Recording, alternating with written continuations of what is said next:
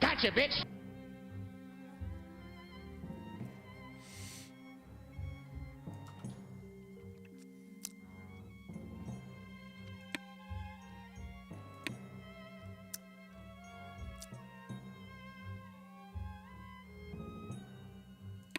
Long life chows.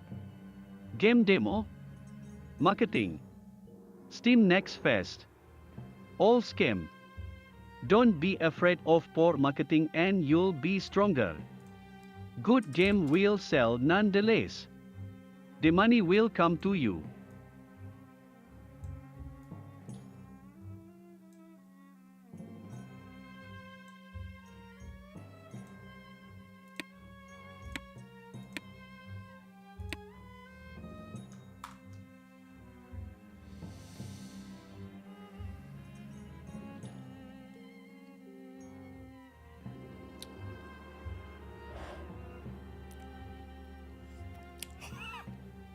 Okay, that's too hot. Good morning. I didn't sleep much, but I have lighting in the game. And don't market it. The money will come to you. Hi there. Good morning, guys. Good morning. I did it, my brothers. I did it. However, I did it in the easiest way possible. Now add shadows. But we have shadows. This is the shadow. Oh, you mean the shadows here? No. No. Huge progress today. True. Actually true. What approach did you end up with? So the approach that I did, the easiest approach, but number one, I think it's best if I go over a little bit of the changes that I did, because it's quite a few. You could see here, I changed all of this stuff. It's a lot. Essentially what I did is I took the renderer, and I think it was the Cryptor yesterday who told me that I'm an idiot and I should have abstractions. So what I started doing is I started abstracting things that I want to have together. And I came up with those three. And so I started, basically I kept everything that I had before, all of this dog shit here, all of this stuff, I just kept it in there. I'm not using it at the moment. So basically what I did is I kept everything that I still have, but I don't use it. I don't initialize it, it's just there, it sits there. And I started basically writing an entire renderer from scratch. I started with the program, I started with texture atlas, font atlas, and I slowly but surely built up a very simple program. And right now, this is what I use from that program. And that's about it. So basically I made a game program, which is basically drawing the game to its own sized buffer or to its own sized texture that I can define right here. And later on we will extract that out. And, oops, too far down. And I made a frame buffer for the game, so it can write into its own texture. It doesn't write into the back buffer, aka the screen, but into its own texture. And so now, in the game, what I do here is I just do the easiest thing until we run out of performance. So essentially what I do is I think I need to actually get the ambient color from the global data. So global data.ambient color. So yeah, but it's the same ambient color. So essentially what I did is I started reworking my rendering pipeline by deleting everything and starting from scratch, but keeping essentially like the code. Cakez got 0 res, and that demo's never dropping. I'm actually gonna ban you for that welcome message. Hello, good morning. Hello, Cakez idiot. Oh, another one. All a chat developers. Another one. Okay. Out of performance. Yeah, in case we run the issue of having no performance, Cakez. we're gonna have to do something. But right now the game runs actually faster than it did before. It is running a little bit faster than before. If I move the mouse a lot, it goes down. So that's basically calculating the mouse position 800 times a second. So that's why this is so slow. But essentially, if I don't move the mouse, currently this is how fast the game runs. So I gained like 400 FPS. However, that being said, you guys are misled. The entire rendering pipeline is not running at the moment. What I'm only drawing is the opaque objects from the game and the opaque objects from the UI. And that's about it. There's no transparent objects being drawn at the moment. A very, very, very simple rendering pipeline, and I'm still able to do lighting with fully opaque objects. Pulling rate. I knew that welcome message was gonna earn him a ban yesterday when he updated it. Hello Zumo, hello you guys. Good morning. So you managed the lighting after all. Yes, I did manage to do the lighting. And so the way I did it, essentially, is like this. And it took a long ass time to get that right. Was really fucking annoying.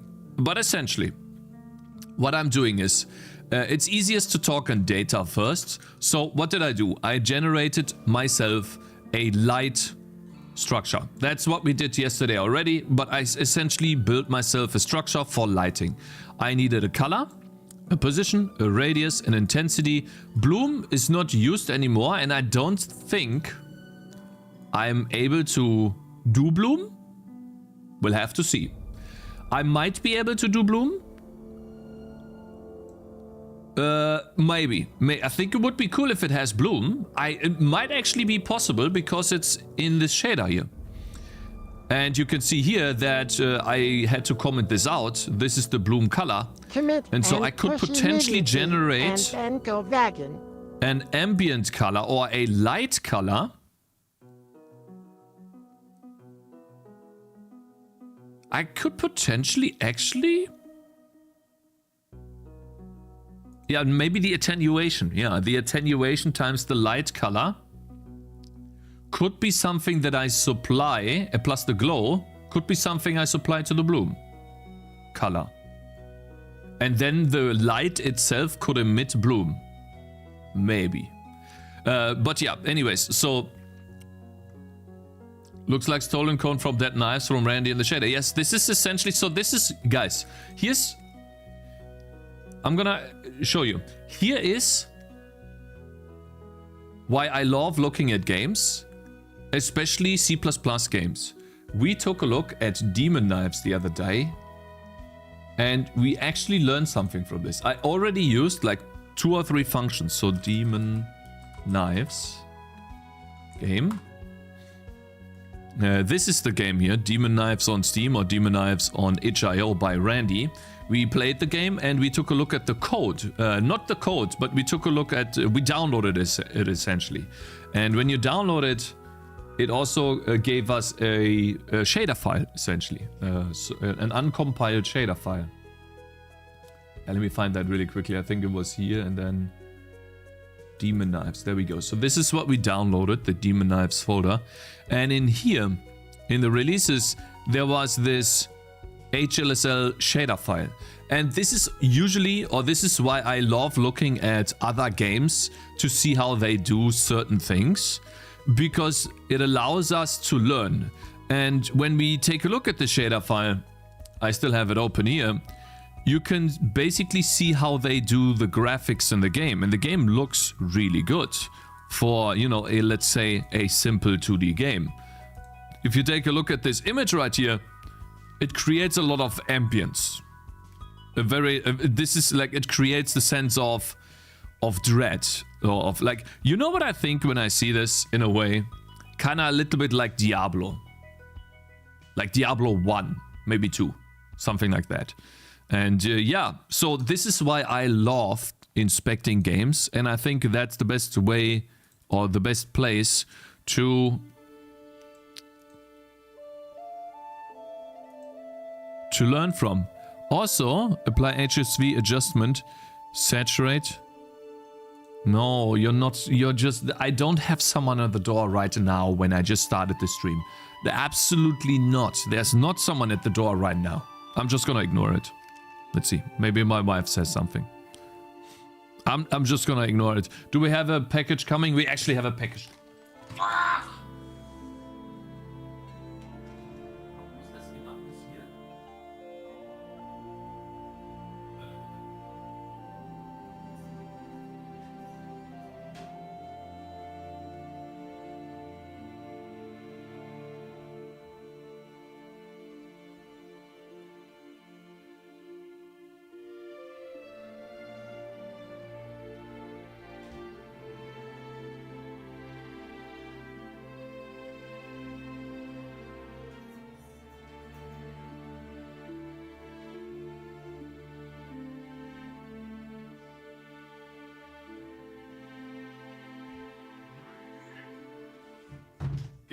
Now, hopefully we won't get interrupted again, you know?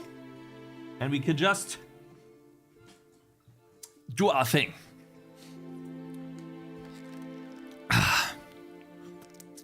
Shit.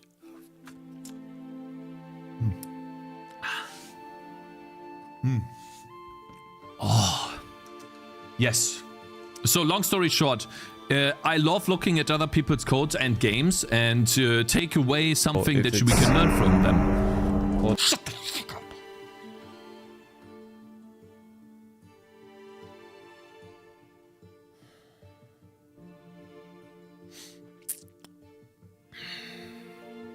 No. I'm talking.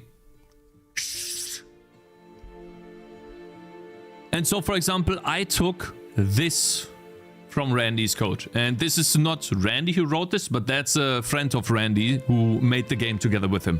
One of the 4 people, the engine guy, basically. And he seems to be really, really smart. I have a question for you guys. I put it to do in my code yesterday. I want to ask you guys, why is he converting colors in the shader? Why does he have this in the shader? HSV stuff. Why does he have HSV to RGB and RGB to HSV in the shader? Apply HSV adjustments to RGB. So like, I know how the shader wants to operate in a linear color space. And so you're setting your input color properly allows you to better do lighting calculations or color calculations in the shader. You know? Let's see how many times Cakez can ban me today. Demonized code is open source. No, it's not. I have that in the shader too. I forgot why I did it and too lazy to go check. Yeah, it's easier to manipulate and it has better results when lerping colors. So for example, AQ. I have a question for you guys.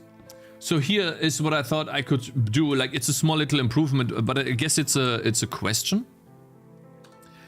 I hate that, you know? I fucking hate this. I was talking about something completely different. I hate being interrupted. Anyways, so render interface, quick detour. We'll get to the light, okay, guys? We'll get to the light. I know I'm detouring a lot. Get material index. Over here, the power thing. When I convert sRGB to linear color space to be used in the shader, poggies. Can I not do this in the shader? For every color? Could I just do this in the shader? Because currently I'm CPU bound, not GPU bound. And so this color right here, or this code right here, I think that is just wasting. And it's usually what engines do, yes you can. So basically what I would do here is take this, save it, then go into the fragment shader where I use the materials, the very top where I get my material. I think I get it like first line, yeah. Then I just do this. And then there's probably no power F, but I guess there's a power, right? power function, and then obviously there's no 2.2F, but 2.2. Is that what people do in the shader? And so this is converting sRGB to linear color space.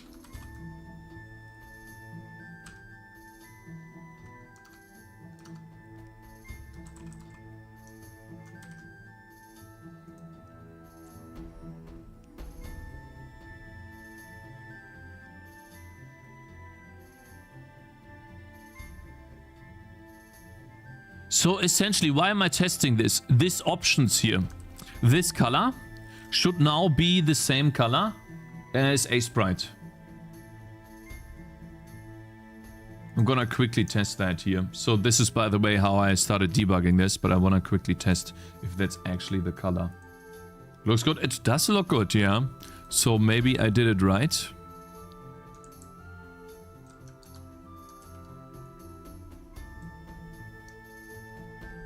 Actually, I don't think this is the best place to put it.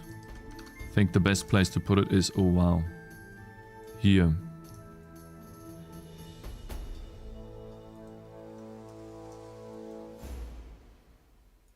It's not the same. It's off by just a tiny bit. It's almost the same. It's off by the tiniest bit, but this could be inaccuracy for floating points, right? Mr. Blending. Hello, Zakaza. Good morning. Demon Knife's code is open source. No, because he's doing color grading, probably. What does color grading mean?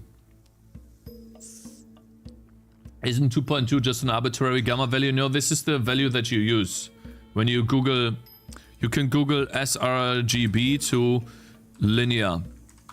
And then you can do that. This is the power of 2.2 over here.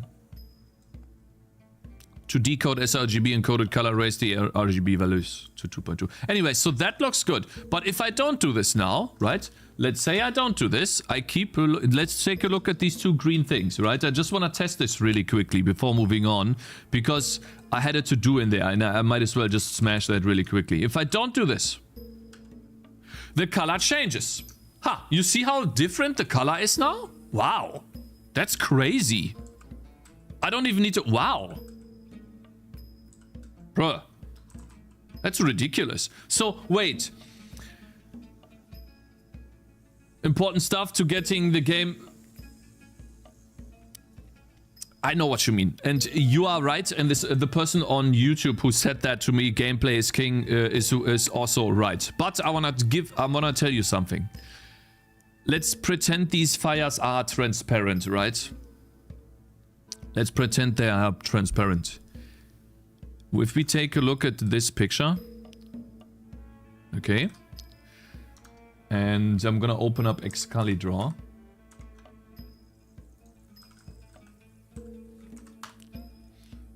There you go. Cakez is an engine and UI guy, not gameplay.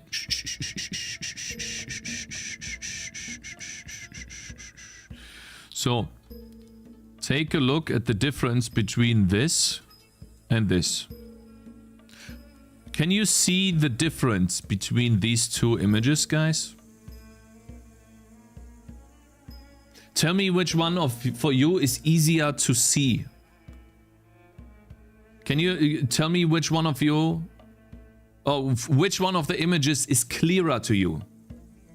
Yes, the new one sucks. I like the right one. No, you guys are wrong. The one on the left is much cleaner than the one on the bottom. The new one is not... Okay, guys, I'm actually not gonna listen to this chat. The left one is way more color intense. It's crazy color intense. It focuses the viewer more. But the fires look worse. Yeah, the fires look worse. The reason why that is because the fire is partially transparent. And I'm drawing it as an opaque object. So I rebuilt my entire rendering pipeline yesterday off stream. I basically was coding till like, I think it was 3 AM in the morning, and then I couldn't anymore. But I coded and coded and coded until I had this working. And essentially, to get back to this, in order to have it look this way, that's basically the lighting system that I wanted to have in my game. How did I do this? Well, number one, we talked about this. We have the shader header. I added the light structure here. That was the number one thing. Then I started reworking my renderer to now encompass, and I guess we can make this tiny bit bigger here. To now encompass, and by the way, this is what we did, right? This is the result. Now encompass structures like a frame buffer with color attachments, attachment counts, and an ID, and a def attachment. These are pointers, and a program where I can see, okay, which shaders does the program exist from? What is it made out of? Or a texture where I can see the width and the height and the binding. So it's a little bit more easy for me to... Okay, Cakez, the left is better. Just like, yeah, guys, it is better. You guys, listen. It is better. So let's stop talking about this. And then I started completely reworking my game, the engine. And so this is currently what I have as a pipeline in the game. If we launch the application, let's close this here. What I'm doing is first I draw the game. And let's do a screenshot here because this is the one that I have worked on. First I draw, and it's very, very simple, right? I clear the color to nothing. Nothing here, output. Then I draw the game. And that's essentially already where the lighting comes in, which is cool. I have the texture here. I have the font atlas here. And I just draw the game in the opaque layer using a depth buffer.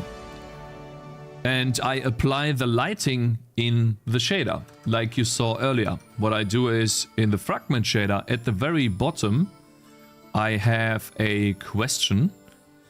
Am I rendering with lighting? Am I rendering this object with lighting? And I'm gonna probably... Oh yeah, by the way, this was the problem.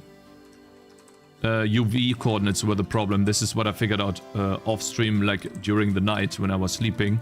But it's essentially, I loop over all of the lights and then I do Randy's code with the lights. And what we had yesterday as a problem was, well, the position of the light. Where is this? Light position. There we go. The origin of the light was not normalized device coordinates, and therefore it was, we couldn't find the position of the light anywhere in the world. It needed to be between -1 to 1 and -1 to 1 on the y-axis. And so the way I did this, by the way, is... And this is where the annoying part came in. Draw light.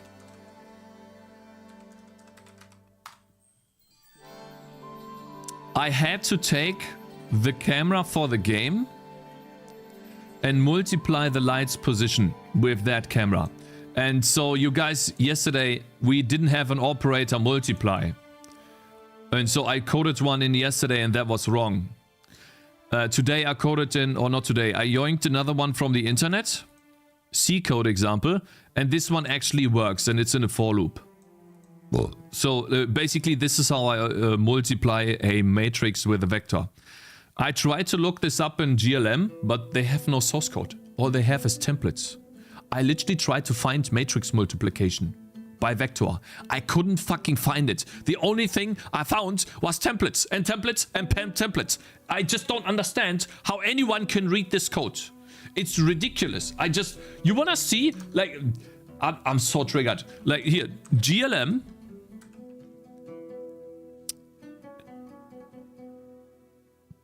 Search operator. Yeah, so this is what I searched. Can any one of you read this?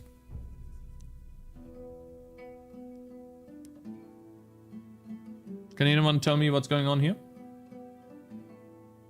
Or maybe here? Skill issue? So this is, by the way, this is the reason. This is actually the reason, not joking. This is actually the reason. This is the reason why I stopped using templates and libraries. Because I tried to find the function in GLM that showed me how to multiply, I think it was a vector and a dot product, or like do a dot product in a vector 3. And I just, for the love of God, I couldn't find that function in this hell of a library. I know that this is very efficient. I'm not saying that this library, the computation-wise, is bad. I'm saying that code readability is like a -10 from 1 to 10. Because you guys want to tell me that you can read this? This is an HTML file, sorry. This is actually not the real one. Look at this. Isn't it in the documentation? I tried to find it in the documentation. This is the easiest code I've ever read. Okay, Ramdevi, absolutely not. You're lying. Dot product. Dot product. My God, that makes me the streamer. You're so wrong, man. The dot product is so easy. Oh, really?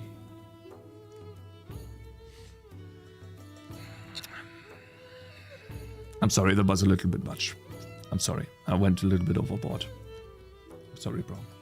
How about you open the source code instead of just looking at the signature? Oh, this guy's so annoying. This guy is so fucking annoying. It's insane, man.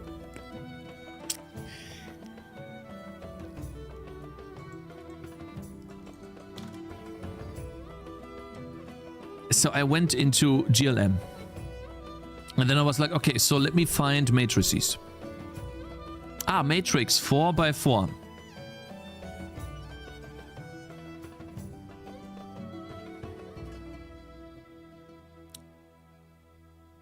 Now shut the fuck up! Okay?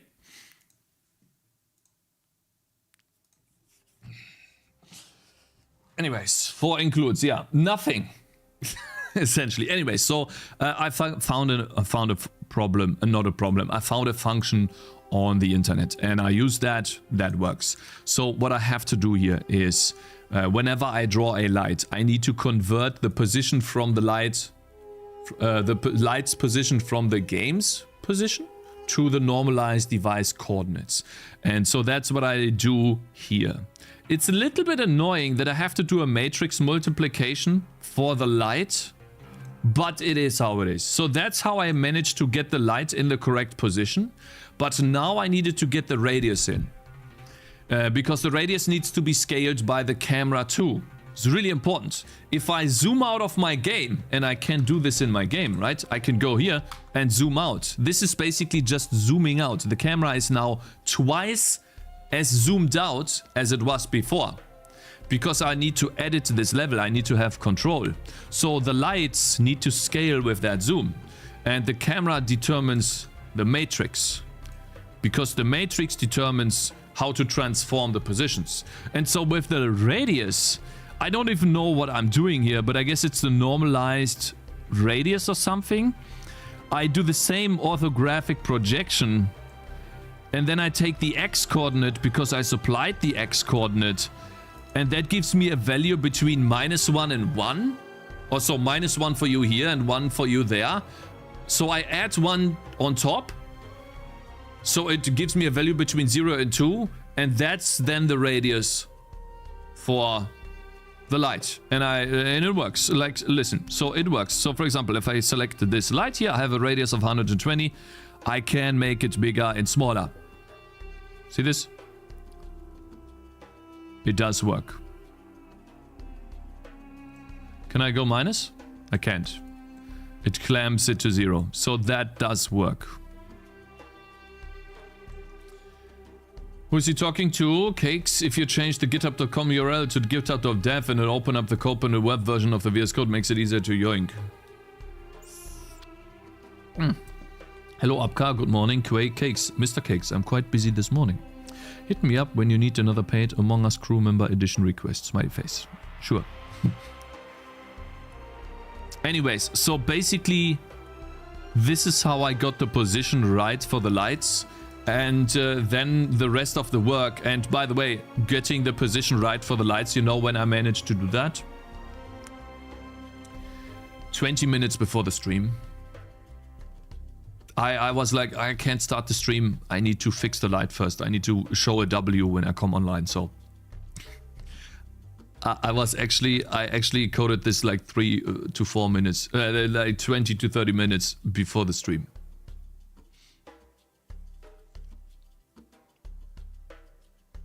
And that was nice. Yeah, it's a nice W.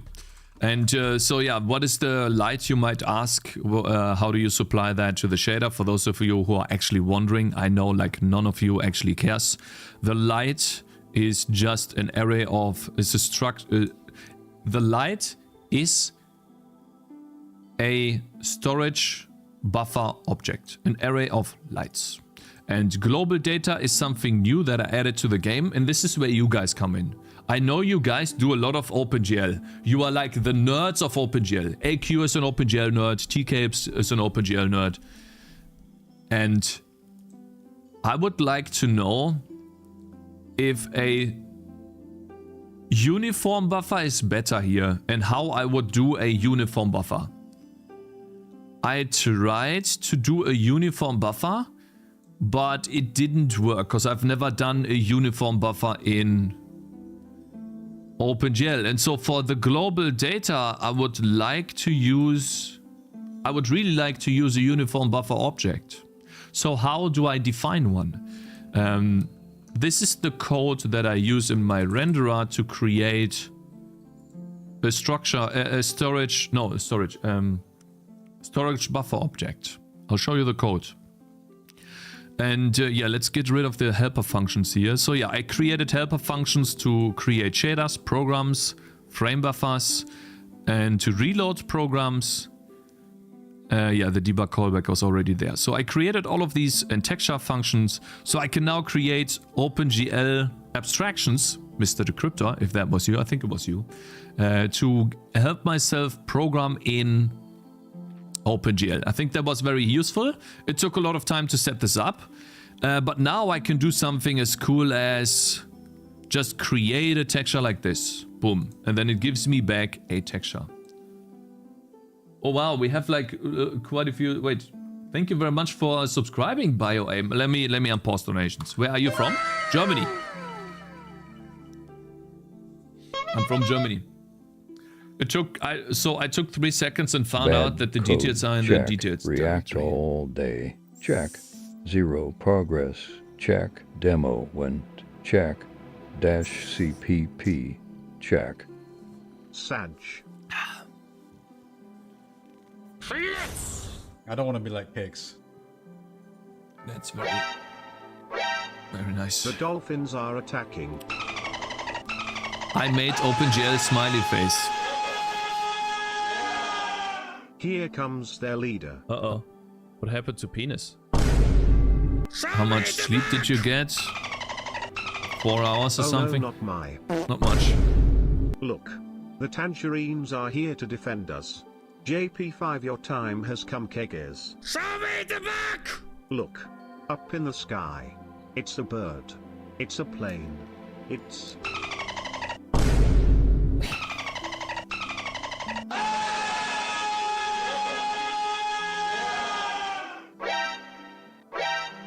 Show me the back! Uh-oh. What happened to penis? I love Cakez, dirty dog fucker, no soap, no skill, no original ideas, balloons, steal a bastard, no clue, no knowledge, no games released, no good text, no code, dumb idiot, react, Andy, fuck off, stop streaming, okay champ.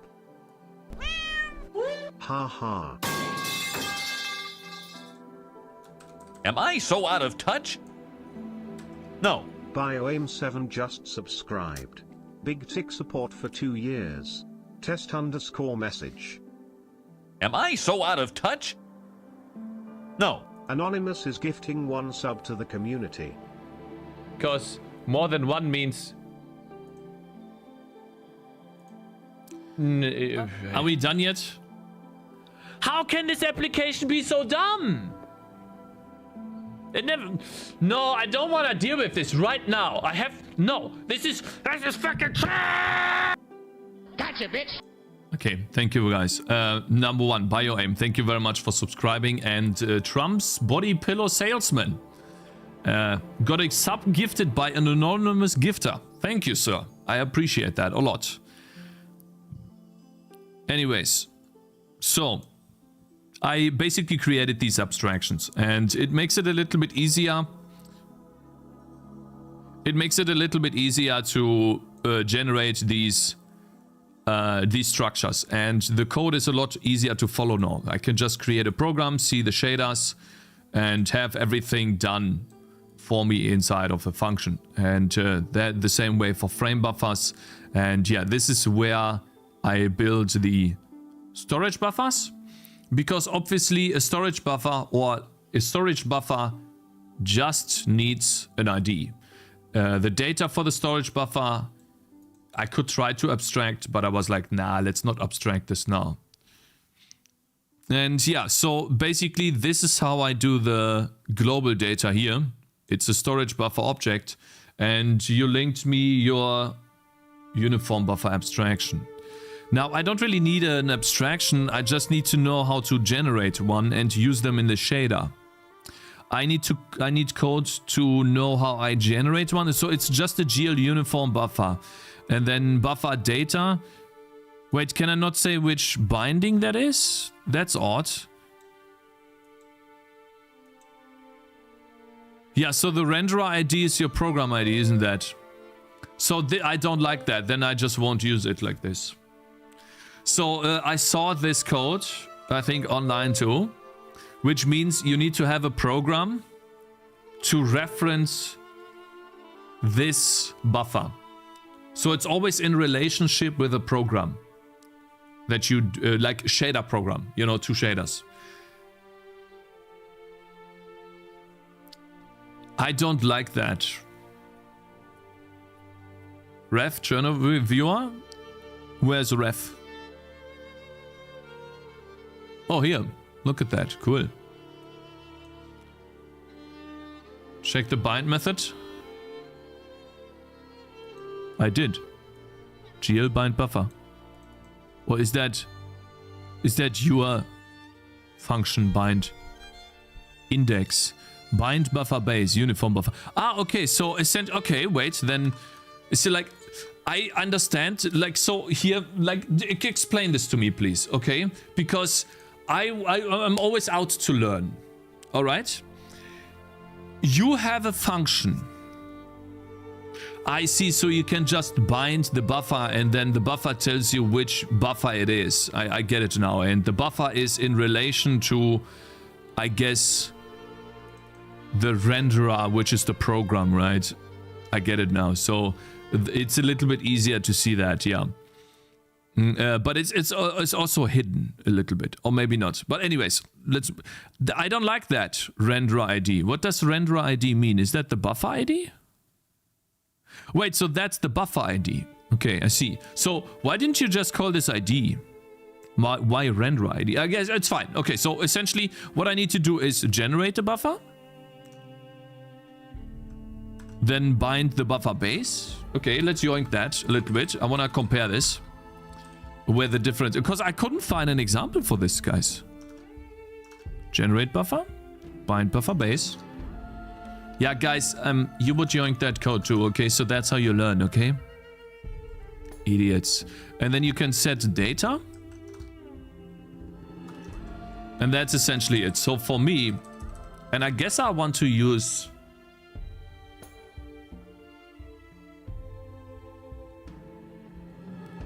Hi, I'm also here to learn. Hey, Kujuku, a wrong location. You're so lucky that you're a fucking mod, man.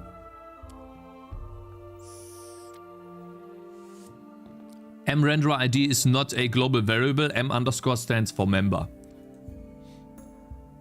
Fun part of the stream is over. What are you talking about? Stupid?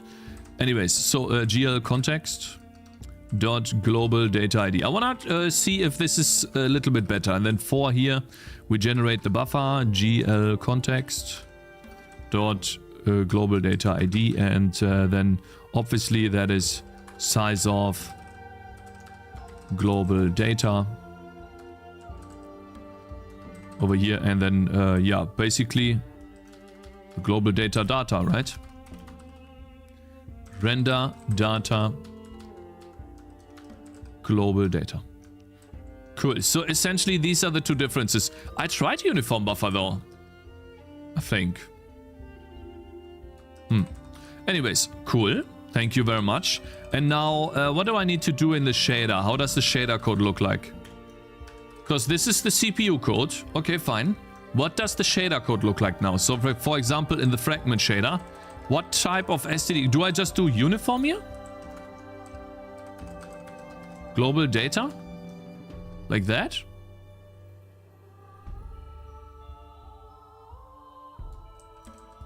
Global data UBO?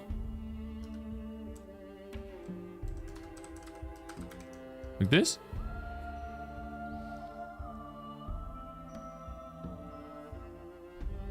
Where's this guy? You're banned. Maybe with Jackie's help and Godot, he will be able to complete the game in the next 2 years. Where's that guy? There's gotta be a first message. I've never seen you here. Browser's account, where are you? I'll find you, bitch. I'll find you. Oh, you're so lucky. Where's this guy?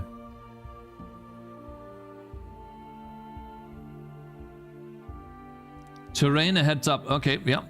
See you. You should think about what you're saying, you know? Bitch. Be careful here. Okay. Cakes, this is how I define my UBO in the shader. Thank you. There we go. Let's see here. Aha, so it is STD and then uniform light data. Can I not put a structure in here? Can I not say this? So, like, okay. Can I do this? Oh, that's annoying. Can I not do this? Is that possible too? Like that, and then do global data dot? Yes, you can. Look at the embedded light struct, lol. Cool. Nice. So that means... Damn! Awesome! Like, so give me a reason to use this, by the way. You can do lights directly, padding 1, 2, 3 directly, and count the light count directly. Alright, cool. Now, we have global data like this. How do I copy it over, then? Because if I save the shader now, actually the game's not running, so it's fine. Cakes, Jackie said, if you like the Godot course she is selling for free, all you need to do is ask, and maybe with Jackie's help in Godot, banning people easier than finishing the game. True. Jackie said, if you like the Godot course, she is... I hate Godot, man. I hate the fucking UI. They will not change. Listen, so this might be a hot take, okay? However, if they have so much internal struggle that they worry about this political messaging bullshit, okay? They will not fix the UI in the next 5 months, 10 months, okay? The UI will still the same. I'm telling you, in 5 months, the UI will still be the same, and I will not have fun with the UI, okay? It will not change. The scene error still happens to this day for some people, okay? No. Where the fuck was I? Yeah, I was about to switch over to the GL renderer. How do I upload the data then? Let me see here. Render pipeline, hot texture reloading. So here, how do I copy over the data then? Do I just do GL uniform buffer? Because I did that.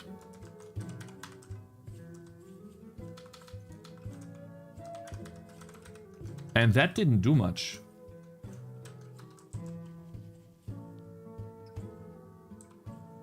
I've seen some alternative Godot UI on Twitter for some time, forgot what it was called. Yeah, it looked quite good. Can you guys find the link for that? Because I would like to see this. Because in my opinion, that's what's holding back Godot a lot, the UI.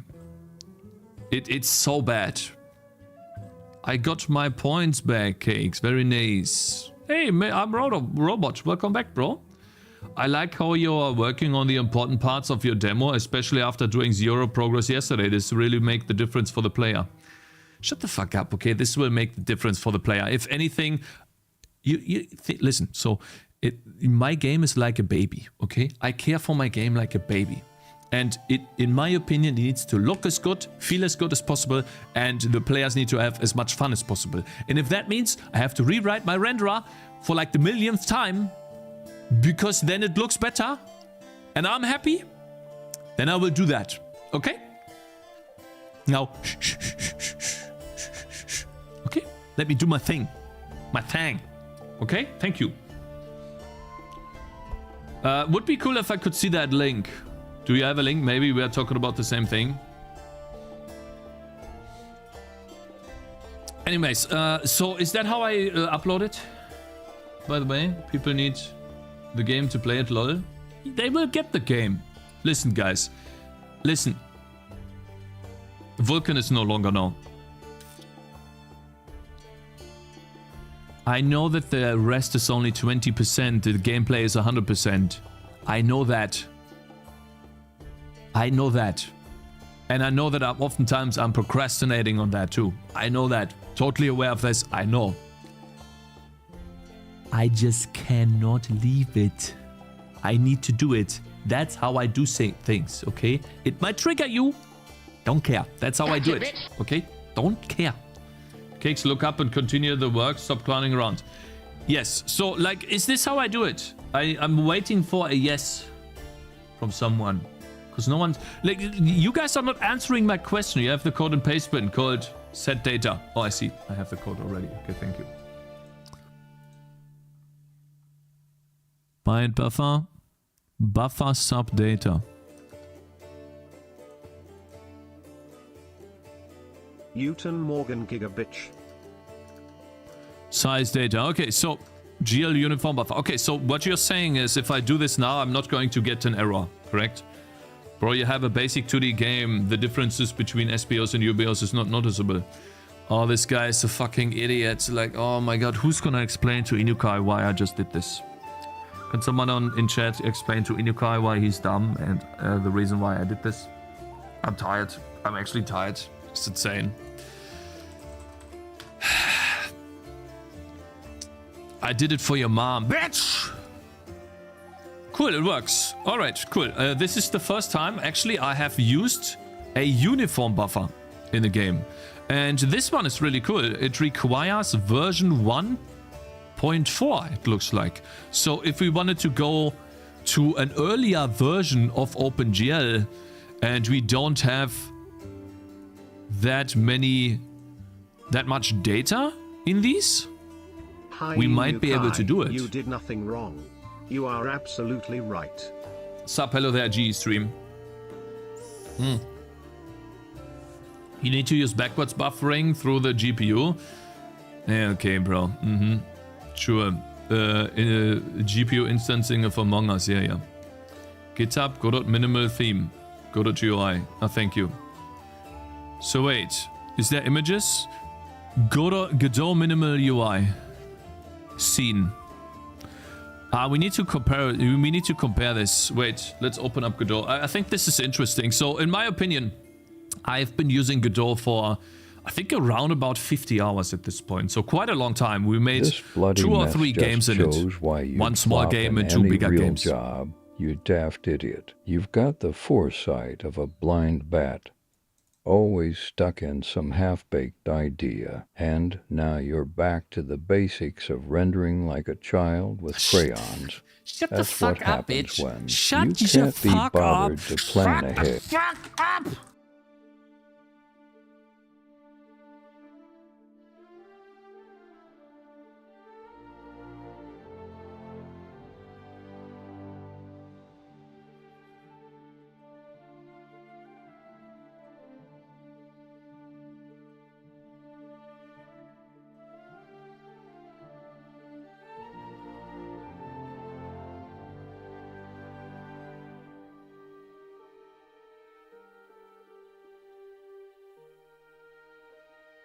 Sorry.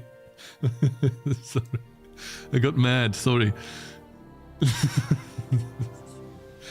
Okay. Sorry about that. Cakes yourself. YouTube yourself. Bro, amazing takes. Sorry. Okay, so this is, by the way, this is the previous. I don't think that's that bad here, by the way. I like these icons, and this is the minimal version of it. I lost it. Did I close the minimal version? In a fit of rage? Wait, I have too many things open. Wait a minute. Ah, here it is. I just found it. So this is the minimal. I think this is a little bit... actually, sun, moon. So this is new, I guess. Compare that to this here. All right, okay. I'm mostly talking about the inspector, though. This thing right here. That's the one that pisses me off the most. You know, I'm gonna show you why. Do we have a particle system here somewhere? Plasma explosion. Do you have a particle system? Impact effect? Oh, that's a particle system. Right, yeah. Yeah, true. And so you you have like time, collision, drawing, trails. Like, so number one, where's the emit rate?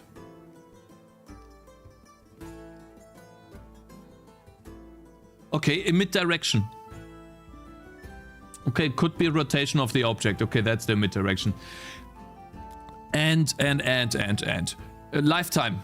Where's the lifetime? Particle lifetime anywhere? No? Okay. I just don't understand this UI. Guys, this is not actually the real lifetime. Guys, okay. Yes and no. It's more to it than that, okay? But anyways, so let's see here. I want to see the inspector.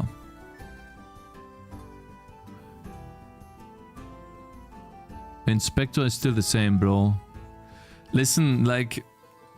Yeah, but... I think this is not even bad. I think this is fine. I actually like... So the left part I like way more than the right part. Click the image. Okay, and what then? I don't see it. I just don't see it. Guys, I don't see a problem with this UI to the left here. I don't see a problem with this, nor do I see a problem with this. How has someone spent time to fix this when this one here is the issue? Huh?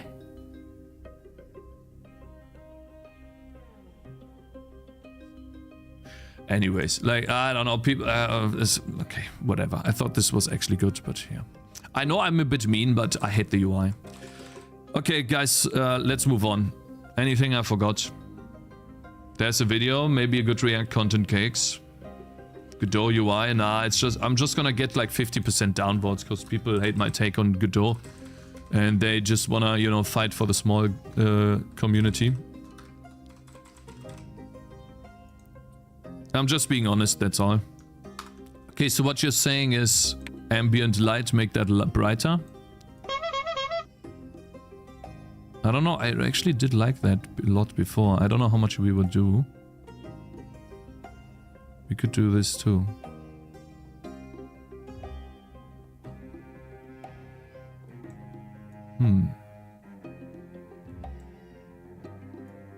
I don't know, what would I do in terms of ambient light? I think it looks good.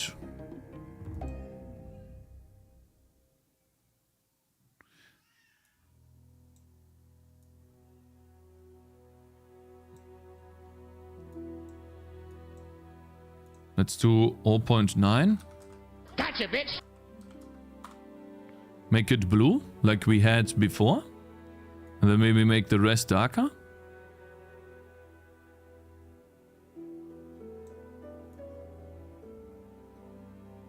Like this? You guys like this? Looking great, Cakes. I would yoink it from here if I was... Remove this emote. Like, who keeps adding this emote, man? Cakes, have you seen S and box? It looks and seems to work like Unity 3D, but uses a Source 2 engine. Will be Garry's mod. It will be Garry's mod 2, so the game can be played in their app. But they also are contacting Valve Source 2 owners for the possibility of being able to build and sell your game on Steam. I've never seen that. No, is there like an article to explain what that actually is? Sounds interesting, to be honest. We could check that out. By the way, Hugo, thank you very much for following earlier. I don't know who keeps adding it, but I always remove it as you ask. Because I'm a nice mo... I'm not gonna continue reading that message because that's actually wrong. Oh, Zoe is crying. She's getting ready to go out. I don't know, real super cool. Does this... Gotcha, do you like this? Is that to your liking?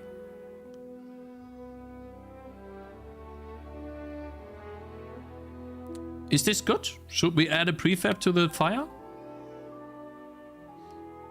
More green, third try. More green to what? To the light? More green like this? And then less red? Like this? It's a bit too purple. Like that? The look is too blue for me. What you mean by that is the look of the world. Make it more green. Yeah, but wait, that's what happens. Wait, I need to hold Zoe for a second. I need to hold Zoe.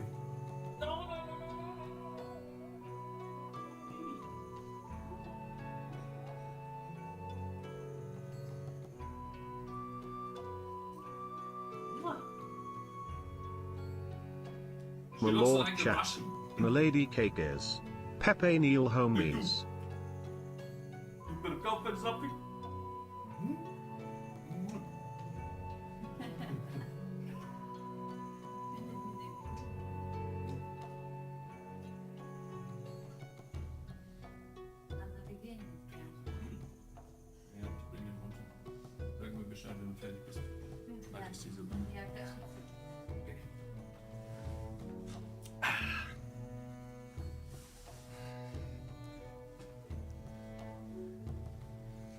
There we go. Okay. She wants to wear my headset. Look. I can put it on her. She can listen to it. Guys, so this is the idea, by the way. Let's do 240. We're gonna make these not as bright then. I like that a lot. Look at this, guys. So this is essentially what I want to do. Watch this. That's the idea. I want to create light that is... Let's see. Remove some of the glow.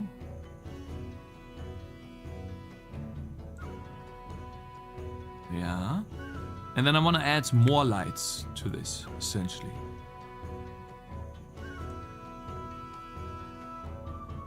This is almost the same.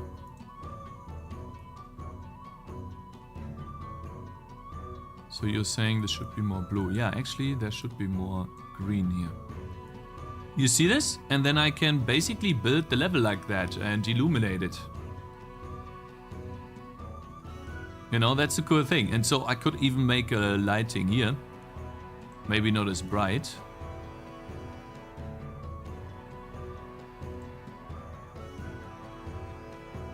But maybe very red.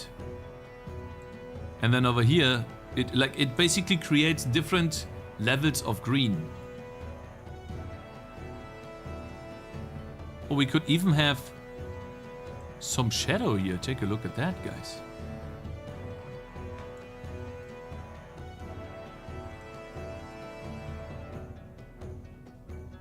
Cool.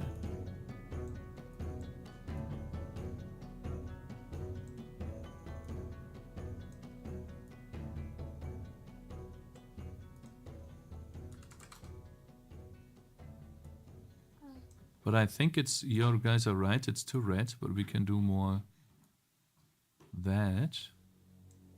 Yeah, this exemplifies green. Let's do 0.5 here for that. Oh, wow, that looks good too. Nice, look at this, guys. Maybe not as intense. Look at that, guys. And then maybe 140. Make it darker. Green behind the trees.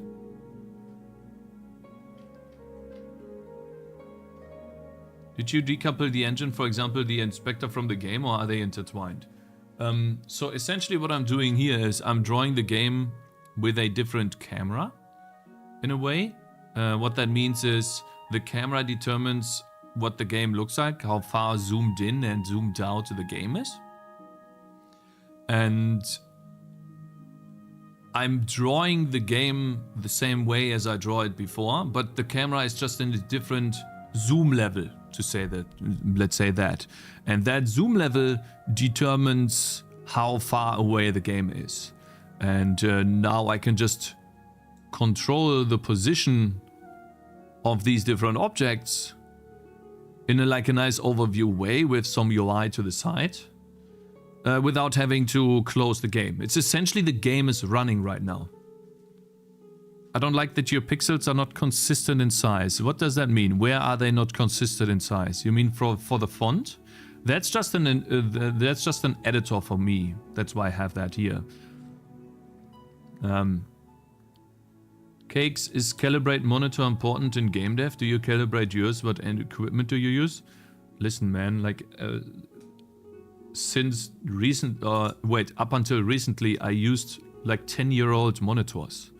I don't calibrate anything. For game dev, this is not important in my opinion. Make a good game. You don't need the craziest monitor. Zoe slapped the clown. No, Zoe won't do that. Hello? Eh. Da.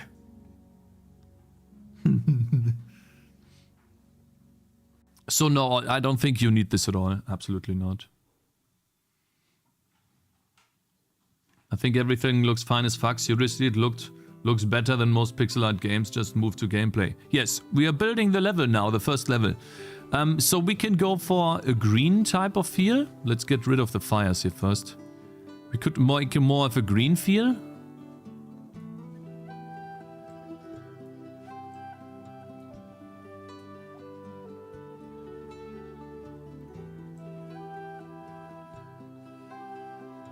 But I feel like it looks better with this. This looks much more inviting than this here. What do you guys think? Adding decoration equals gameplay. Oh my god, this guy's so dumb. What's it saying? Oh my god. I think this one looks better, guys. It looks more warm. Level designer. Yeah, we are building a level right now. Exactly. I think I want to go with this, guys. Not this color here. I think it's too cold. Warm, blue, good. Yeah, blue, cold. Exactly. That's what I think so too. So we should be more red here. Yeah, like that. That's already much better. And then maybe remove. Yeah, look at that, guys. Yeah, look, we can make this even. So this is what I want to do, by the way. I want to move the light here somewhere. And then look how bright green this looks, you know? And if we make sure that and so now we can create different types of green, make the level look illuminated by broad daylight. And then it doesn't create such an even feeling, but it's still towards the middle, it looks illuminated. Yeah, so what I want to bring to the player's attention is the middle. You know? Agree, it's too cold. Yeah, Phil, hello there, sir. Good morning. Let's make another light. Let's make some more. You know what I need to do? I need to select a light and then copy and paste that.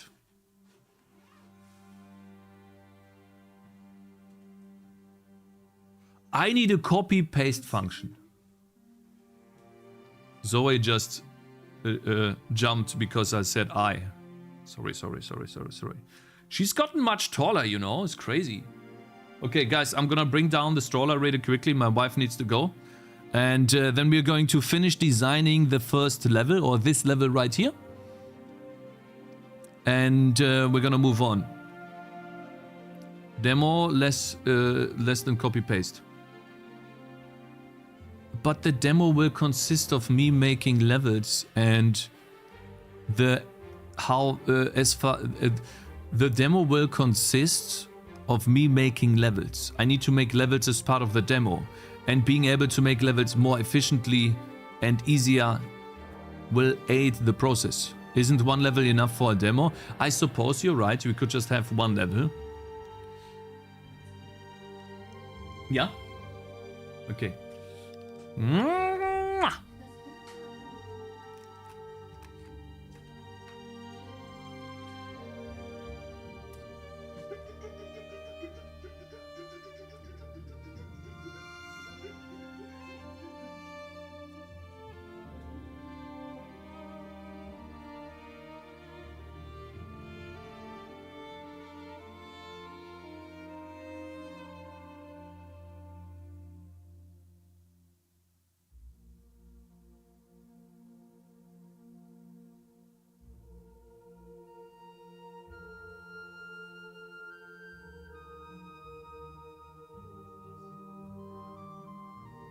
ist gut.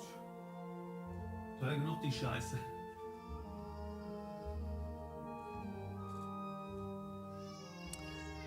With copy paste it will be 30 seconds faster. No, you're wrong. It will be much faster. I'm actually going to implement copy paste right now. Save the level. Let's see how that looks already. Nice, man. The game looks so much better. And what if we place an orange? Okay, so the orange needs to be... like, the orange need to have their own light source. I think. They do have their own light source. The Tangy. Yeah, the Tangy. Yeah, yeah. Yeah?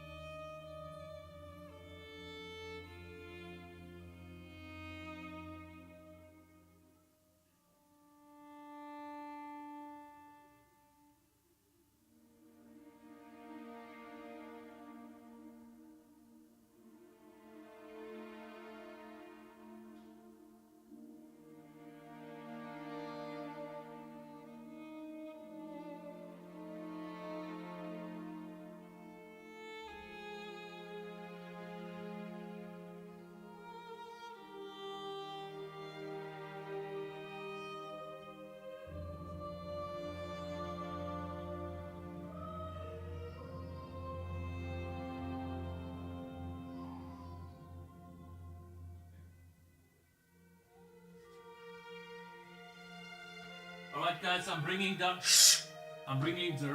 the stroller really quickly, okay? I'll be back. Obama!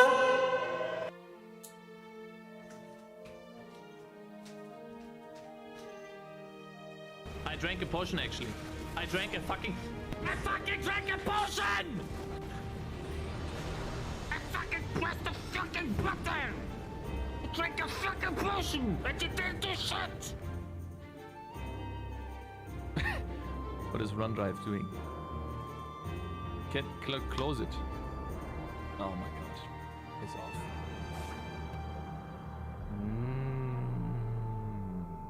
Vegeta!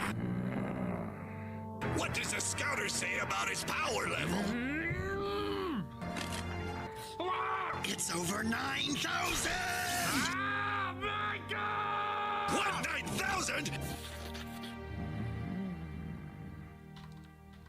I haven't done anything!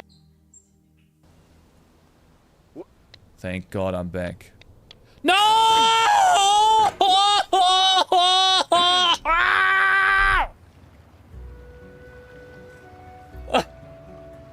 Ekant. So we make a new layer. Oh! God, yes! Then I'm so happy, man.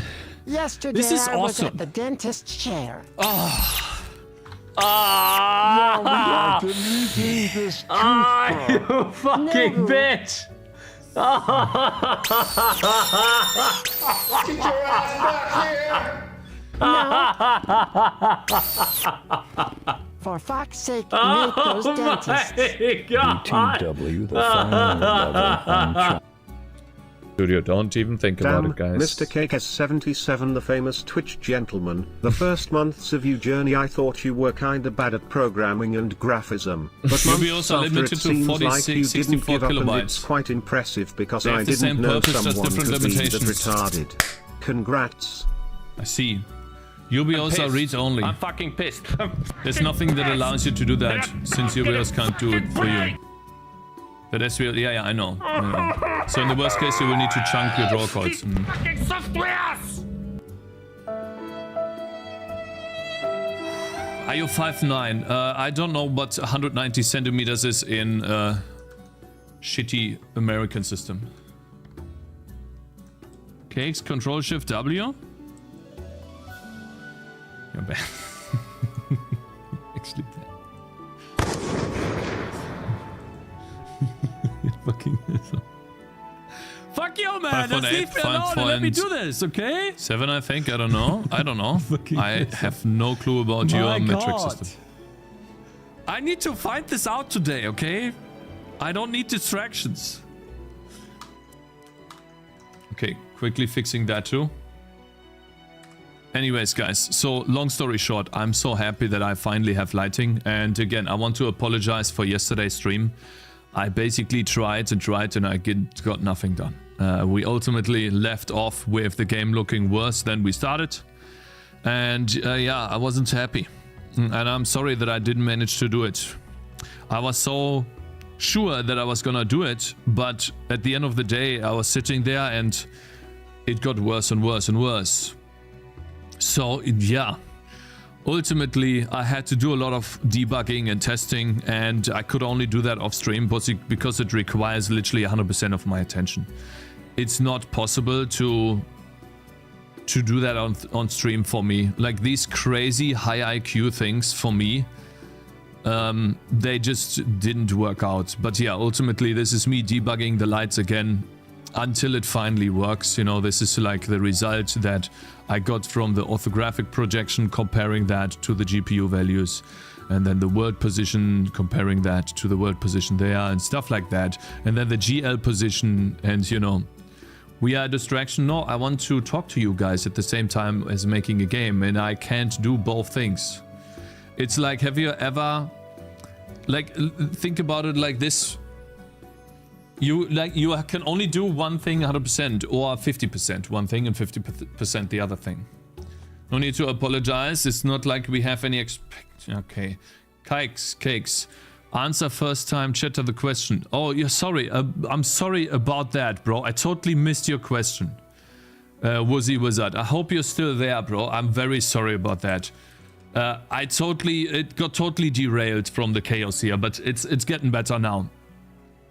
Essentially, you said you would price your game at 15 euros. Did you get the number from the market research, or did you pick it from more time spent angle? Or did you pick it from a more time spent angle? I'm trying to figure out how to price my own game.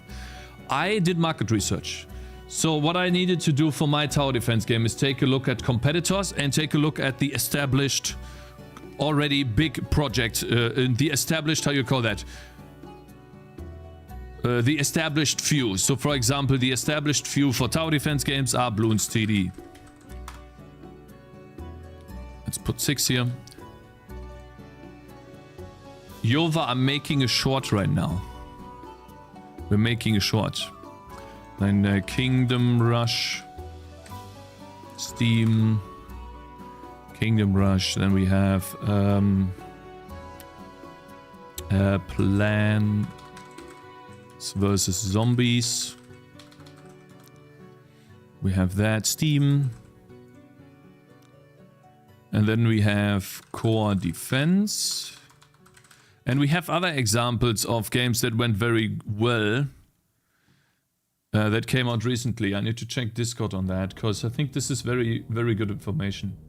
And it's very important. I actually wanted to make like a bigger YouTube video on that, but I never got to it. So for example here. Might need to restart. Yeah, I'm gonna try that out, AQ. I don't know why I can't edit things. But I think it's... Guys, you linked me a tower defense game recently that was reasonably successful. It was a 3D tower defense game where you could...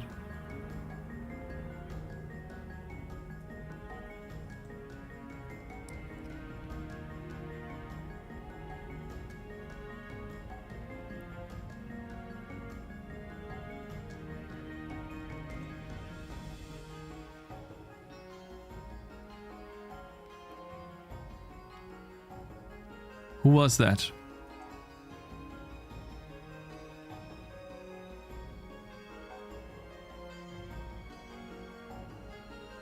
I think you won't have big problems with the demo and the final release. Your game has enough special hooks and a good art style. Your game Bloons High mean Tangy defense will reach crazy heights. There's one TD, TCAP's Untitled TD. No, not like an actual released game. Ember Ward and Artisan TD, I think it was. Well, let's see here. Ember Ward. Yeah, I mean, we could take Ember Ward. Sure. but I think I meant something else. Amber Ward and then Artisan TD. I think it was Artisan TD. No, I don't think it was Artisan TD. It was a recent game. This one's out for a long time. Actually, it's not. Damn. So, oh, actually, that's it. That is the game. Yes, it is. Store page. Amber Ward store page. Yeah. Exactly. Yeah, these games. Overwhelmingly positive and very positive. 90%. Yeah, this is one of them. I think, who played this? Didn't... Yeah, how the hell... Soda Popper played this. So anyway, so first thing I did in order to figure out, well, how should I price my game? Number one, I took a look at what is the price for the big players in the genre. What is the price for the big players in the genre? And the number one player is Bloons, sitting at 13 euros. Now, if I were to make a game and spend... if I were to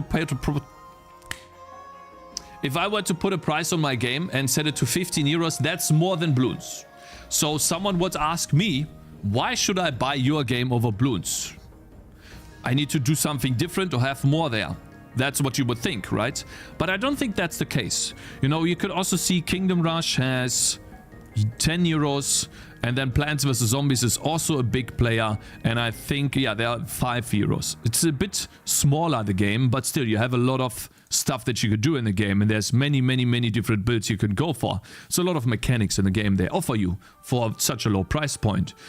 However, this is where you have to do and extend your research to not only include the big players, but smaller creators. And the number one thing that pushed me from originally selling my game from 5 and then making it and then going and selling it for 15 was this one right here, Core Defense. This one sells for almost 10 euros. It is a very simple tower defense game, you could see right here.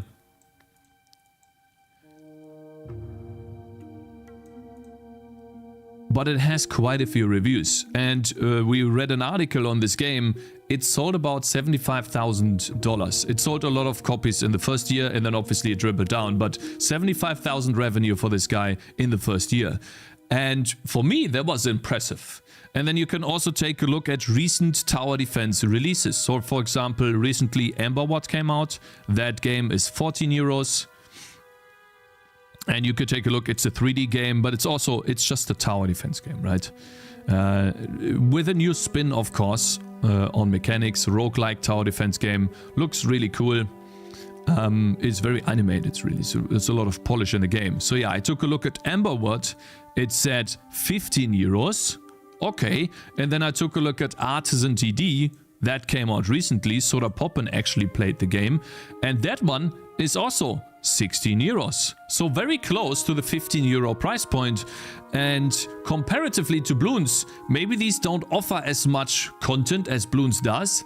However, you also have to think about how much you are going to sell versus how much you're going to earn. If you're selling your game for 10 euros, you might not earn as much as if you're selling your game for 15 euros. And I think 15 euros is going to be a good price point for my game in this regard, because I'm offering a little bit more of a unique gameplay experience compared to other tower defense games. I hope that answered your question. And what you have to ultimately do is research, figure out which players are out on the market, how they do, how well they do, and then compare the prices, and you get a feeling for how much you can sell your game just by looking at examples of games that come out and how well they do on Steam. You take a look at Bloons, that's 13 euros. You take a look at Kingdom Rush, that's 10 euros. Plants vs. Zombies is 5 euros. Then you take a look at smaller creators. This one, Core Defense right here, is 10 euros. Amber Ward is 15 euros. Artisan TD is 16 euros. And then you pick a price that's somewhere in the range of these values. And of course, your game also needs to provide some content, of course. Okay, that's just purely talking about selling your game. Anyways, yeah, let's move on. I wanted to quickly program something. I hope that helped, you know. In your opinion, does the price change whenever the game is 2D or 3D? No. In my opinion, the only thing that changes the price is content of the game. So, for example, a game like Vampire Survivors started out being €2. Now it's 5. And maybe it's more now. Let's see. Let's do some quick search. And then we could continue. Vampire Survivors SteamDB. I think it's still 5. I don't think they go higher. But maybe. It's currently on discount, it looks like. 50% off? Wait. Buy Vampire Survivors Emergency Meeting. Ah. Oh, look at that. Okay, wait. So what is the original game now? Totally trustworthy new character. Oh no! This is what Opka is saying all the time. We're gonna have Among Us characters in the game too? What the fuck? What is this update, bro? That's awesome. So yeah, you see all of those DLCs? It's now sitting at €12. Content. More content, more money. Essentially. Very simple. And the content determines how long you play the game, essentially. How much you can do in the game. How many... Yeah, how long it is, essentially. Guys, I want to quickly do something. Game.cpp. Draw entity. Now we need to draw a light where the entity is and make them white. Not that crazy orange. Let's see here. It draws a light. Here. So, let's see here. Drawing a light. Light by default has these values, and I think it's to red. So, for tangerines...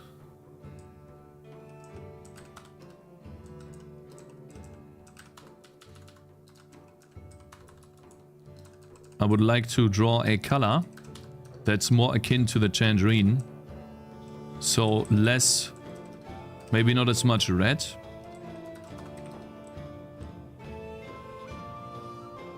Let's just test some values here.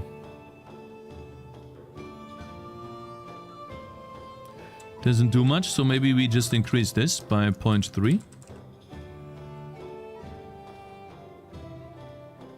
It already looks better. Okay, well, let's decrease this even more to 0.32. You can't really tell what I'm doing, right? It's so many minuscule changes. Take a look at this. If I were to put a 2 in here. I'm drawing a very tiny light around where the tangerine is. You see this? And I'm trying to balance that light. So whenever I place a tangerine outside, we get a light around the tangerine that illuminates the tangerine just enough to see around the silhouette, but that's about it. That's essentially what I'm drawing here. And so we need to, I think a radius of 20 might be nice. Let's see here how does that look. Wait, how's that dark? Eh? Am I stupid? Did I do something wrong? Huh? What? Wait a minute. What if we do 1? 1 and 1. Shouldn't this give me like a light?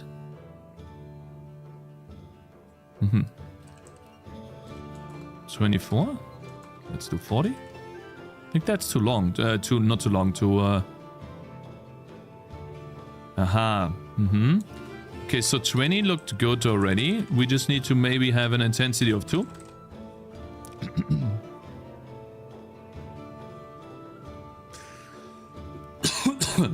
That is a bit odd.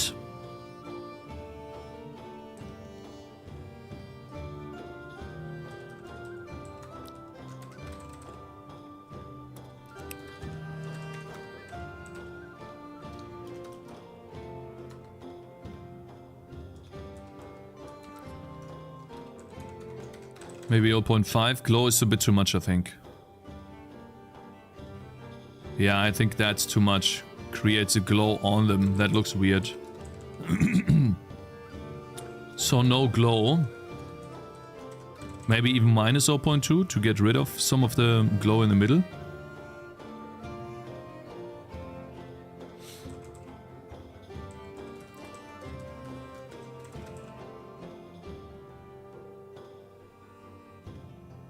Yeah, what do you guys think? Maybe make the intensity a bit higher?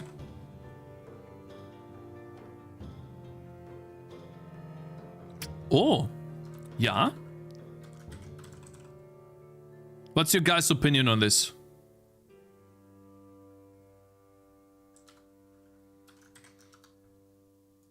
Does it look good? Are these potatoes? No, these are tangerines.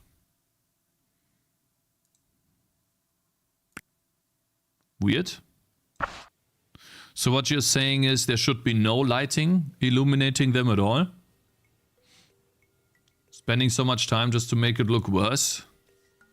I don't know, man. I don't like the idea of light around them. Okay, how about this then? Fine. You know, what about this?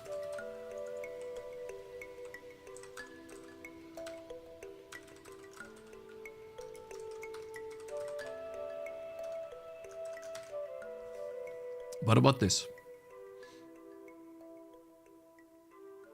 Cakez, ignore the chat that blabbers about do that, do this. You should work on all aspects. We all home for a good demo update. I am gonna pump that demo hard. I will pound the shit out of the skeletons. In-game. Why is that not drawing things?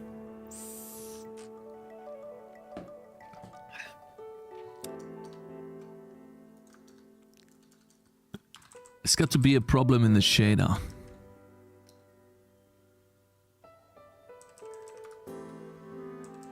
Shouldn't it be... Hey?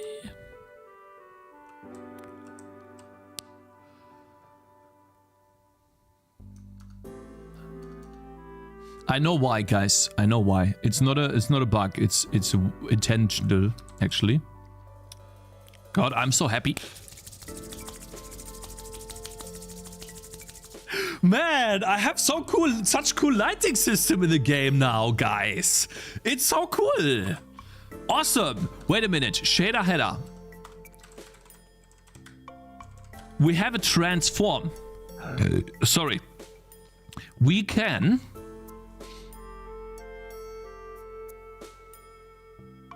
Shit, I don't have padding left. I was hoping I had like 1 inch padding in here or something. Am I so out of touch? But maybe the material could say. No. Maybe the Mr. material. Omido is gifting 1 sub to the community. Material, bloom strength. Yeah, there's got to be... Nice! So, guys, what about this? The material has float, ambient, strength of 1 by default. Here's what I think we could do. And then we need to also do an F-abs here for ambient strength.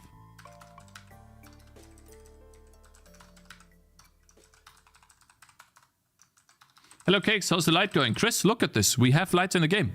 Currently, the entities are kind of invisible, but look at this.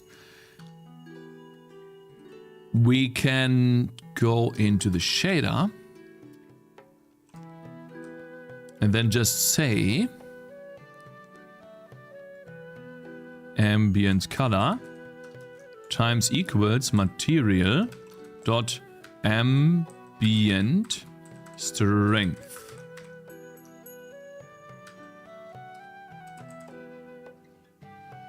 Yeah.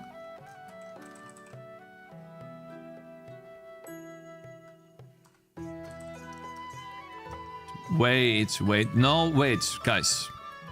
Just wait, okay? I did not remove 1 float array padding, which is why it was black. Guys, it was black because I did not remove the padding. It's fine. Man, this is so awesome. I'm so happy, man. I'm so fucking happy that I did this. I'm so happy. I'm so happy that Randy made the video, that they put out a game and then in the shader we saw that code. I'm so fucking happy. I think my game, because of this, is like 5 times better. You got a new sub? Oh, Mr. Amida, thank you very much for gifting a sub to H959 TTV. That's awesome. Thank you, man. That definitely looks better. Yes, it does. It does. That's yeah. It's like a fact. It does look 100. I can create so many different feelings now. That's awesome. I'm so happy. It's cool. Okay, so here. Wait a minute, okay?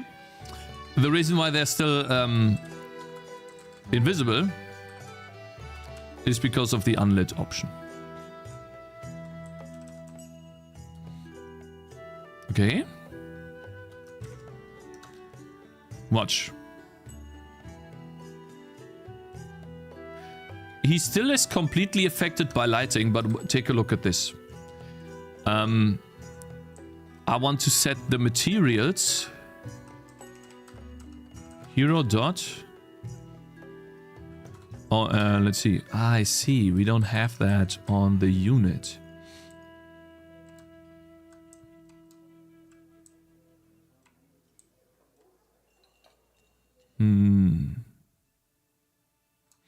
I could do this. Float. Ambient string is 1. Fully strength. And if we have a hero, we set ambient strength to 0.2. And now we set the ambient strength here.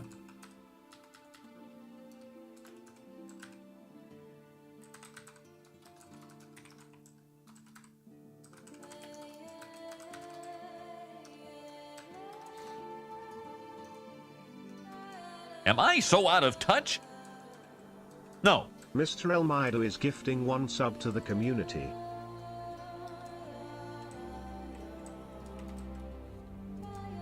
Huh? Huh? Hello. I literally coded this, you asshole. Are you dumb? Ah, now it works. Ambient strength. Ambient strength. Look at this. Watch.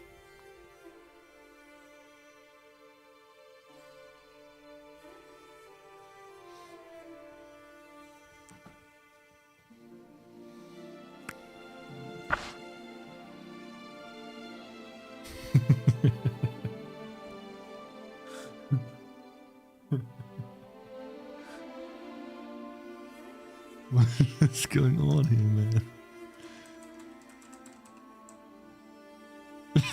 What is this? So, Mister, das ist mir das, das ist mir das.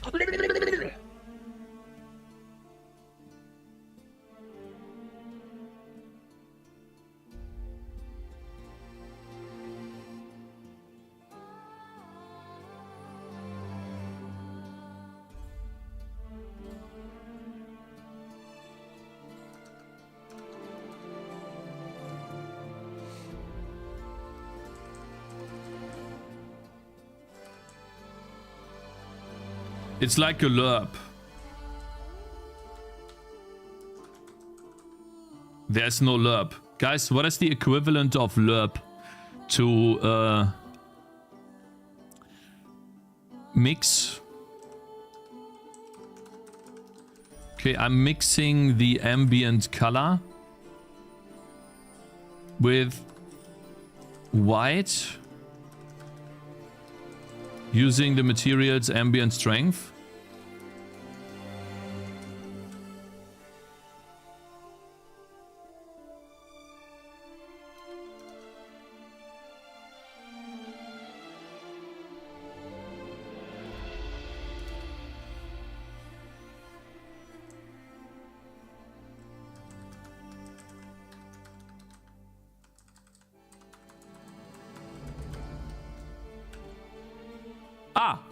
Aha!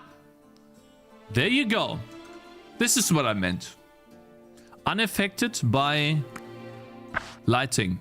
What do you guys think? We could do this. Not sure if that makes sense. I was thinking more along the lines of 0.2. Looks like UI now.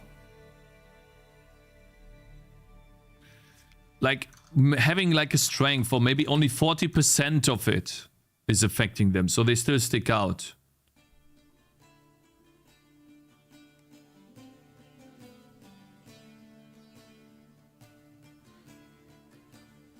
What did you say, Mr. Shade 11? It looks wrong. Looks like UI now. We need black tangerines. Why aren't heroes affected by lighting? Looks better. Make it 60%.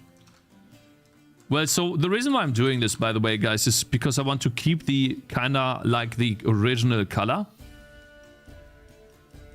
of the tangerines, so they are not as affected by lighting. Will lighting on enemies change as they walk? So this is lighting on enemies, by the way. The lighting is completely still happening on enemies. And yes, currently we don't draw the trail for the swings. Probably is 50. I think 50 is best, yeah. 50%. Limit lighting to something like 50%. Let them be affected by lighting, but limited, Cakez. Yeah, I think so too. I think 50% is a good spot. Because then we can have like a really dark place and we can still see them. Because ultimately the tangerines... Yeah. I think you should add a shadow under the oranges. It's actually there, but I'm just not drawing... I'm not drawing transparent objects in the game at the moment. Make tangerines emissive? What does that mean? Do the same thing for weapons? Yeah, we're gonna do the same thing for weapons. So, let's control this. A global factor. Is it difficult to make animations on custom engine, or do you use a lot of design patterns? For example, when you open the box on the right, makes it animation, not just pop up the image. So you mean this animation right here? Is it difficult to make this animation? Tangerines emit light? We tried that, it looked odd.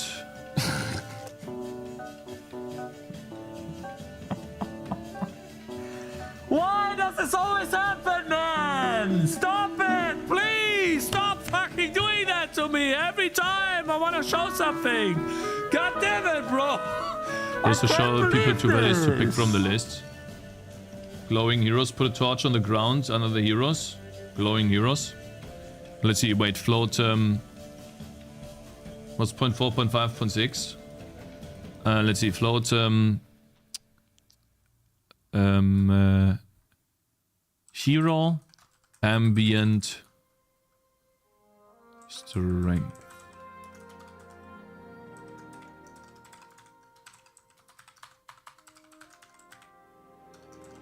Hero, ambient, strength. Well, this is what we had before, by the way. We had a light before. And I tried to draw... Yeah, I tried to draw a light around them. This is what it looked like before.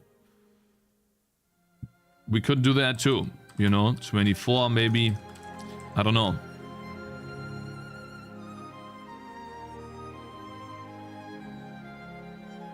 Make it more subtle? Well, making it more subtle is like 2. Increase radius by 2.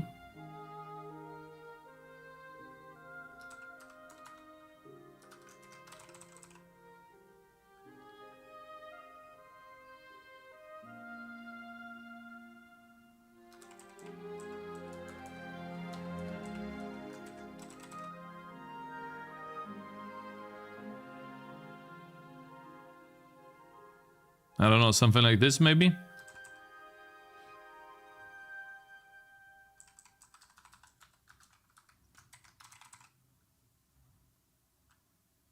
More radius and less intense. Gotcha, bitch! 42, the number to everything, the answer to everything. Show people what they look like for the poll, please.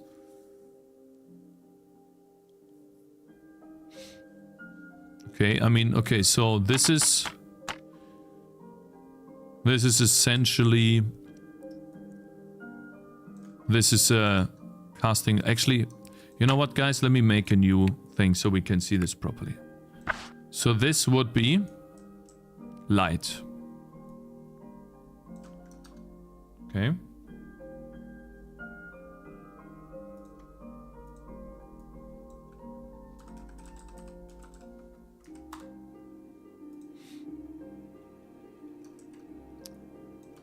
This is light source.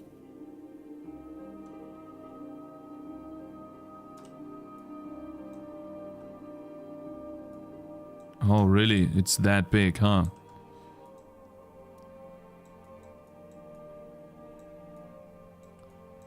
This is light. Then we have... Damn, this is actually looking good. Easily a mixed review / mostly positive. And then we have the ambient strength of 0.5 right now. This is what it looks like with ambient strength on 0.5. Oops. No.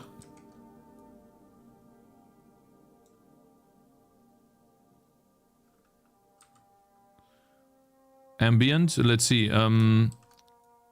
Ambient.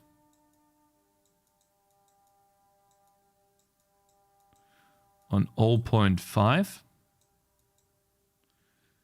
And then I guess we can do, I don't know, 0.4 or something.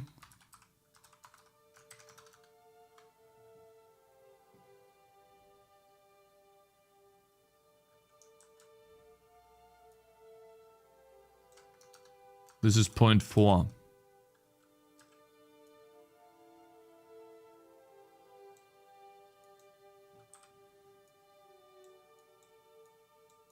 We can do 0.6 too if you guys want to, but yeah. We have light source, this and this. And guys, I know that there's no shadow. Pretend that there's a shadow below this, because there will be a shadow below this, okay? These are the values. Not bad. Light source is better. Why not both? Can you now do a pull? Cakez compare, GitHub compare tool. Choose files. Okay.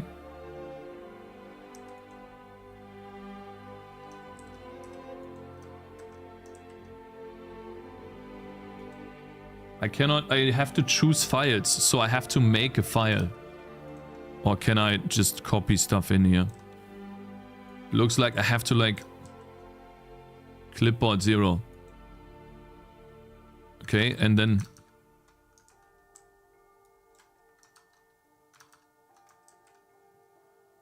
okay. And what now? Eh?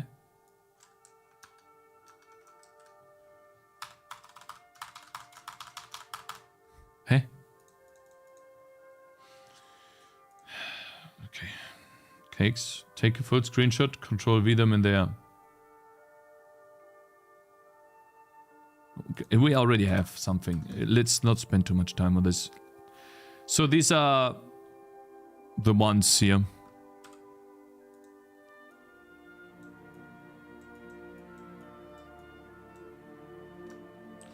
While I'm waiting for the pull, we can make it a little bit more beautiful. Witch. It's called witch, right? Witch. No, that's a witch. So you do an H here, right? Witch. 1.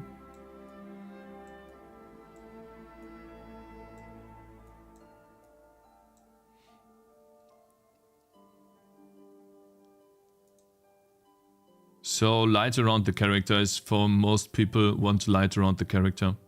I mean, it does make sense, right? Light, but you can tweak it a little bit. Yeah, so I think I want to do this. The ambient strength can be used for something.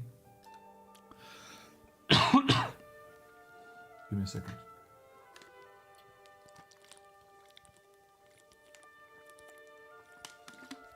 Looking good actually, but maybe work on gameplay, lazy clown sucker. Don't tell him what to do, let him cook on his own. Light but less. You think less light? Really? He's overcooked.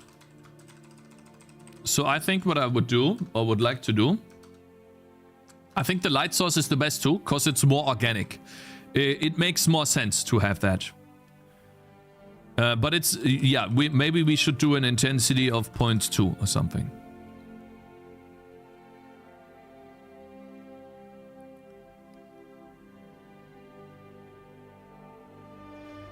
And then maybe a little bit more glow.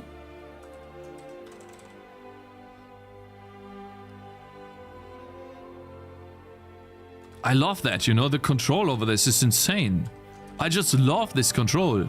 It's so cool.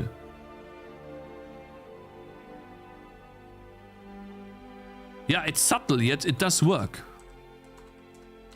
But I'm so happy that we watched 65 radius. No, I think the radius is fine. This, guys.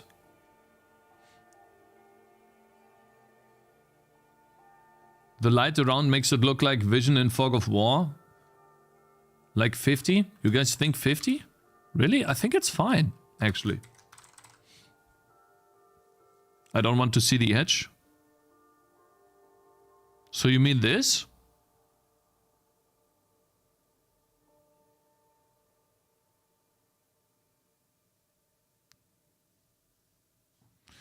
Guys, I think it's fine now.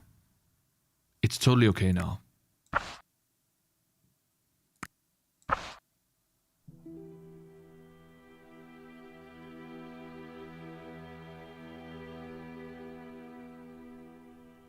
It looks bad in lit areas, yeah. It's too bright in the lit areas. Which is where the strength comes into play.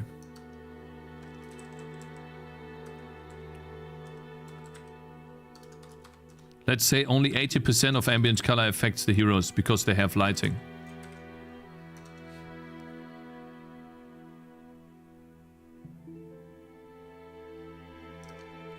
Maybe 60%.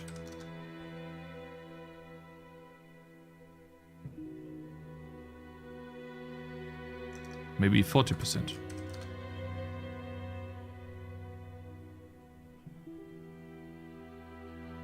Guys, it makes sense.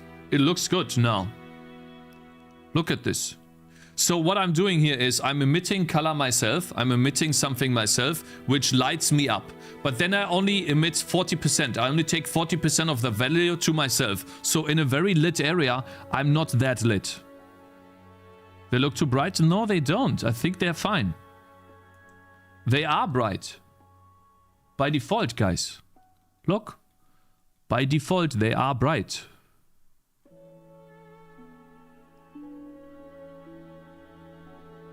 You know? Half the light? You mean, okay, so wait, but I'm already only taking 40% of the light.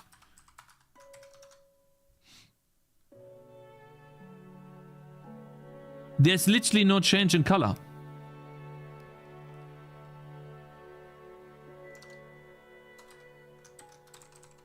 The red is too eye straining.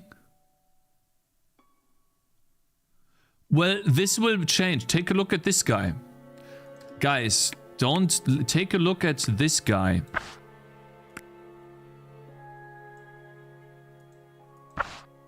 It's barely anything. This looks okay. The road gets too bright? No, the road is already bright. Oh, I see what you mean. Yeah, wait. That's how we're going to get rid of some of the glow then.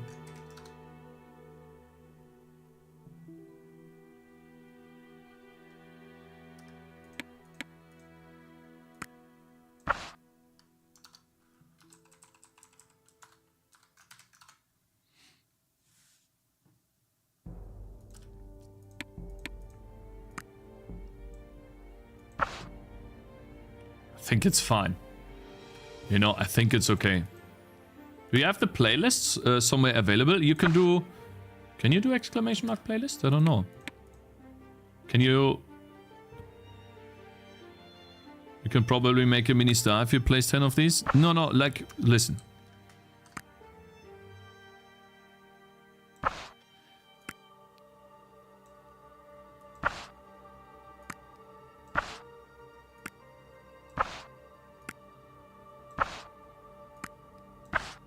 Guys, I think it looks fine. If anything, I think the light they emit is a little too much.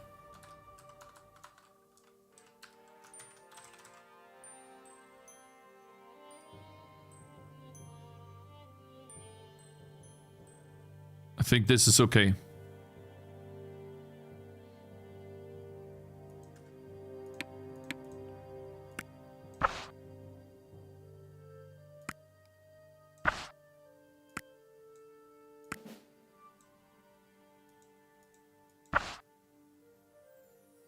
Check Discord general. They got a lot brighter. Not a lot, bro. They didn't get a lot brighter. The area got a lot brighter, yeah. But I think that's okay. We've been saying that for 20 minutes, that you should lessen the light emitted. We've been saying that for 20 minutes. Cakez image. GIF.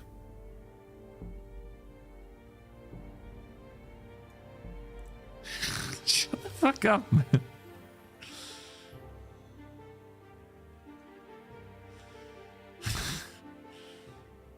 Okay, bro. Try 30. Alright, let's see here. Discord. Okay, guys, let's move on. I have like a to-do list that we wanted to do. Right? Discord general. Fine. Let's see.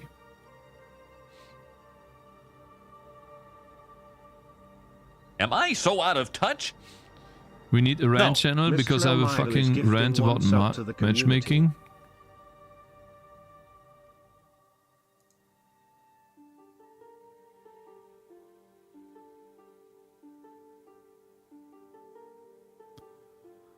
Oh, it needs to be the exact same image.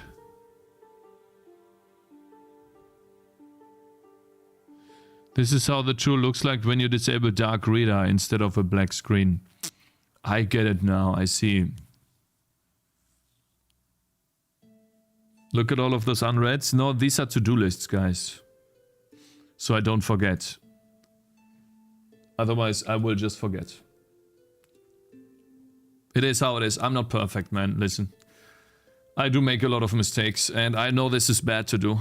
I'm overwhelmed, so it is how it is. Part of what I'm doing is figuring out how to manage this stuff. So I'm always helpful or happy when people like AQ or Abeth, or basically like real super cool too.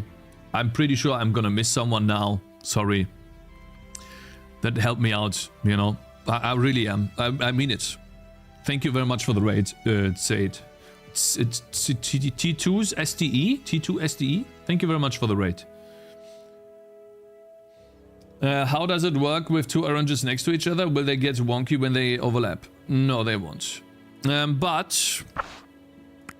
guys... I think this is fine enough for now. This is essentially what I wanted to have. Now we're going to design the level and be done with it. I'm so happy. This is really cool. Welcome, you guys. Good morning. We are currently working on getting out a demo version, and as part of that, I wanted to rework my lighting system in the game to go from essentially, this is what we did. We went from something that looks like this, kind of, it is kind of blurry, if you will. So kind of blurry image, wasn't very clear, to this, which is much, in my opinion, it's much cleaner. There's no weird glow that, yeah, it's no weird glow that emits out of nowhere. And so what we are going to do now, guys, is get rid of this dark feeling and make it look like the level is actually lit up.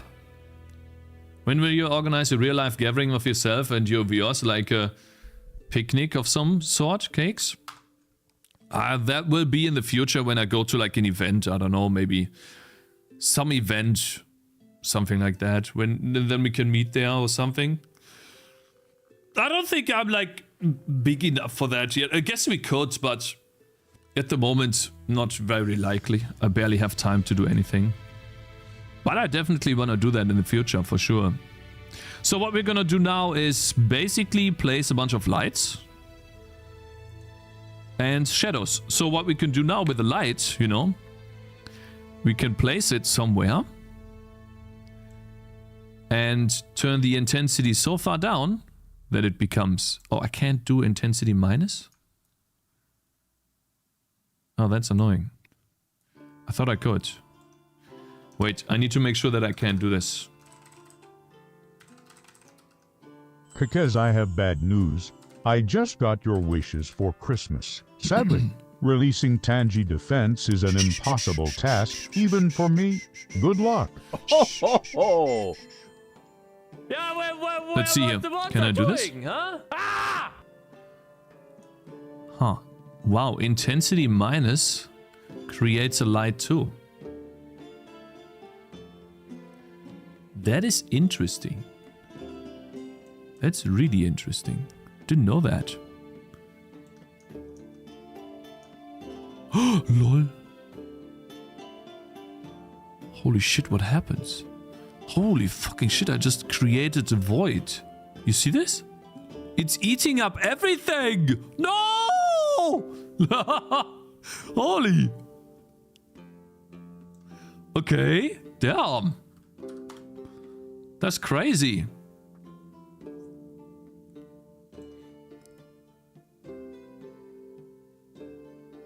I thought I could do like a shadow though. Can you? I think you... Oh wow.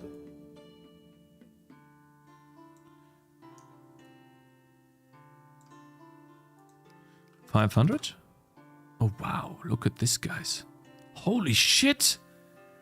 I don't even know how that works. But it's crazy. Look at this, guys. I can create like some sort of attack. Damn. That's cool.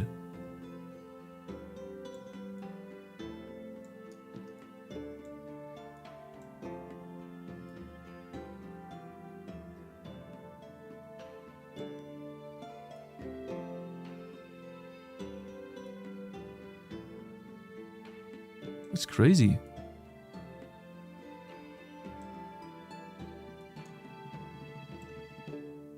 Bug not gonna fix. I'm not gonna fix that. I think that's awesome. I think this stuff right here could be used as like some sort of shadow thing. Maybe not as intense, but yeah.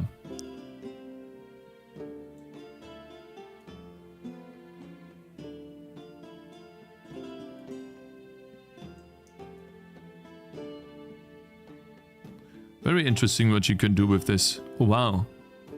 Look at that. Damn. Wow, look at this. Now we have a green light here. Damn, that's cool.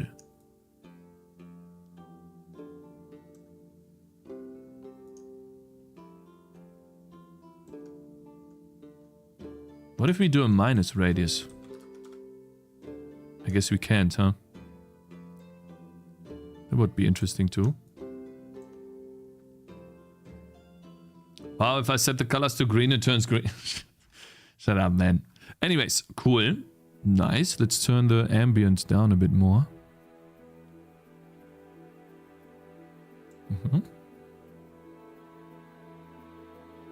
The reason why I want to turn the ambient down, by the way, is because the lights can completely... This is how I make it completely green. Like that. And then let's turn that down more. Okay, wait. Maybe... This looks like nice light. Okay, let's add more. Guys, I kinda wanna quickly save this. And then build a copy-paste. Because I wanna copy the lights. Cakez, read Shade11's message. He has a great idea. Cakez, can you make a disco light by looping through the color?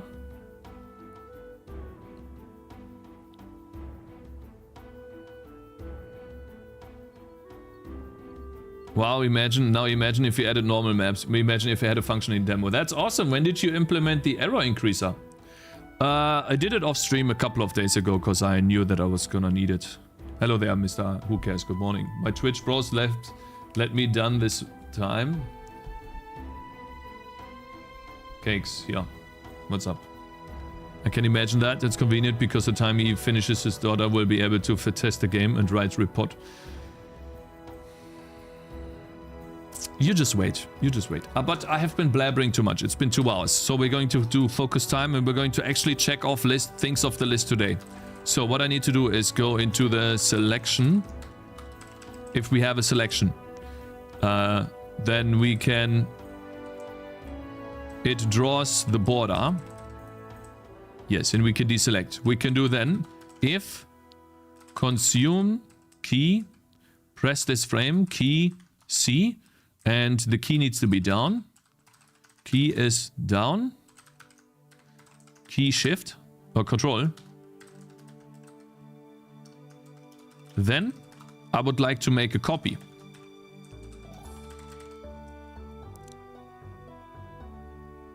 And how do I do this? A copy needs to be something generic.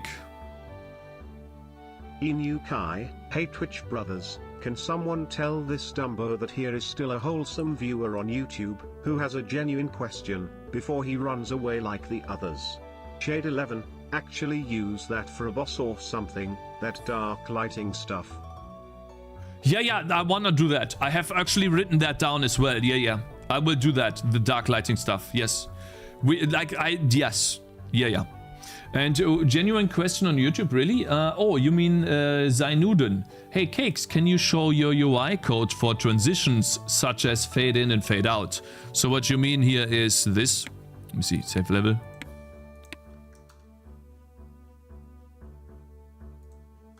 Whoops. Yeah, guys, but like, yeah, I can show you.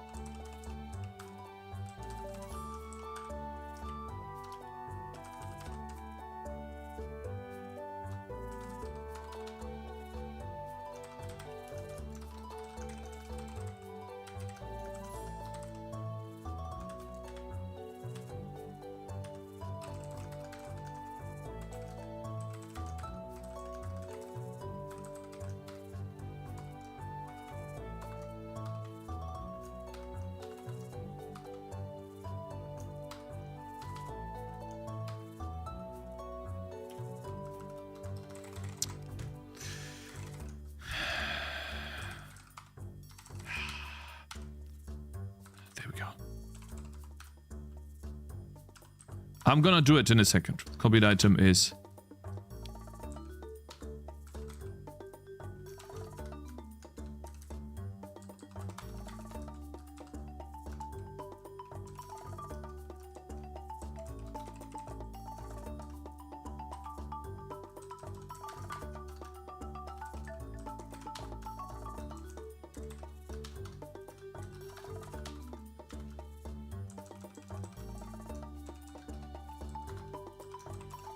I want to quickly finish this, guys, otherwise we'll never get something finished. But I can show you how I do the transition for my UI, of course, yes.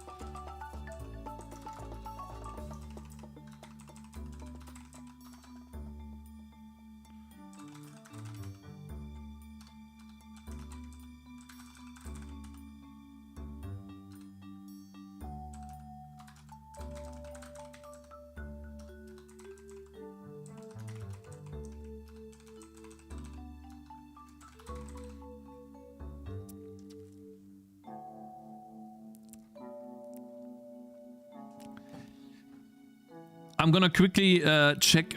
Can I like merge this together?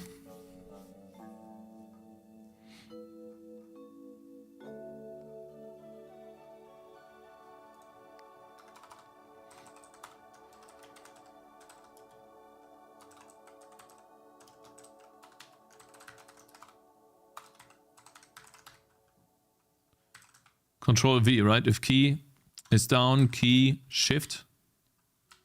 No, control. And key consume. Key pressed. This frame key V. And then we need to check if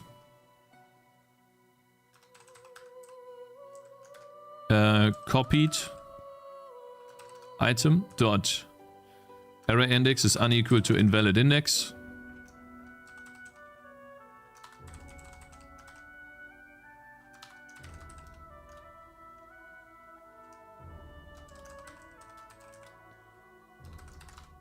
Then we need to check if copied item dot type is selection type. What is it? Type foliage. Hover type foliage. 3 types. Foliage. Foliage. Prefabs. And light. If it's foliage. Because guys, we're making jokes about this, right? But I really want to finish the demo. So I will show you my UI, bro. But like, I really have to do some amount of progress.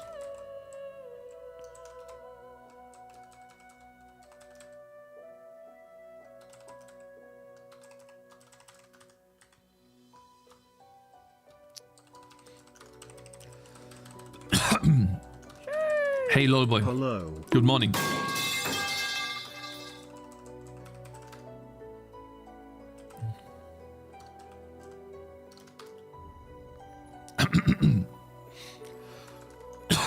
Excuse me, less than game state or level.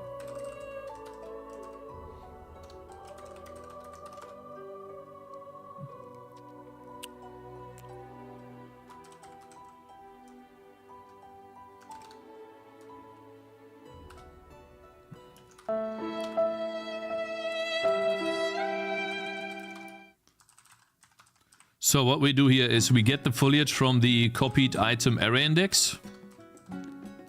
We're gonna get a reference and then we make a new foliage. New foliage. And we're going to assign the foliage to that. So we're going to create a copy. And then we do new foliage. Dot position is input mouse position world. And now we do the same thing for all of the other ones. It's a lot of repeated code, I know that, but it is how it is. So the array index now, this is for prefabs. And then we get a prefab or foliage prefab. Prefab. Level prefabs. Prefab, and then we generate a new foliage prefab, new prefab, and we're adding to the prefab foliage position the input mouse world. Oh yeah, then we also need to add that level dot prefabs dot add new prefab, and over here level foliage dot add new foliage. Oh my god! And then over here we do the same thing for the light. Level lights or point lights is light. New light. Light, and then new light position is that. And then level lights dot add new light. There we go. Man, my arms hurt from coding. I've been coding all day yesterday. Fuck, man. Actually hurts. Alright, okay. Level, yeah, it's point lights. There you go. Okay, now we have copying items in the editor.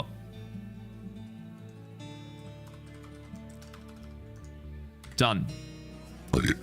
Clip it. For YouTube chatters. Curious how you plan what to do, what to stream. Do you have written down? I have my own Jira server, so I create myself tasks. Every Thursday, it's a new sprint for me. I got up to 6 sprints, then restart. I have like a list in terms of browser tabs that I do. that I want to work on. Or, so for example, let's say I want to do a React and I find a video very interesting. Then I put it in a browser tab and let it sit there. Or I put it in the watch later list for YouTube. That's like one thing how I organize this. And another thing is that I worked on the game. Usually I work on the game out of necessity. So I do something in the game. I realize something is annoying. It did work. Cool. It worked, but there's one thing left, which is minus game offset floor. We need to add that in to everyone here. But essentially, I have a list now too, yes. And we're going to follow that list as well. Which is why I'm, you know, pushing a little bit right now, because ultimately... There you go. I can paste a bunch of lights, guys. Goodness, that's very bright. And that is going to speed up the development process a lot.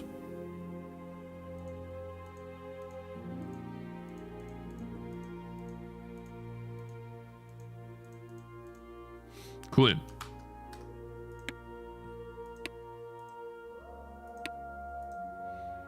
There we go. Okay, now we can, let's see, I want to paste that light. Then maybe move this over here a little bit.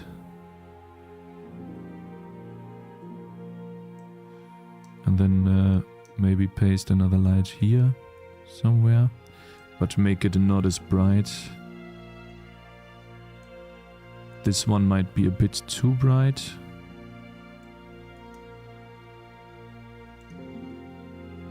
This one I think is also a bit too bright. But you see, right, how I can now create some sort of a level that looks more like it's day. And that's the point. That's why I want to do this.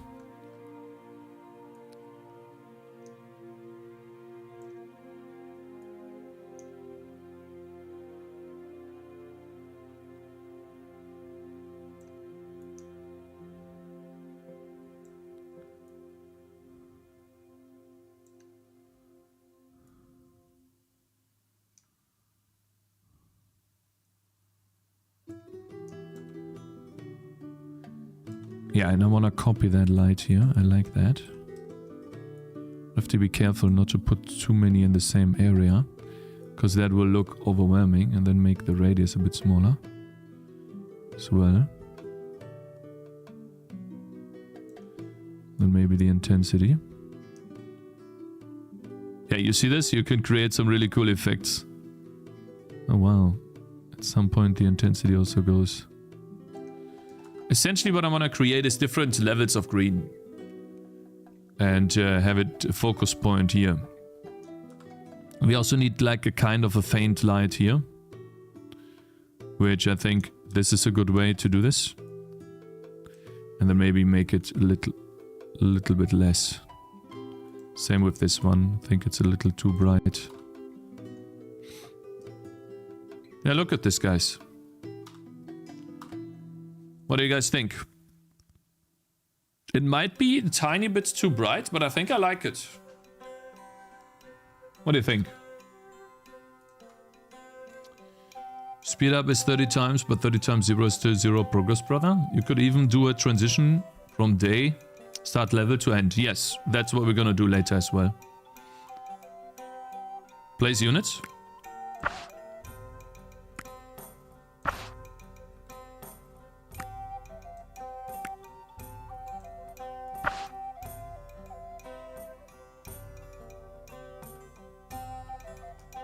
Yeah, it makes sense to have it darker near the trees, yeah.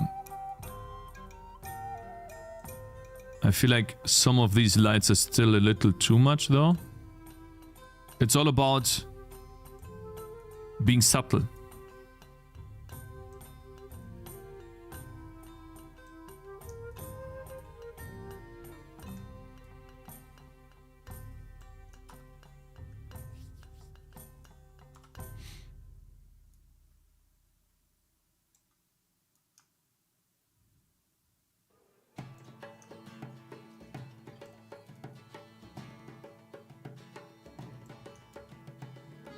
Yeah. I can tell that there's a dot here. Very nice.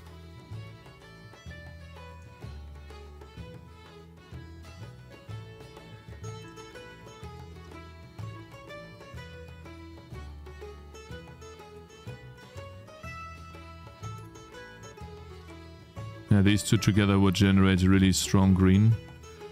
But I don't think I want that, so I just want to have it here. Cakez, you need an option to select all at once. No, why? Why would I need that? I don't think I need this, no. We'll leave it like this for now.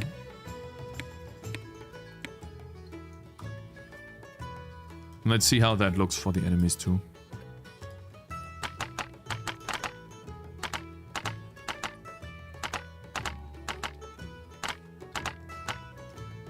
Please compare to how the game looked like a week ago. Compared to how the game looks like a week ago, it is different for sure. So most of the lights a week ago had more green in it. And also more blue. And then less red.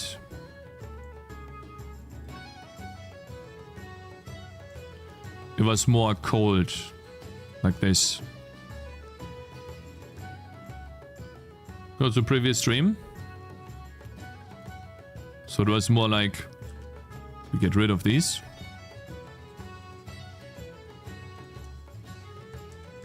Was more like this in a way.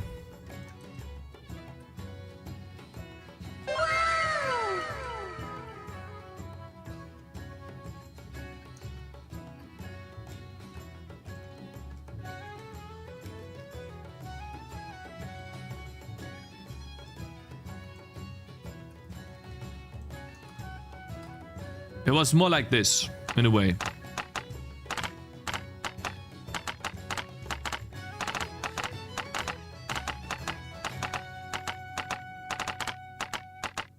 It's also good. It's not bad. Looks better. Both of them look nice, yeah. So, for example, we could take this and put one here. I think there needs to be some highlight here, but maybe not as much. Maybe, yeah, that might be a good... Maybe tone down the radius slightly. Yeah.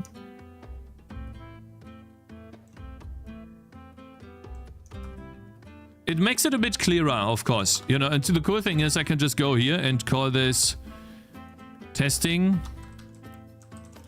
lighting.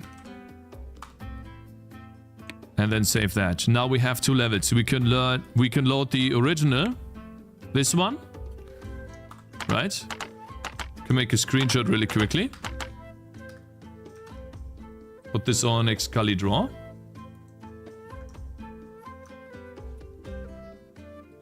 Or we could use the compare thing that, well, we're gonna do this now. Put it here.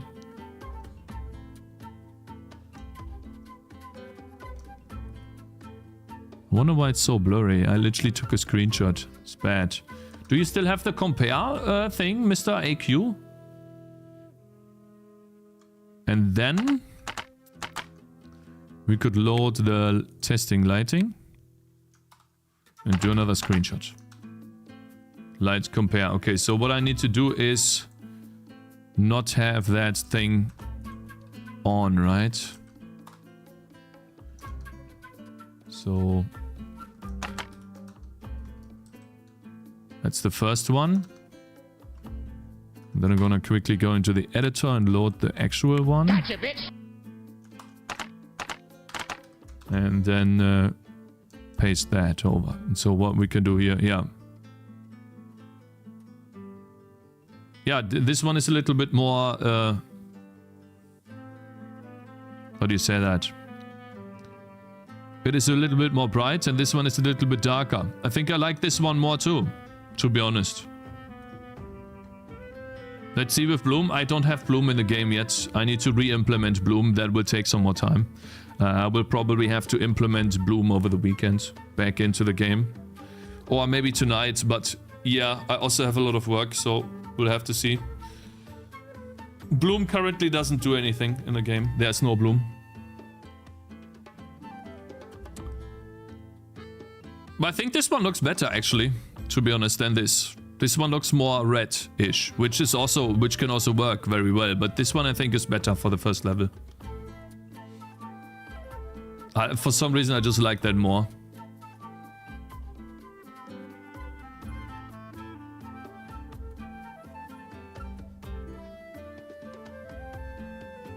But yeah, I'm so happy that I can now create these feelings, you know? That's the cool thing. Clipboard 1 is insanely much better. Yeah, I think so too. So what we're gonna do here then is load the lighting testing, load the level. Actually, what we're gonna do is we load Crossroads, and then we're gonna store that as campsite Crossroads version 2. We're gonna save it as this, and then we're gonna load lighting testing.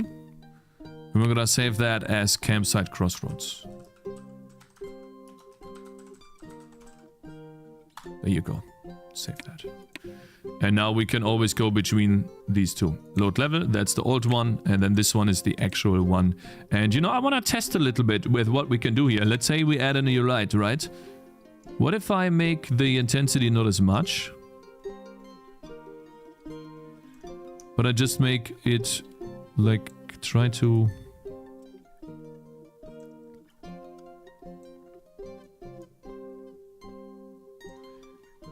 Can I like get a nice 120?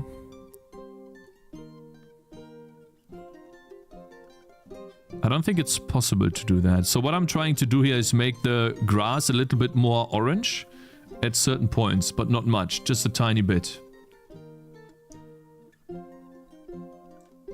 So like maybe create something like this. Orange though. This creates blue.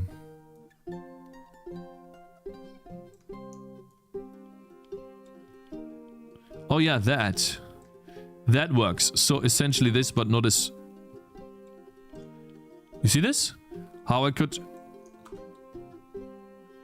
Yeah, and then maybe, you know, the glow a little bit off. So it kind of looks like an orange spot is there. But it also affects the other light. So, yeah. Maybe not. I just wanted to affect the grass, nothing else. Just the grass. Now that's too small. You know, something like this, but... Yeah.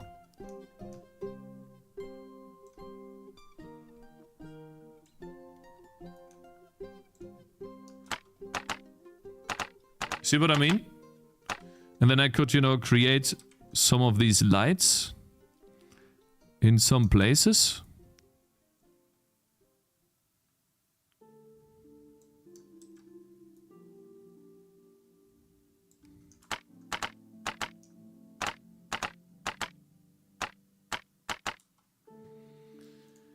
Or not. Or not. You know, or just no. It is how it is. Let's move on to the next step. Yeah, we have lighting. Now, Mr. Amida also created an... Am I so out of touch? No. Who cares _, YouTube just My subscribed. man. Big tick support Thank for you 1 year. for subscribing, Mr. Who Cares on YouTube. You already, like, you're already crazy in terms of support, man. Thank you. Holy shit. Not only subscribing, but also, holy thank you, man. You're insanely kind and generous. Hey, Cakez, I'm curious. Are you able to somehow make a living with Twitch and YouTube? No, not yet. Not enough yet. Not enough. In the future, hopefully. But yeah. Okay, guys.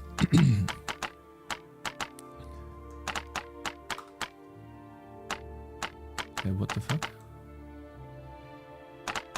What's the error? Oh, this is the chest.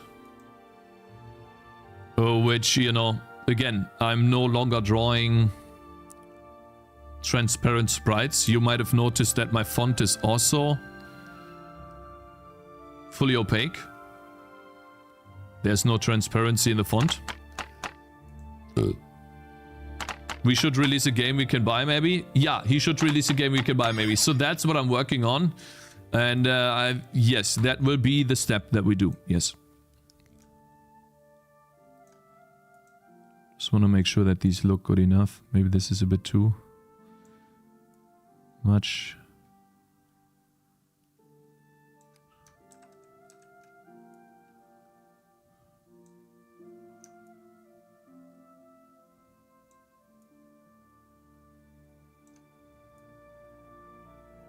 I like this a lot. Oh, I like this a lot. This is awesome. Yeah, so... Man, cool. I'm so happy. This is great. And not only did we gain quite a bit of FPS, we also gained better visual stability. Or not visual stability, but I effectively gained more control over what to do. I'm so happy. Let's save this. Yes. And don't worry about the UI issues and stuff.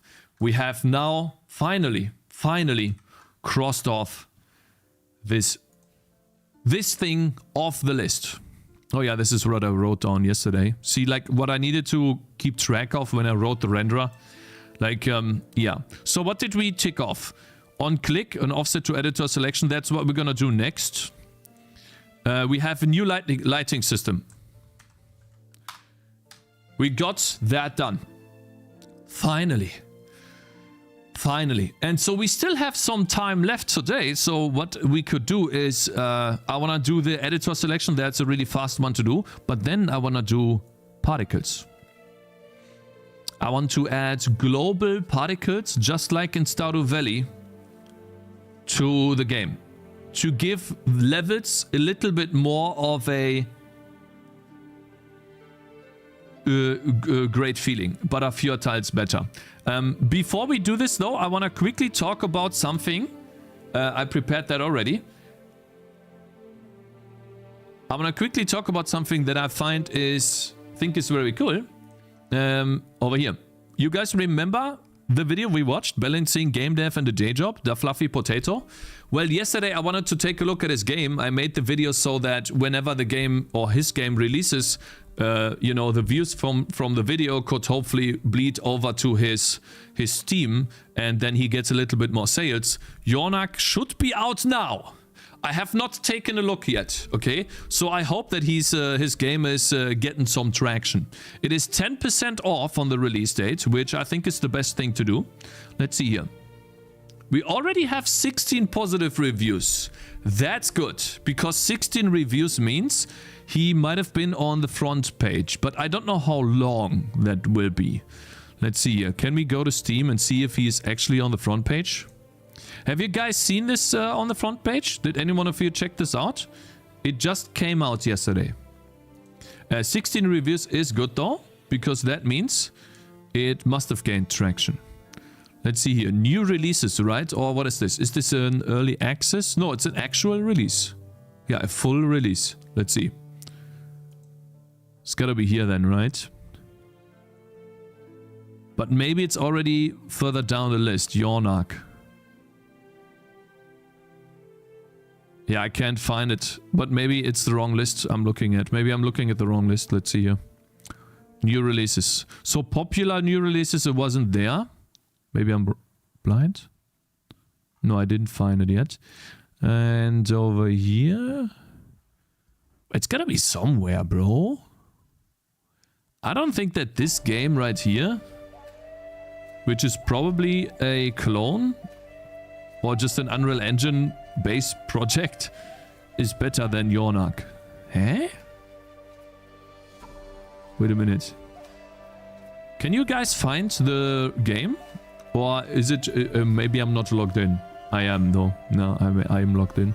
So maybe it is under popular releases. I can't find it though. Shit. Popular, see more popular new releases. Okay. Search term. Yarnock? Yarnock? Can we... let's go down here for a very long time. We're just gonna Google this here. Control F. Yarn... Wait, it's not there. No, it's No, Yarnock. It's not there, guys. So, is that bad? You need at least 50 concurrent users to be on new and trending. 50 concurrent users to be on new and trending. Well, okay, so you had 15 players. And right now, 2 players. Yeah, release 15. 1 week, 48 hours. You have blocked genres. You have filtered genres. I have filtered genres, really? How? Shouldn't be. I have not narrowed down anything, just Windows and English. Why 10% off though? Usually people do a 10% discount on release to bring in more players. To basically, a discount means, oh, I can get it for cheaper if I don't buy it now. Maybe later on the discount will be off and I have to spend more money. That's essentially what you're invoking. That feeling is what you're invoking. And so the 10% off basically means that more people are likely to buy the game. It's like an incentive to buy the game, which gives Steam a positive feedback. And so then they see, oh, your game sells a lot. That's a good sign. Maybe I should promote that a little bit more.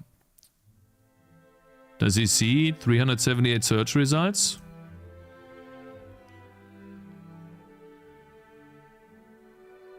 Yeah, but like, listen, this is not, I didn't search anything here. I searched down here. This is not on the list. Out of 300 search results.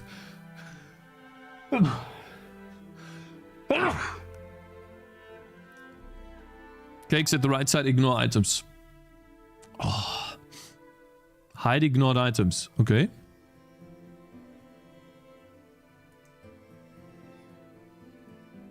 I don't know. Still not there?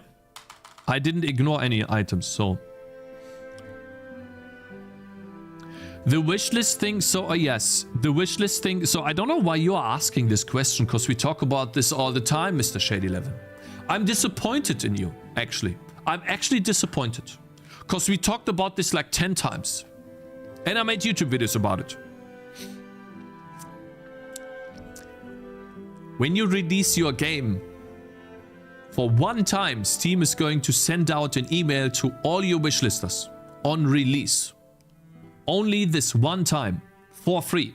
You don't even need a discount of 10%. You don't need a discount at all.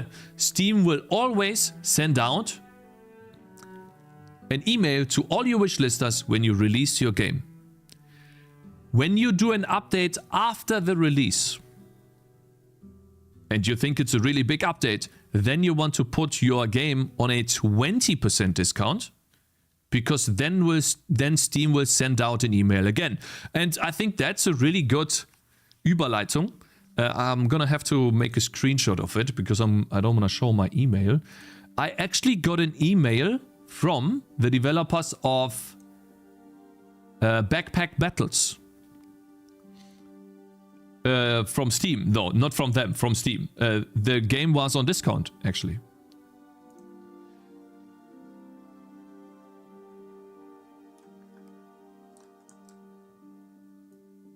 This is what it looks like when you get an email.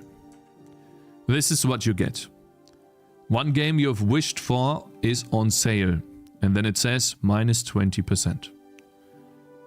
So, by the way, that was a bit odd, you know. Backpack Battles. SteamDB.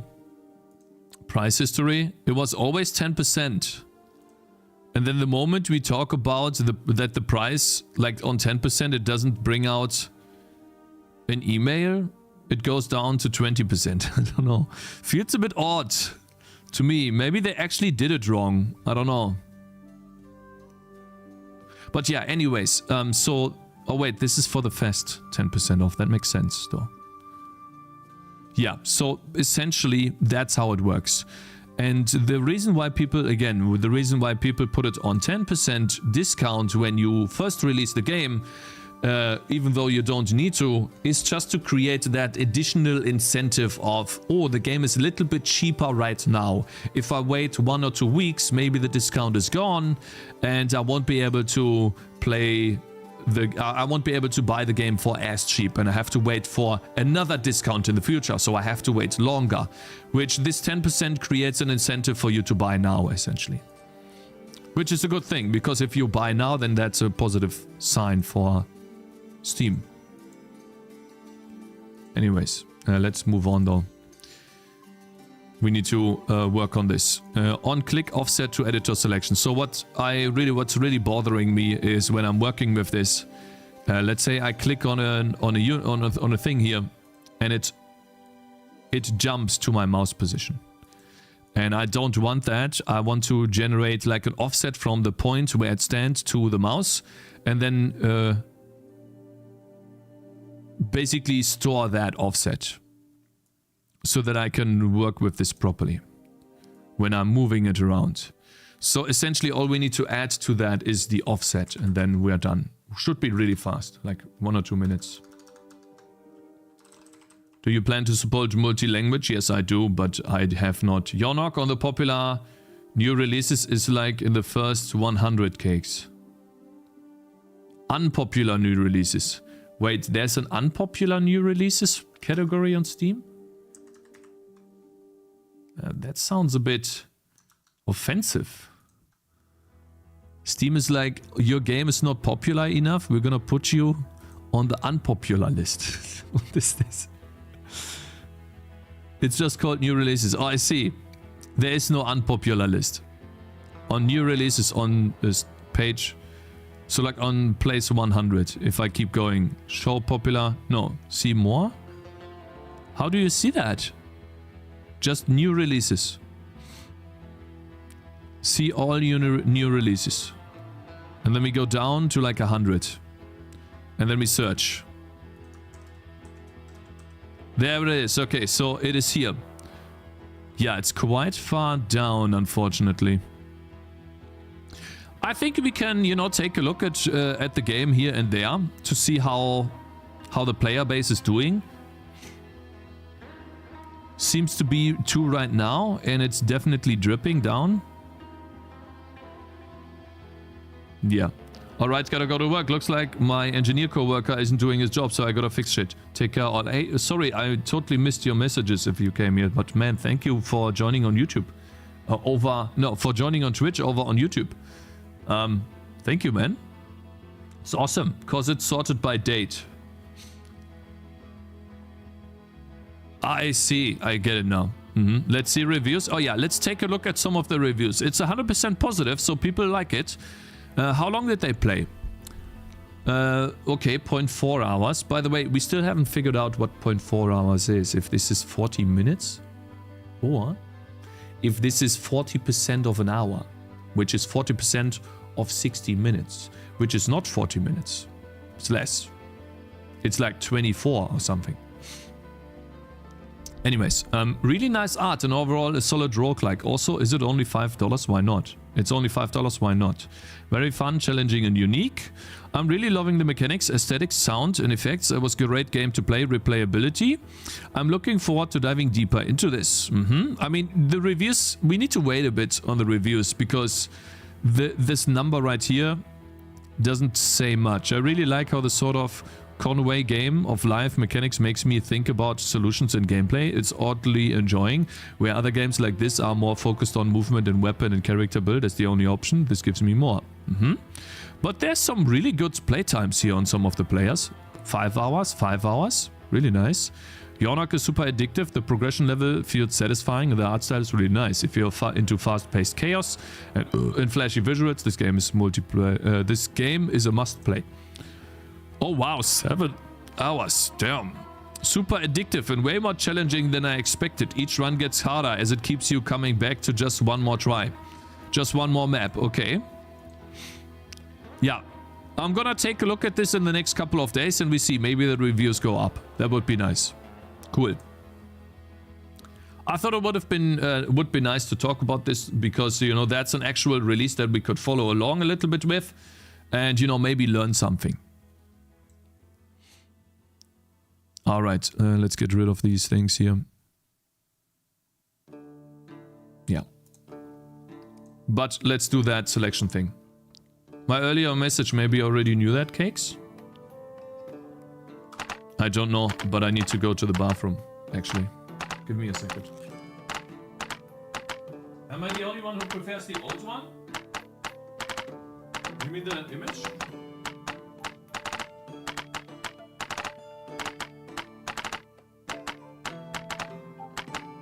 Failed getting data. Why?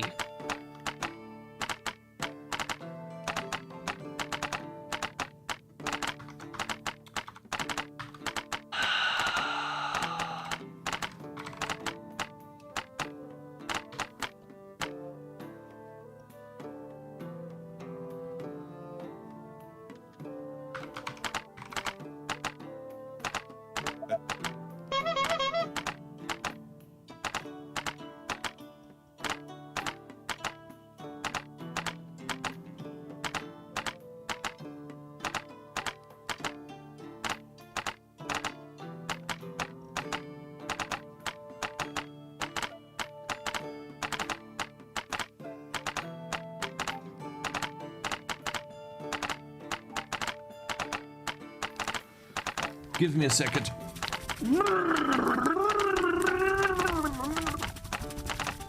Oh.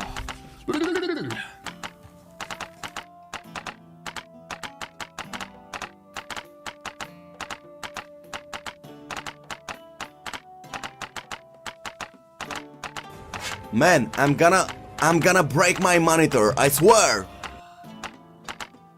Quickly getting coffee and then we are going to continue.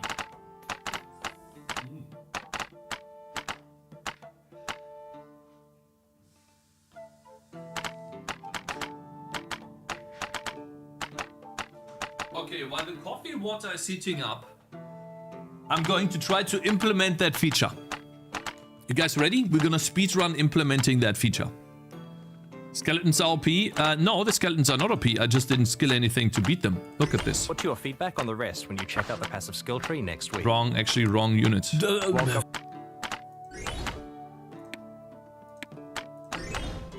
Look at this. It's actually quite easy to beat them. I just didn't have any items. And I currently don't draw the transparent ones. Dumb. Inukai says you should scroll down your YouTube chat. Oh, great. So it's always this stupid top chat bullshit. Sorry about that, man. Sorry about this, guys. Bro, how to make a 2D character? I use Krita and Adobe Photoshop. They are not like 2D character. He also commented on your React. Yeah. Twitch buddies, you can someone tell Cakez to scroll down YouTube? He keeps reading out messages when he checks chat every 40 minutes.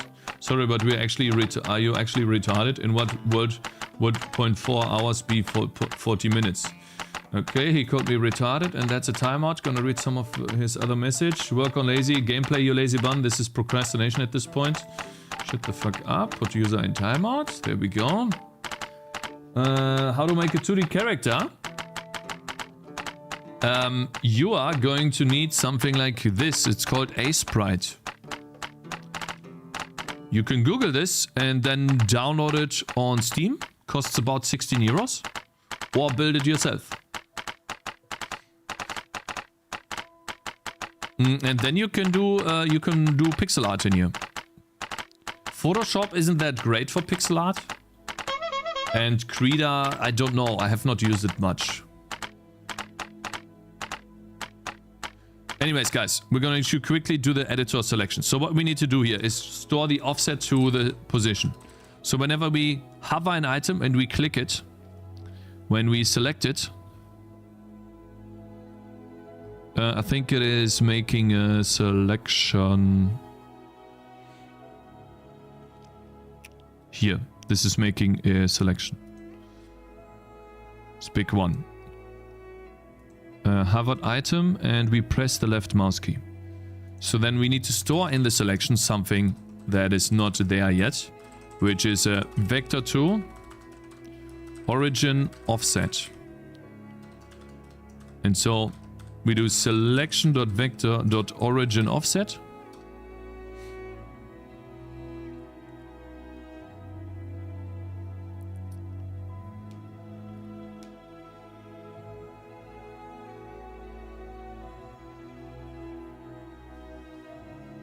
Wait, so we store the position there, right?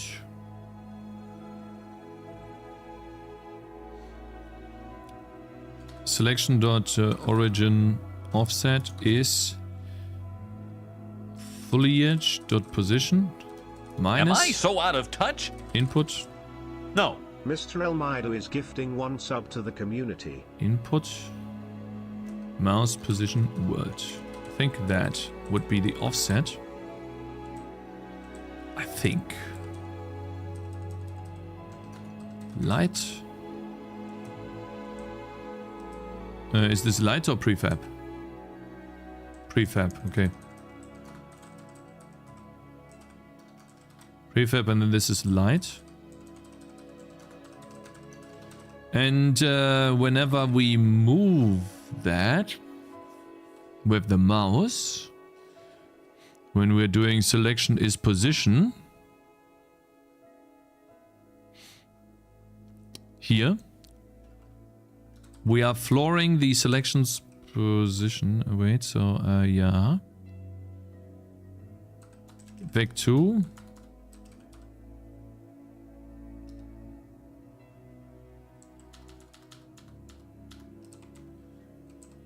It's either plus or minus, I don't know at this point. We're just gonna trial and error this. It's the easiest. Plus selection dot origin offset. Plus selection dot origin offset. Dot y. Dot x. Oh wait, the selection position is this. Plus selection dot origin offset. Plus or minus. And then we floor this. Yes, maybe that works. Please tell me that works. It's probably going to be minus. I knew this was going to be minus. I told you this was going to be minus. I knew this. Okay, it needed to be minus. Okay.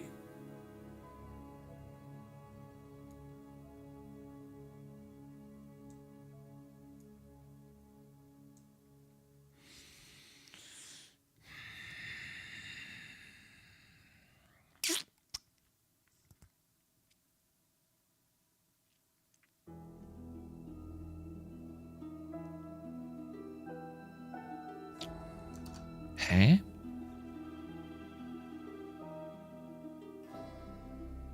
Yo, Cakez, how are you? Oh, I'm good.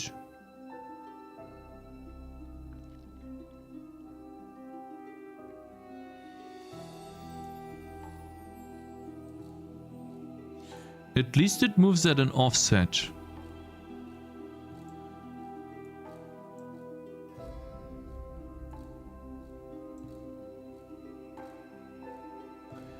I don't understand this.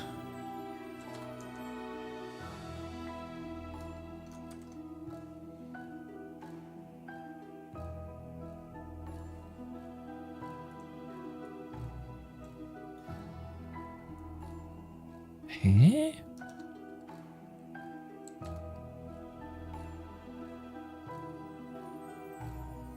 What would happen if you put the foliage onto the path? Nothing, because the skeletons don't collide with it. It's not an engine. This is not an engine.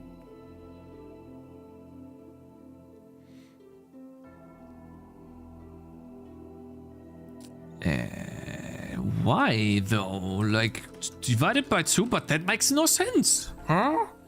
You stupid? I do minus the origin, are you dumb? Huh?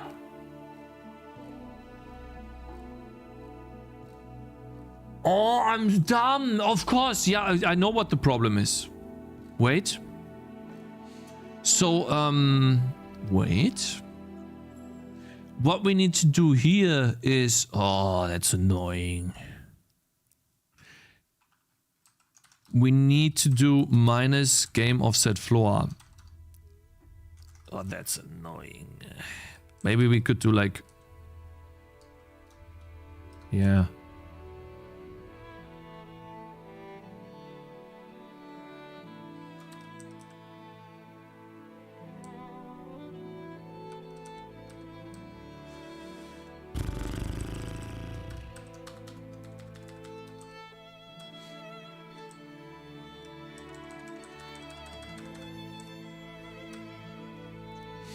So guys, by the way, has anyone of you played Ashes of Creation?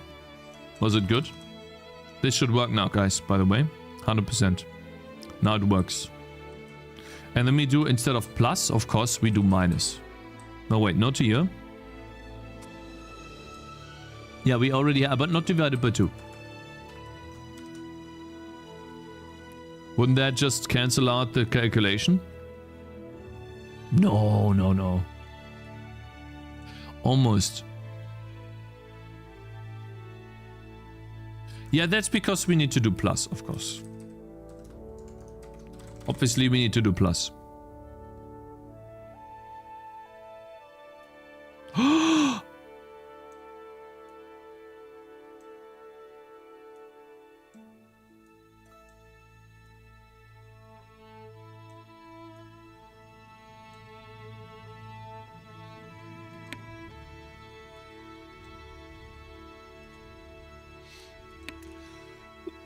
Oh, finally it works. Cool.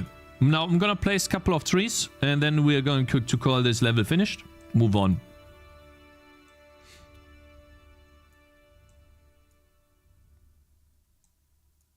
Give it a bit more of a, like, feel that there's a lot of stuff here.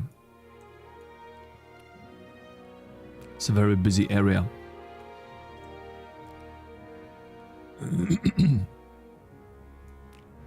Am I so out of touch? No. Mr. Elmido is gifting 1 sub to the community. Mr. Elmido, I don't know what to say, bro. Thank you very much for gifting a sub to who was that? To Galaxy Media, man. Thank you. Ship it, ship it. Yeah. That's what we're gonna do.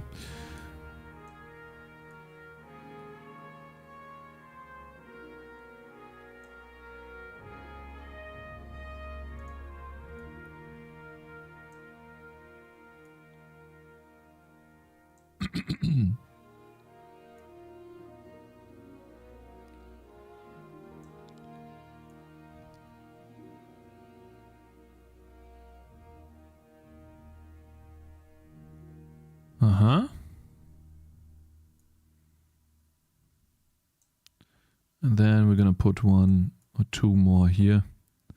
Be done with it. Because the level is not about the trees, the level is about the oranges, the tangerines. Yes, sir.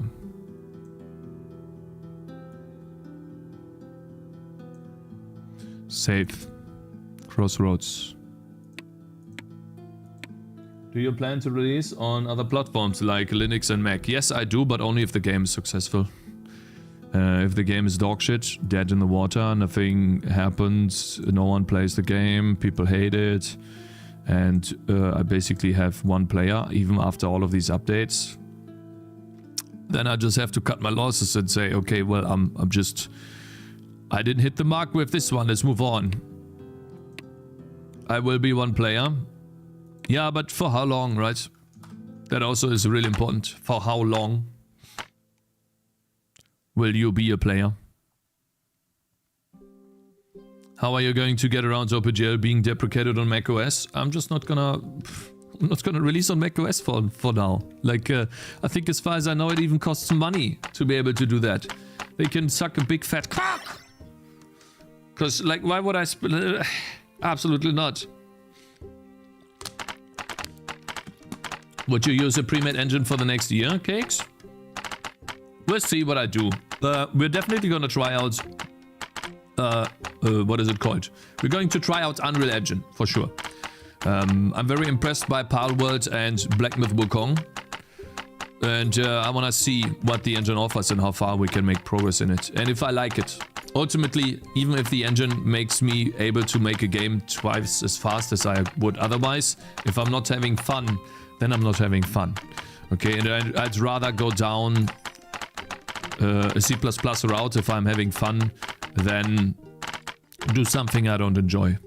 Because ultimately, this is for life. This is not just for, you know, sometimes and then we're done. No, this is for life, you know?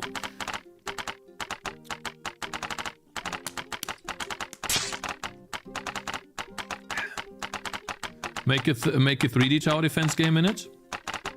Then you have to play your game yourself. Yeah, but I don't earn money for my game when I play my game myself, you know. So. Here's how I think this will be, by the way, guys. I think the game, as long as I will stream, the game will always be advertised to some people that come in here. As long as I make YouTube content, there will always be people switching over to the game, checking it out because of that. And that way the game will have a couple of players here and there and a couple of sales here and there. Ultimately what will determine the success is how much the players will stay in the game once they find it, because players will find the game. And I think the best example of that being the case, if the game is good, the players will stay, is this right here. I think that's the best example. You guys know Backpack Battles on Steam. We have taken a look at this. At this point, it's common knowledge that this game is really not important. I don't know why I say important. Really successful. No. Really successful. We have about 35,000 players on release, and now it's dribbled down, you know, and a recent update and not update. A discount of 20% gave them another jump of players. Huge player numbers. And we can also go to Backpack Battles demo. There's got to be Backpack Battles demo here somewhere. Is this the demo? No? Okay, so it doesn't show me that, but we can Google this. Backpack Battles SteamDB demo. This is the demo version, and this is what it looks like in terms of charts. When we take a look at the maximum player count, it started out, even the demo started out with almost 200 players, 400 players, 2,000 players. So why am I showing you this? The reason why I'm showing you this is because they have another game too, and they do YouTube content, by the way. That is Frucifus Function, and you can take a look at the demo as well. Here are the charts for Frucifus Function. They did have some, and the game has been out for over a year at this point. Or the demo version. You see this? The player numbers here? This is the difference between a good idea and a good game. And maybe not so much, or oversaturation. They have the same amount of marketing for the games. Maybe one game has a bit more marketing than the other one. But even in the beginning, where they did not have much marketing, this game outperformed this game already in a couple of weeks. And so the reason why I'm saying this is if I release my game and the game is not going to be that great, maybe, you know, maybe it's not great, people don't like it, then I will probably have something like this. That's what I can expect. You know, a couple of players here and there, a couple of sales here and there. And so gameplay does matter, of course, yes. Yes. I can't stress how important it is to build a community early on and get people to play the demo. I think you need to have a demo out to gauge interest in the demo, yes. And the stats will tell you. So I did that, right? I did that. And we're gonna talk about this really quickly and then move on. Cakez TD demo. I did that. I have a demo out. And it's not great. There's barely anyone playing. Actually, it's not. That's Cakez TD. It's supposed to be Cakez TD demo SteamDB. Brother? That one. Yeah. So currently 0 are playing it. And on charts, we can see that over the course of the entire lifetime of the demo, I had like a maximum player count of 6. You know, sometimes people are playing the game. Not much. Okay, so the demo is out and it gives me data that people don't like it. So, we changed the demo. And so with this game, by the way, with their game, they did have some big player numbers here, big spikes. These are probably events. They need to change the demo to make it better so people play it for longer. Because then it will look something like this. Better. Even here, you could see that the demo is still there. 190, 200 players, 300 players. Last update in 2022. Why do you keep the same demo for over 2 years? Well, because I was using that time to research how to make a better game. So you could think about my first demo on Steam. This demo here. This store page here. You can think about this as my first game I put out on Steam. Without selling it. And so then I realized that shit, this is not gonna do it. So this, by the way, this has time. If you play through this, you can spend like 2 hours in this. Minimum. Easily. Even more. You know? So I realized that this was not the way forward. And so then I rewrote the entire engine in OpenGL. I rewrote the entire systems multiple times. I iterated over the systems multiple times.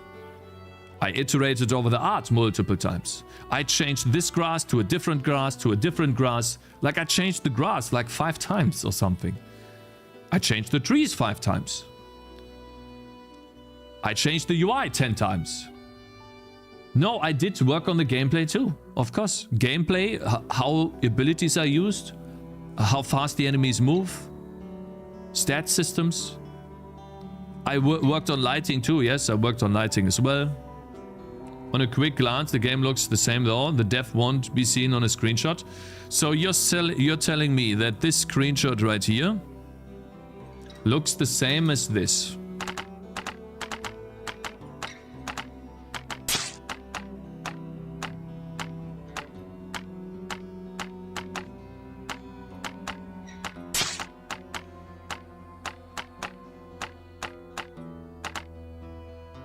What's this? Knockoff Bloons CD? Come on. It is definitely heavily inspired by Bloons, yes sir. But, that being said, this game has a unique... It's unique, okay? I just used this map to show that I'm making a tower defense game, okay? Because everyone knows Bloons. Where's Monkey Meadow? This is Monkey Meadow. Monkey Money? Oh, Monkey Money. Okay, yeah. Cakez, this is a waterfall method of development, but with no plan. Worst of both worlds. No, I don't agree with you. I totally don't agree with you. I'm essentially just spending time on the game, making it better. I just don't agree. I think any developer goes through this before they make their first really good game. Ultimately, when you are 16 and you're getting into game development and you spend 4 years making trash games, that time is spent learning. When you're a developer and your first game is, you try to make Witcher 3 as your first game, you spend 4 years doing that. That is how you learn. When you participate in game jams over the course of 10 years and you sporadically join game jams and do a little bit here and a little bit there, that's how you learn. Cuboid's Bullet made a Vampire Survivors clone. So incredible game developer, in my opinion, has been making games for over 10 years next to his job, as far as I remember. He spent that time to learn. And so ultimately, it's just time spent learning. It's not wasted. Absolutely not. I will complete the game. You're wrong. You're totally wrong. Oh, you hate Watcher. No. Just wait. I think it's a bit bright here. God, I love this lighting system. It's awesome. Anyways, let's save that and continue. Okay. Now, blah, blah, blah, blah, blah, blah, blah, blah, blah, right? Yeah, reload. Cool. Okay. I'm going to gradually add in bloom and transparency back into the game. But for now, we need to work on the next task, because we finished this task and we obviously want to release the demo version. And so I thought it would be cool to take a look at Stardew Valley and take a look at their leaf particle system when you are in the game. And, you know, take inspiration. Then do the same, essentially. And so I think we can already do a particle system right now in the game without doing anything by using our tick-based particle system, you guys. Take a look at this. And it's very simple. All we need to do is go into update level.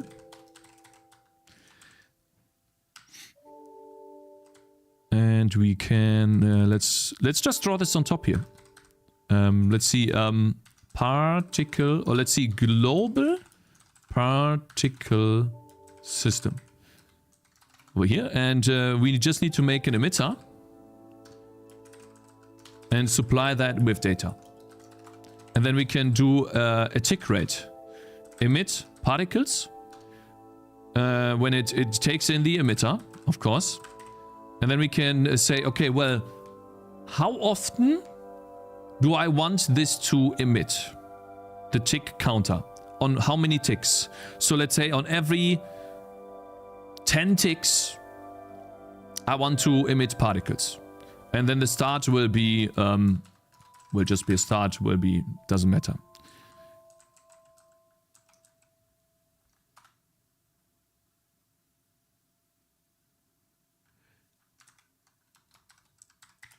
I guess. Let's put a start on 0 here. So, okay, so let's see here. This is what we need to fill in. So essentially, I want it to be no slowdown. Oopsie, what did I do? Sprite ID will be white for now.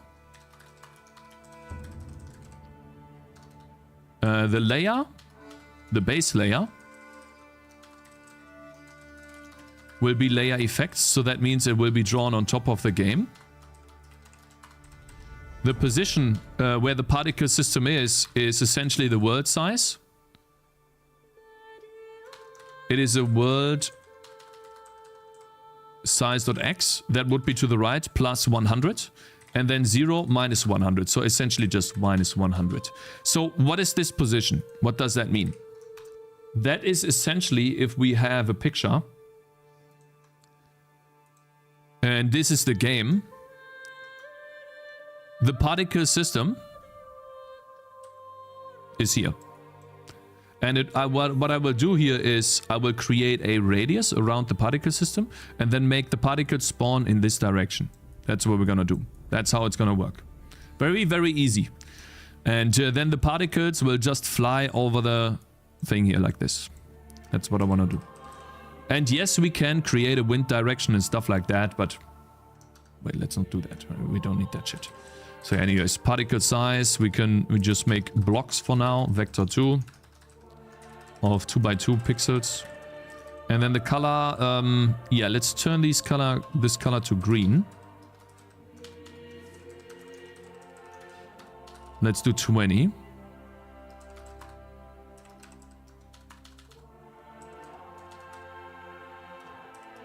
Spawn radius, so that's the radius, and we probably have to like const float radius is probably world size dot y divided by 2, or maybe x divided by 2, and then we have to go plus radius and minus radius. I don't know if that works. Guys, do we have a math genius in chat? Can you help me really quickly? So, Mr. Math Genius, I have a question. If this is the size of my world here, right? Wait, I'm gonna make that a bit bigger so you can see that. If this is the size of my world in X, let's say that is 480. And I put a particle system perfectly perpendicular or diagonal to this here. So like a diagonal system.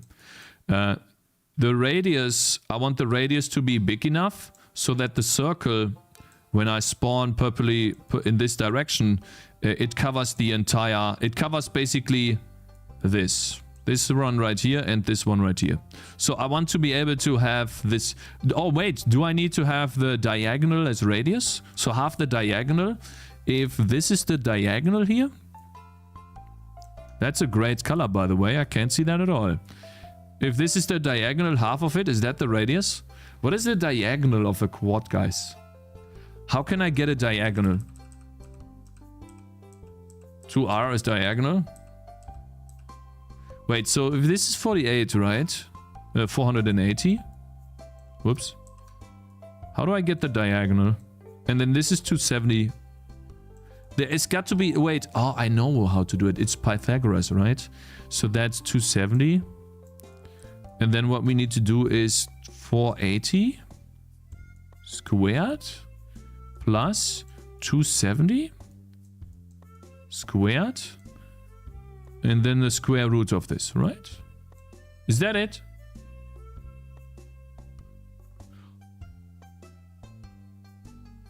But do I put a squared here? So wait, you guys are telling me that if I put out a calculator and I do 480 times 480, that's that much, and then I add on top of that 270 times 270 plus 230, 400. Shit. And then I do a square root of this. 550. So 550. Okay. I'm gonna turn that into a const. Ref. Let's call that const float. World diagonal. Gonna make a like a exclamation, no, actually like a to do. Remember, whatever, the word size might change actually. It's not gonna change. It's not gonna change. It's not going to change. Okay, so the radius is the world diagonal. Which means we also need to be world diagonal away, right? This needs to be world diagonal. This. Right? Okay, let's see if this works. Spawn radius is radius. Timer. We don't need that. Lifetime. Yeah, so how long do they live? I don't know yet. We'll have to test based on the speed. Some of them are faster, some of them are slower. I'm gonna give them, I don't know, let's say 20 seconds though. Emit rate. Yeah, so how many particles do we emit? I have no clue. I'm gonna emit a bunch first. Emit count. Actually, we can emit more than once. But let's just do 3. Slow down. Do we have a slowdown? No. So what would that be then? 0? Yes, 0 would be slowdown, and there are now different speeds. Okay. They need to be reasonably fast, but not too fast. We'll just have to test 30 and 40 or something. Absolutely no idea if that's fast or not. Probably too fast. Scale, absolutely no scale. And then particle lifetime. Min and max. But I already have a lifetime. Oh, I see. So I guess that's... well, 30 and 30, I guess.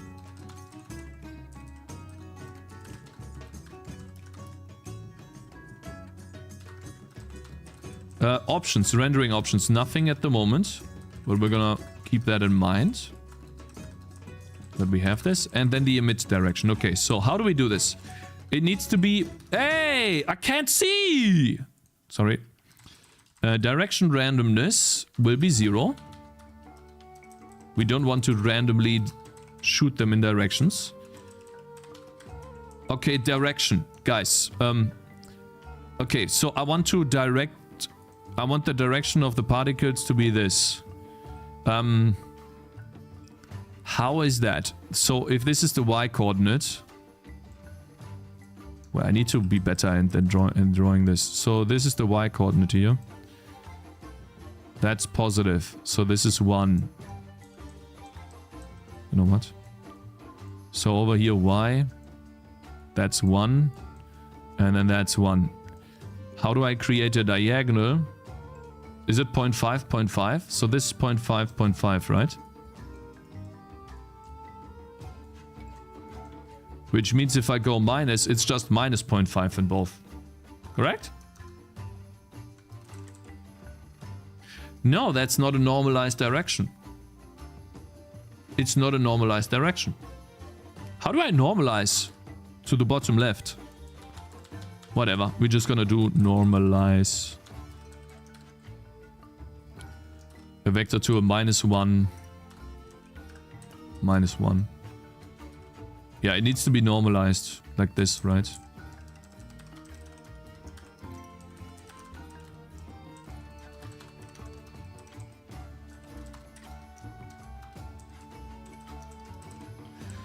Cool. I think we can already do this, by the way. A10 minus 0.7. Okay, I don't like the normalize every frame, so we're gonna do minus 0.707 and 0.707. F. Isn't 0, 0 top left? Yeah, but actually, I don't know. No, it's not, because, yeah, it is. 0, 0 is top left, but it's about the direction. So, y grows up positively and negatively. Actually, it's the inverted. So, this needs to be plus. Y grows down positively and negatively up. Yes. And, yeah. Yes. So, this way.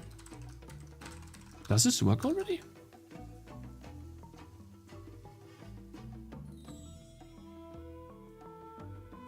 Maybe they don't live long enough.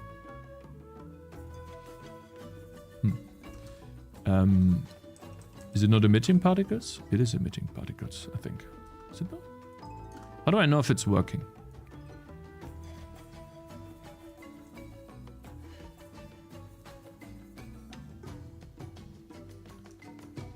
Wait, how does that work?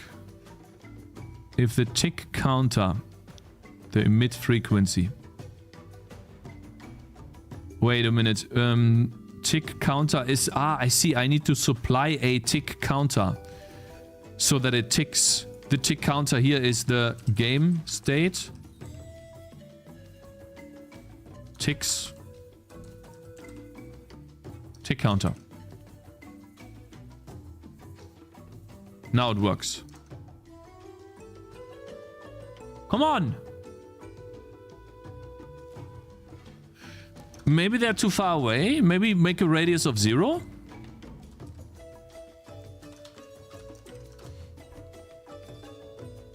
Does this work? How can I know if it's actually emitting particles? It's spawning. So it's definitely spawning. How do I know if it's working though? Am I always spawning them in the...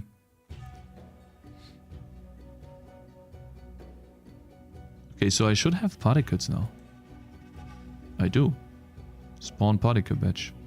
It does spawn particles. Lifetime min. Emitter lifetime max. Random range. I didn't listen to anything you said, but why would you have particles you didn't see? Transparent particles, Cakez? Yeah, I think that might be one, but we'll have to see. We have update particles, and then we see that it takes a particle, and then it draws a sprite using the particles render options. We don't have any, so that should be fine. It draws white. What is the position of the particle? Oh, it's too far away. 700 on X. I don't think it ever reaches, that's the thing. Scale is 1. Particle color is kinda like, yeah, green. Render options, no render options. So it's just gonna go... It should just spawn. Let's see here. I think I just need to place the particle system in a better location.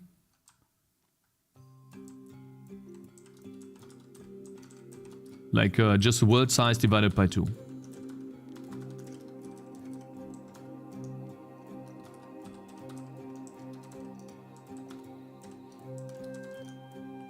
Cakez, are you still down 600 FPS? No, I'm not. Does it work now? Hey?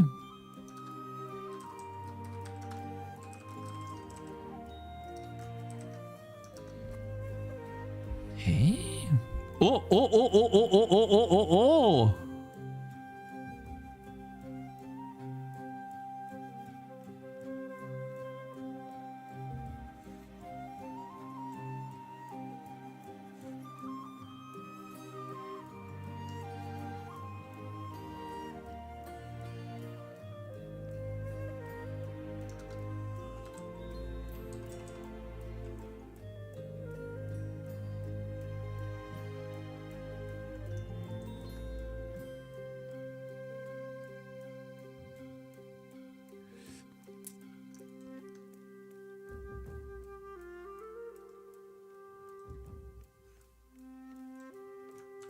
I think it's because of this.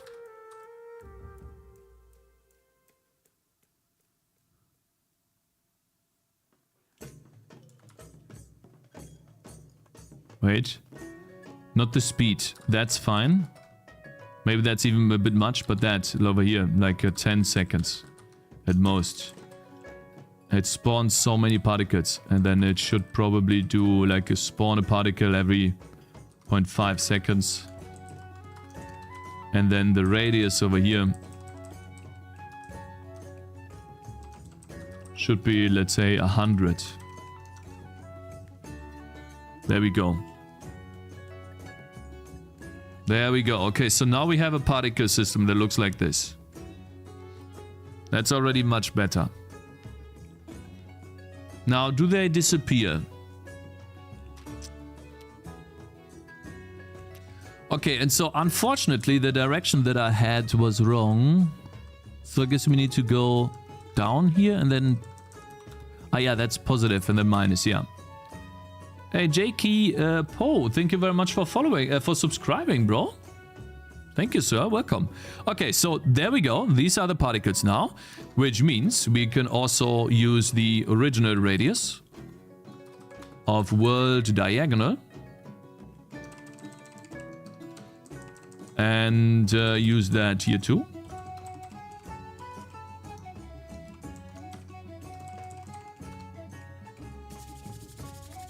Thank you guys for following. Diagonal divided by 2. Oh yeah, you're right.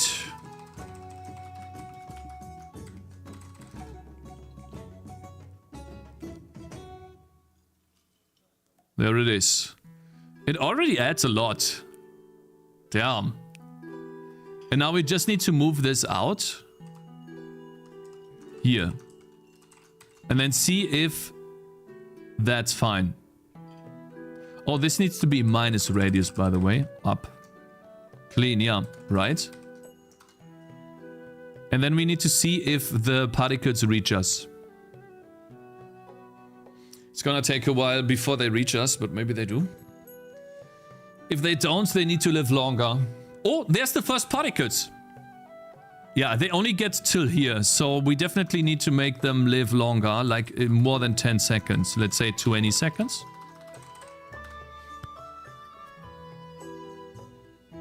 Nice, right? We're making progress now. See, like I had a detour a little bit, but wow. Wait, still not enough? No, that should be enough now. The question is though, should this be completely on top? Should this effect be on top or like behind the trees? You can see that some of the particles go behind the trees. You see this? And they disappear, so 20 seconds is still not long enough. So that means we need to actually go to 30 seconds. Not 300, no. One layer in front, one layer behind. So we could do layer effects. Which means they are always on top of the game. Bro, literally procrastinating on gameplay but working on stuff no player will give a shit about. You're wrong. You're wrong. You're wrong. You're wrong. You're wrong. You're wrong. You're wrong. You're wrong. You're wrong. Totally wrong, this guy. I think that's too many particles. It's spawning too many. This needs to be less.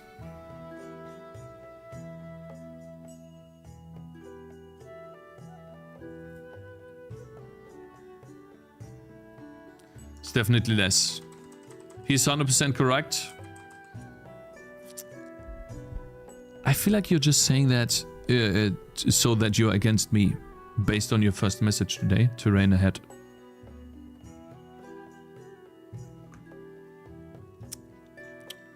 That's what it feels like to me, brother. Particle speed. Some of them are too fast as well.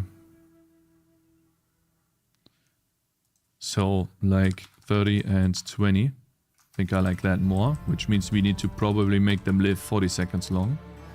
And then the emit rate, let's say 0.9 or 0.8. I feel like it's a bit too... Like a second. 1 a second should be fine. Can you try a slight direction randomness? We can, like 0.1 maybe. So they don't always fly in the same direction? Maybe. But it might look odd. Why is it spawning so many?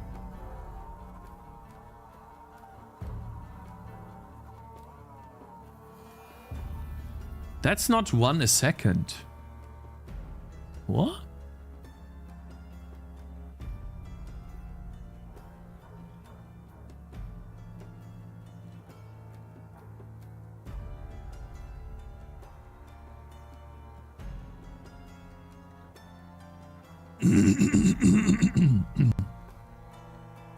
I actually like the randomness in the direction. It looks good.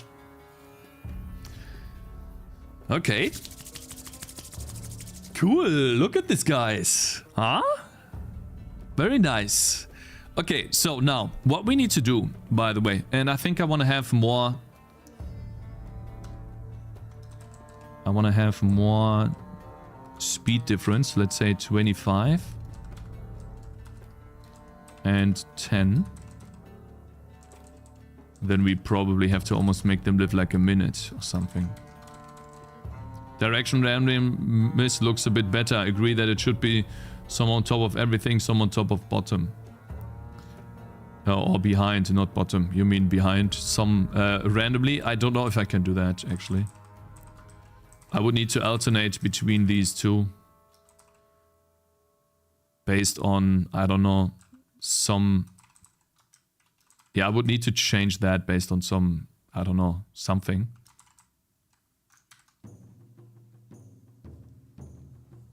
Why does your second game take longer than your first game then? You're wrong. I'm still on my first game, but whatever.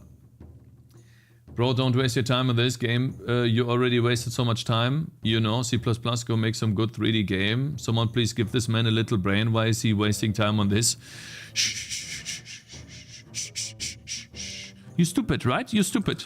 It's important, okay? It's in Stardew Valley too, so it needs to be in my game too. Layer, random. Fine.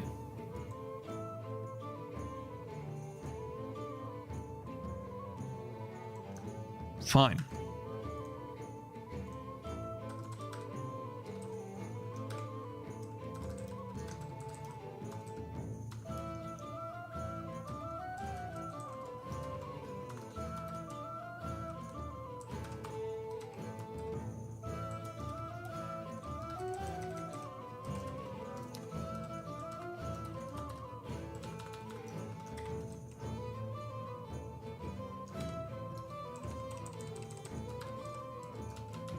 Oh, wrong one.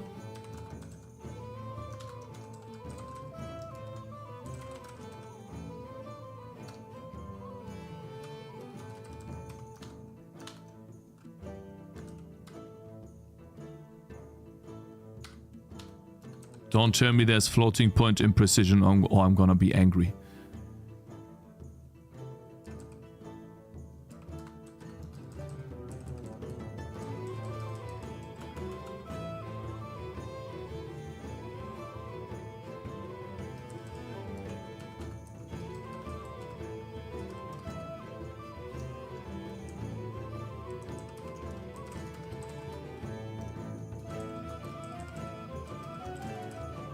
So that should almost be like a 50-50 between the two. Which layer it uses. We could make it lean more towards effects than towards the game. So we could say, okay, well, 1.5. So only 25% of the time do we choose the game layer. So, like, what you're saying is it would look better with an actual leaf sprite, sir. Correct? You're so correct, sir.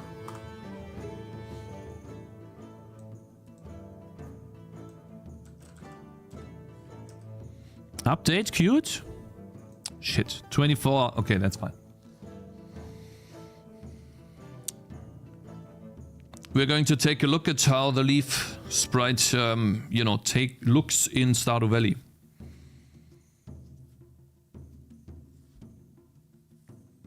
Here's one I prepared earlier, would be a flex. Yeah. You know what I prepared earlier, Mr. Skirp?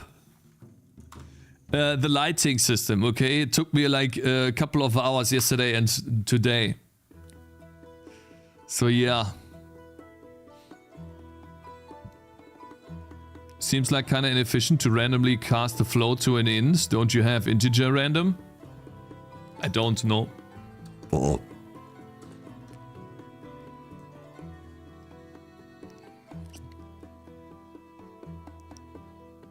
Couple of weeks? What do you mean couple of hours? What do you mean? Huh?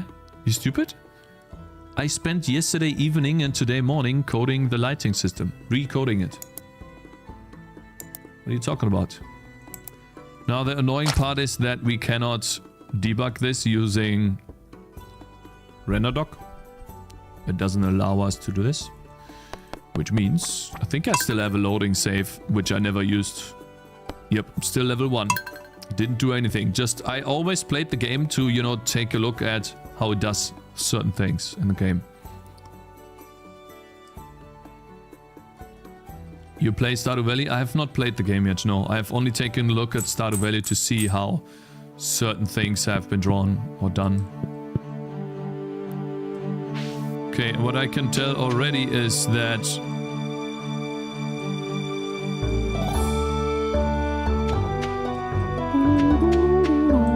why are there no leaves? I saw leaves last time. It's very loud, isn't it?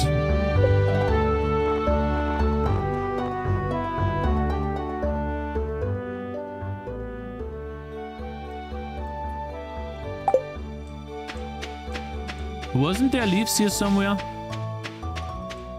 I thought it was a little bit more busy than this. Maybe it was in Bloons. Maybe this wasn't in Stardew Valley. I don't see any leaves. I think I'm using the wrong tool, am I? Yeah. Yeah, I think yeah, so there's no leaves, huh? Okay, cut down a tree. Fine, we're gonna cut down a tree.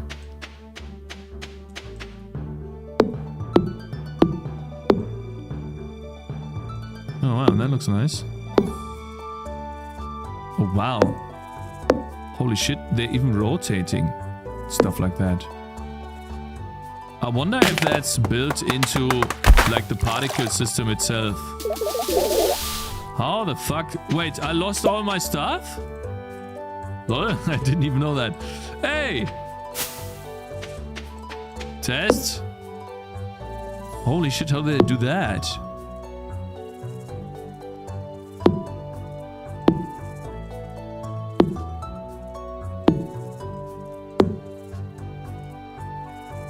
Cakez checks on Heaven. It's some impressive pixel art graphics. It has somewhat of Stardew Valley similar gameplay.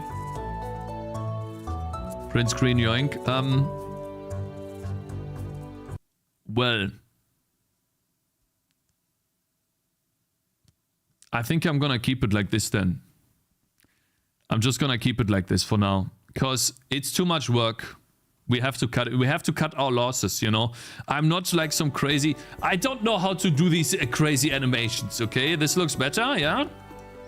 Anyways, we're gonna keep it like this. One thing that bothers me here, though, is a little bit too much glow. Yeah, save that.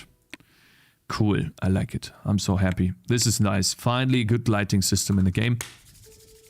So particles. Either animate the sprites or find a way to rotate them through code. We are going to do that later. We are actually going to... We're not doing this now. I'm a little bit confused. Oh my god, no. Okay, so I had a notification pause. I'm gonna untoggle the notification pause. Am I so out of touch? And then we are going to work on the next item on the list. Mr. We're going to do 2 is items gifting today. 1 sub to the community. Gotcha, bitch. Am I so out of touch? No. JKeepo0H just subscribed. Big tick support for 1 year. Gotcha, bitch. But are fjord tiles better? Yeah, we're gonna talk about that today. Gotcha, bitch. Gotcha, bitch. I can't let it go. I'm sorry, I just can't let it go. It is how it is. I can't let it go. It is how it is, guys. Okay, we're working on stuff. I can't let it go. I'm sorry. I just can't. I could let it go right now, you know, but I can't. I have like a cool idea. I'm gonna get very close. What are you gonna do?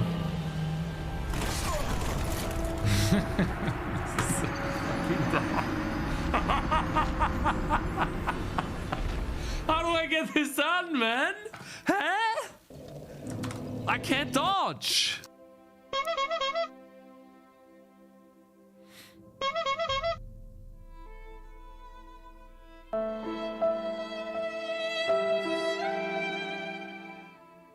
Gotcha, bitch. Huh. I seen that, yeah. I thought there was maybe nothing here. I just want to check if there's something I can learn from these here.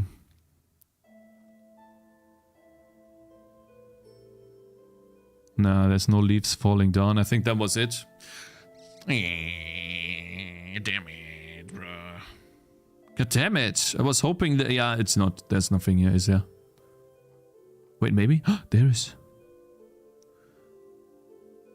Nah, not really. Nope. And I... Oh, yeah, there it is.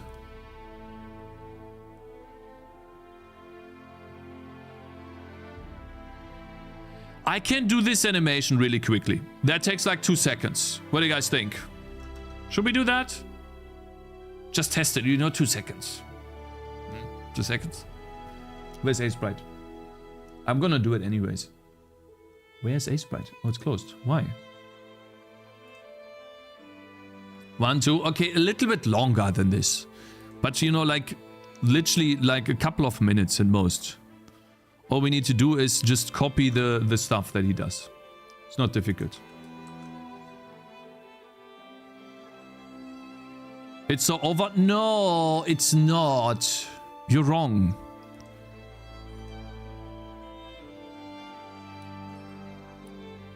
Guys, also, you know, you need to stop because, you know, otherwise it will just be too much pressure.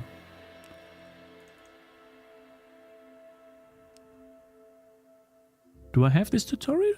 I do. I started the stopwatch, not gonna lie. Okay, that's fine. It will be a couple of minutes. Just watch. Okay, look.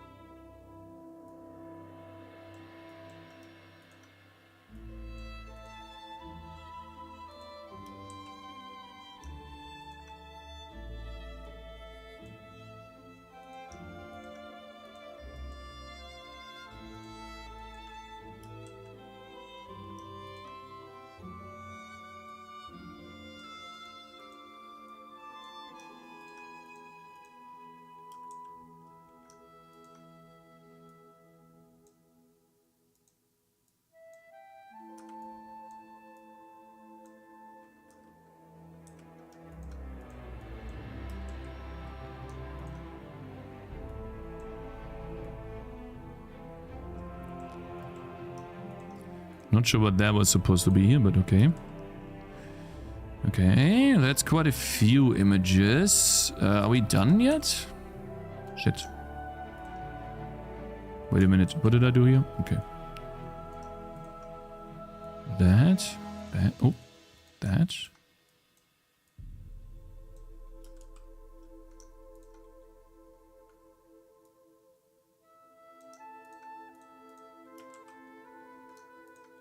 Aha, and then this is when it goes completely dark.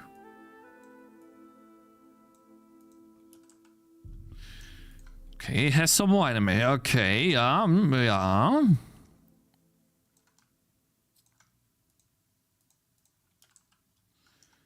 I think it just... No, not yet. It didn't loop yet. Wow, that's a lot of frames. Didn't expect that. Yeah, okay. That's quite a few frames. Sure, okay, that frame is also new.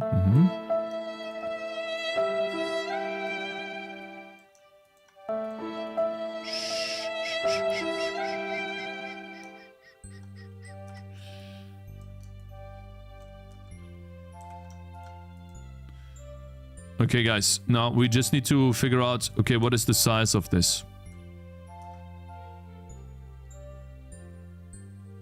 How do I turn that into an animation? Or do I just say, okay, well...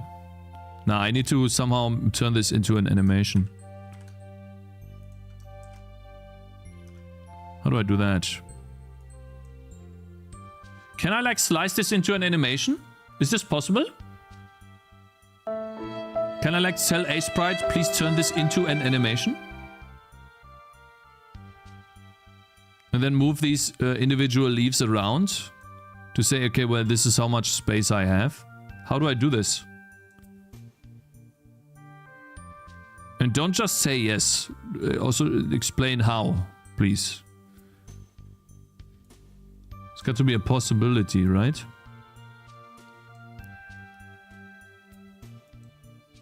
Yeah, okay, I shouldn't have said that. Guys, stop it. It's an actual question. Can I do this? You can, but I don't know how. Yeah, I'm pretty sure you can, right?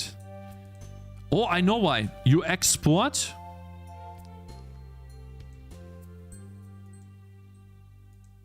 Layout.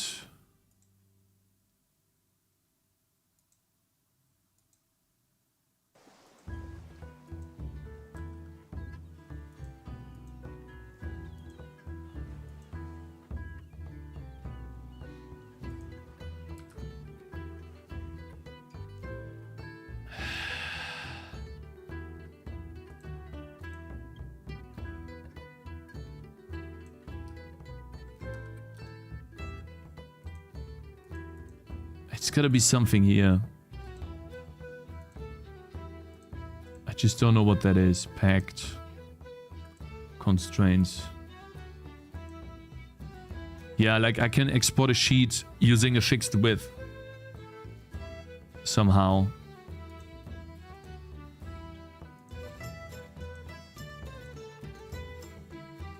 Sheet type packed. I don't know what that means. Let's say 8 pixels. Can I preview this?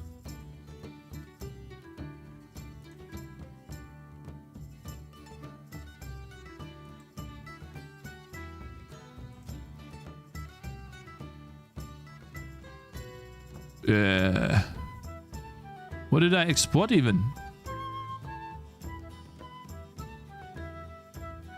Sprite, import sprite sheet.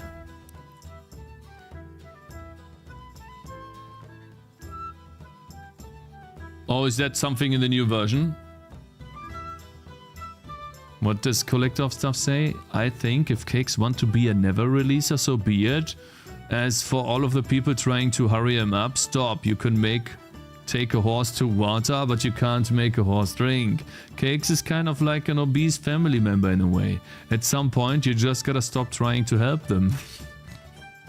You just bring them the food they want while you watch them eat themselves to death. It's what they want after all, and you gotta realize you cannot change. Shut the fuck up. What's your problem, mate? I'm just trying to make a leaf animation, bro. File import. Cakes file. So, okay. Import. Oh, okay, my brother. 8. Ooh, that's not even 8. 4? Ooh. Okay, can I move these around still? I can't move. So what that means is... maybe 5? 5 looks... I think 4 is fine. So 4 is fine and height is 16 for now. So what I need to do here is... okay, select file. Time for an animation editor from scratch. No. I wish I could keep... wait, I can. We can have a grid of 4x4. And then we can move them. Ha! Smart! See? I told you! Now we can just place these frames.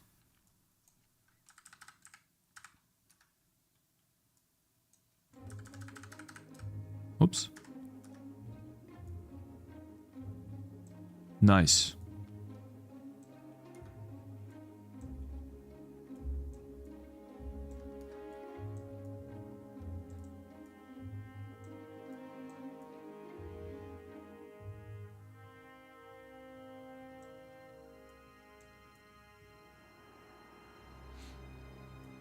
Gotcha, bitch!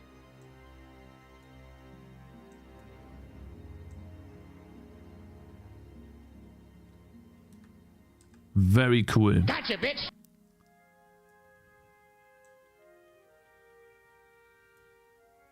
Four by 4? Oh, this is 4x4, guys. Nice. Okay, so how do I turn this into an animation now? I do edit, no, file, import sprite sheet. And then I say 4x4. And then what do I do now? Do I select file? I don't understand what that means. Is that the file name? Like a falling leaf? And I put it in sprite files? File not found. Huh? So can I... it says import though. What does that mean? It's already more than a few minutes. Yeah, but it's not spending time like... You can animate with code too? Oh, I'm dumb. I'm fucking stupid. You guys are right. I could just take this and put it in the Atlas. Yeah, of course. Okay, where do we put this?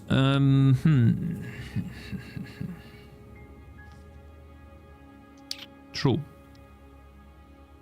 Maybe here. Maybe there's space for this here. It's really small. Okay, put it here. And I want to save it though. For sure. So this would be falling leaf. Sprite. Nice.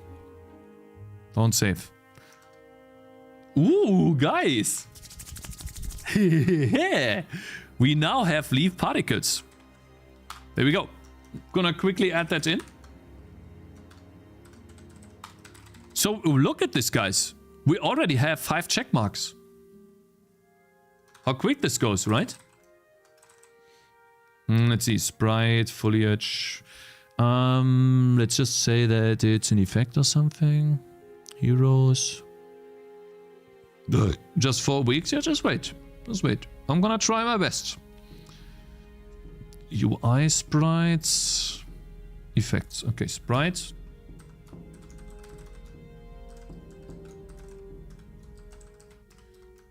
By the way, I haven't even tested if it looks good. What you want the most is having feedback when doing actions because they trigger something in your monkey brain. Then I'm most likely not at the polished stage. Yes, go from top to bottom and not from sort by priority. Good way. This guy just doesn't understand. I am going by priority, sir. I have an internal priority in my brain. Okay? And this is something I wanted to do first. Okay, there's tasks I need to do. And also, I choose the tasks that I think are the most fun for me. Because ultimately, I need to make this project a reality, not you. I need to have fun. 512? For a long time, you know? I want to make games for a very long time. You're literally doing leaves and?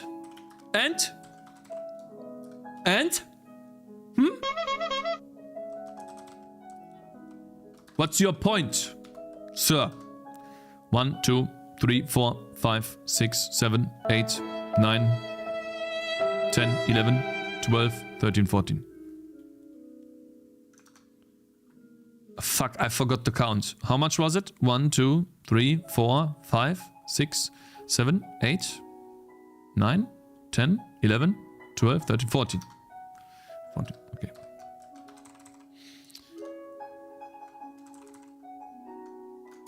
There you go. And now we can add that into the game.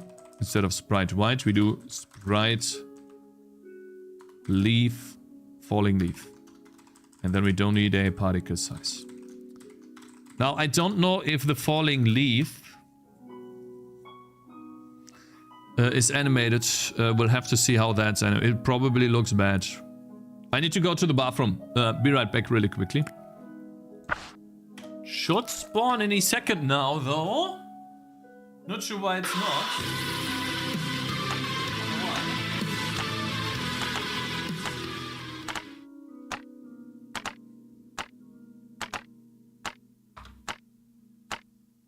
Oh! Oh! Oh! Huh?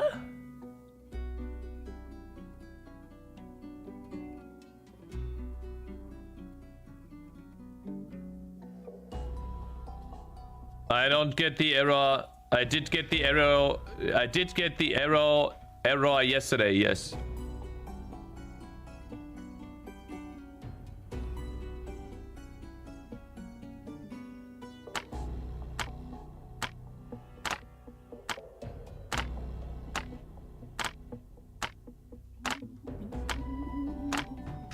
Is it working?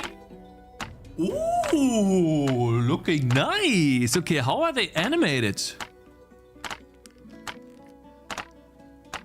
They are they're animated very slowly. The old leaves look better.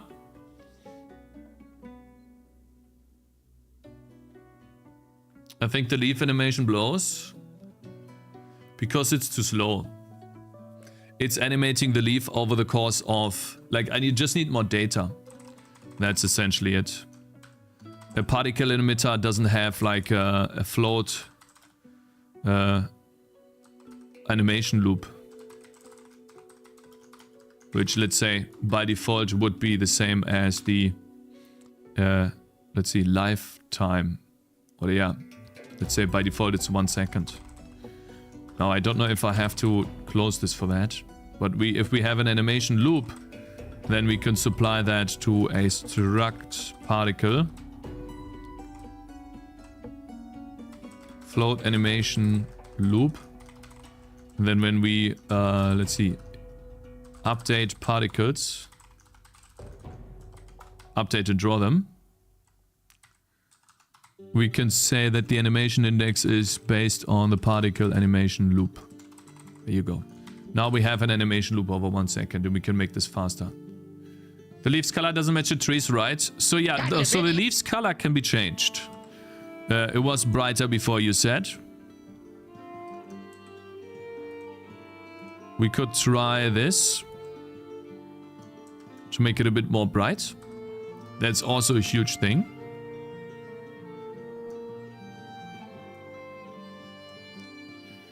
Does anyone have or know a good laptop for coding Visual Studio? I have had a Surface Pro, which is on its last breath. Razer gaming laptop, but only gets hot and loud. HP dog shit. Died after 2 years. int priority equals 1. Unless you post on Twitch. Wait, spread is overhyped. There's a technique called HD index painting. I combined that with AI and a Python script. My server is generating pixel art from the keywords I choose. Only thing I had to do is pick. Okay, you should add 2 more directions to the sprites, up and down. Looks weird. I mean, I think we can also animate the angle over time, but let's just keep it like this for now. As simple as possible. And then set the... Let's keep the lifetime in 1, but I think that's too much. Let's see. Rotating the sprites? Yeah, but let's see. Come on.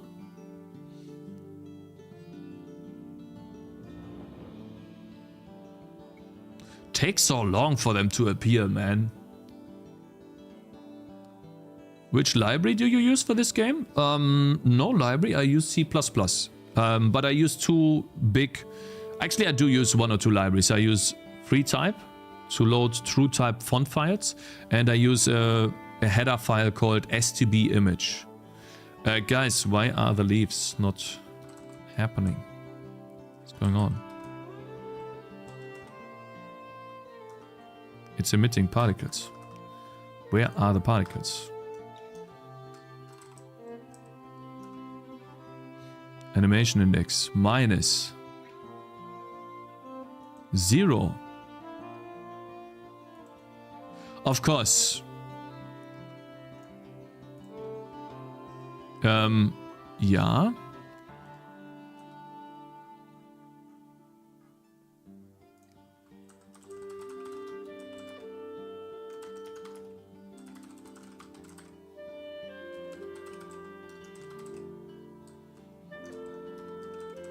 And a particle animation loop by default is 1. There you go. Okay. The particles just had wrong animation loops, which is why they had like minus in there, and that doesn't exist. The leaves are so annoying. Anything the level of motion blur, Cakez makes them toggable. Make them toggable? Yeah, we can make them toggable, yeah. Cakez fat head is in the way, darling. Make it so that you can fast forward your particle system.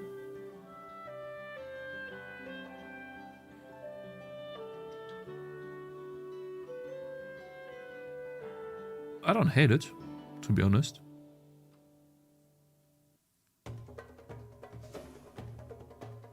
It's a little bit fast. But that could be like a first thing. Kinda too fast, yeah. It's a bit too fast. Make it so that you can fast forward. Yeah, well, I can make it so that the tick counter is multiplied by 2, but then I might miss a tick. So, probably can't do it. Set a random start index.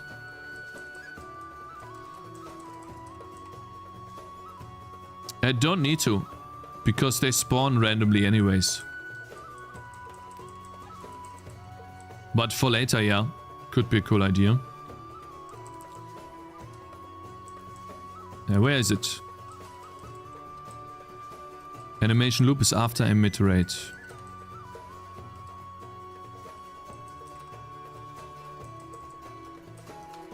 I think I want to make it like 2 or 3 seconds. Why are you animated rolling beans on the map? It's not animated rolling beans. Particles should fade out and destroy before reaching the edge of the screen too. Distracting? No, I don't think so.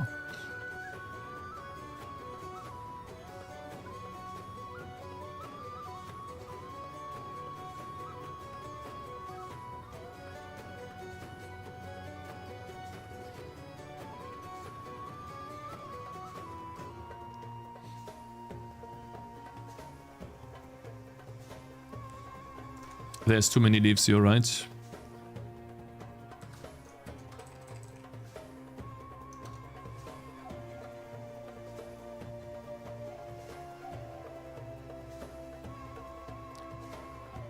There's too many leaves. I have an idea.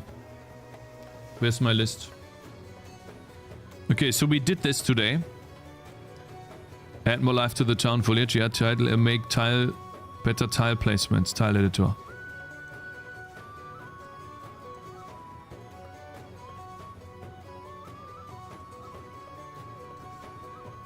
I forgot what that was.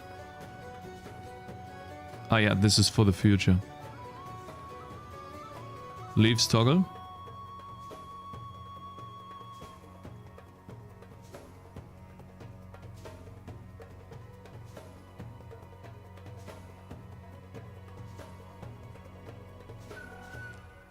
Do they all rotate counterclockwise? Yes, they do.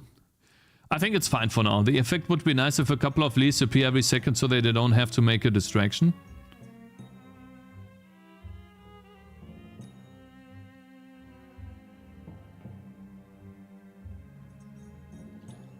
Remove leaves, too annoying.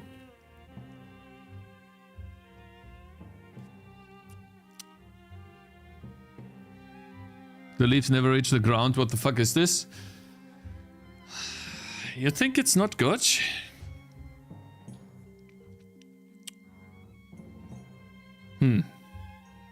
Cakez, hello there, holding my groin. Good morning, bro. Google autumn leaf falls. Take that color.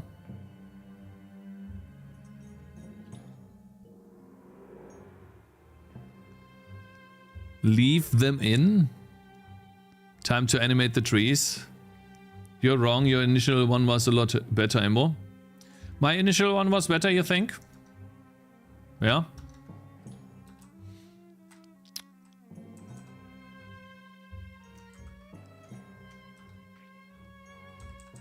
Just a sprite white, a white sprite. Well, we can use the sprite white for now. And you know,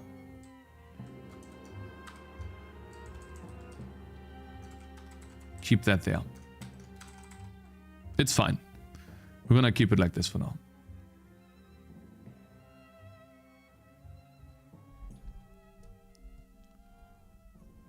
Super distracting. I think you're overdoing it, bruh. It's almost not noticeable, bro. What is this guy saying? He's like, I can't look at the screen. Oh no! Like, what if the particles were only falling off the trees? That would be too much work, bruh.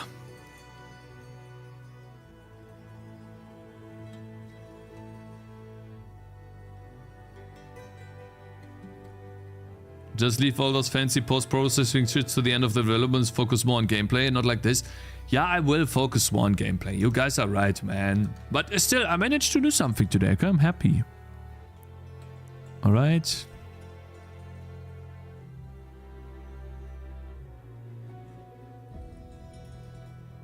We'll probably do this next. Ranger balance abilities. Sketch for a skill tree and first 6 items. Try to do that next. I think that would be a cool thing to do. Cakez, put them in a simpler level. A tutorial probably. Noted. Yeah, I think that's what we're gonna do next. The things you did today was fun for the stream though, Cakez. Yeah, was? Yeah, that's cool. That's awesome.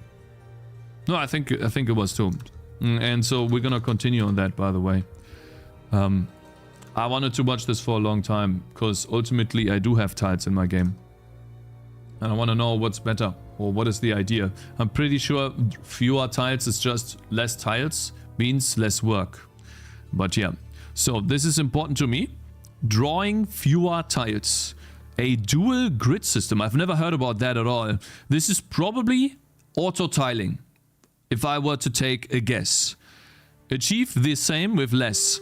Now, why is that important for me? Because I can show you what I have to do in my game in order to make levels. And I will make a lot of levels in the future.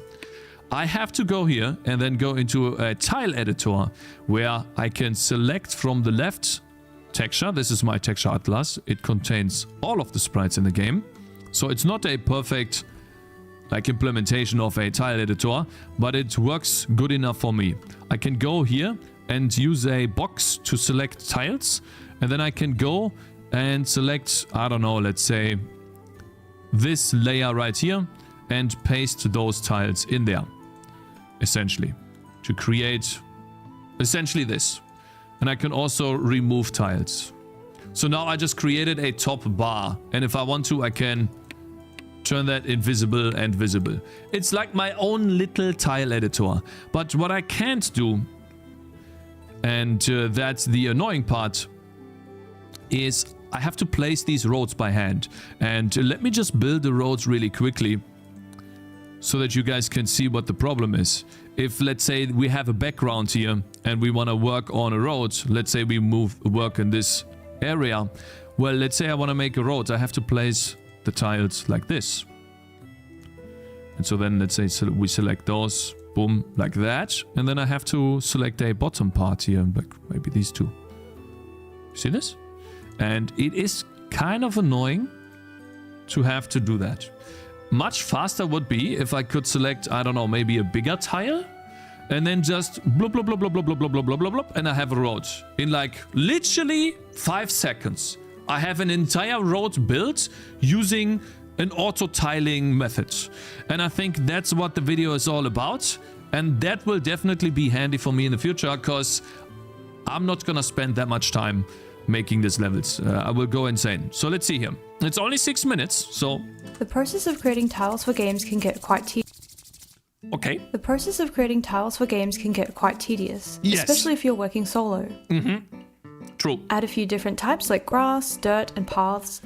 Throw in some random variations. Oh yeah. And then you may find yourself with hundreds of tiles to manage. In fact, assuming you have 8 neighbors for each tile, having a unique tile for each possible combination of neighbors would require 256 tiles.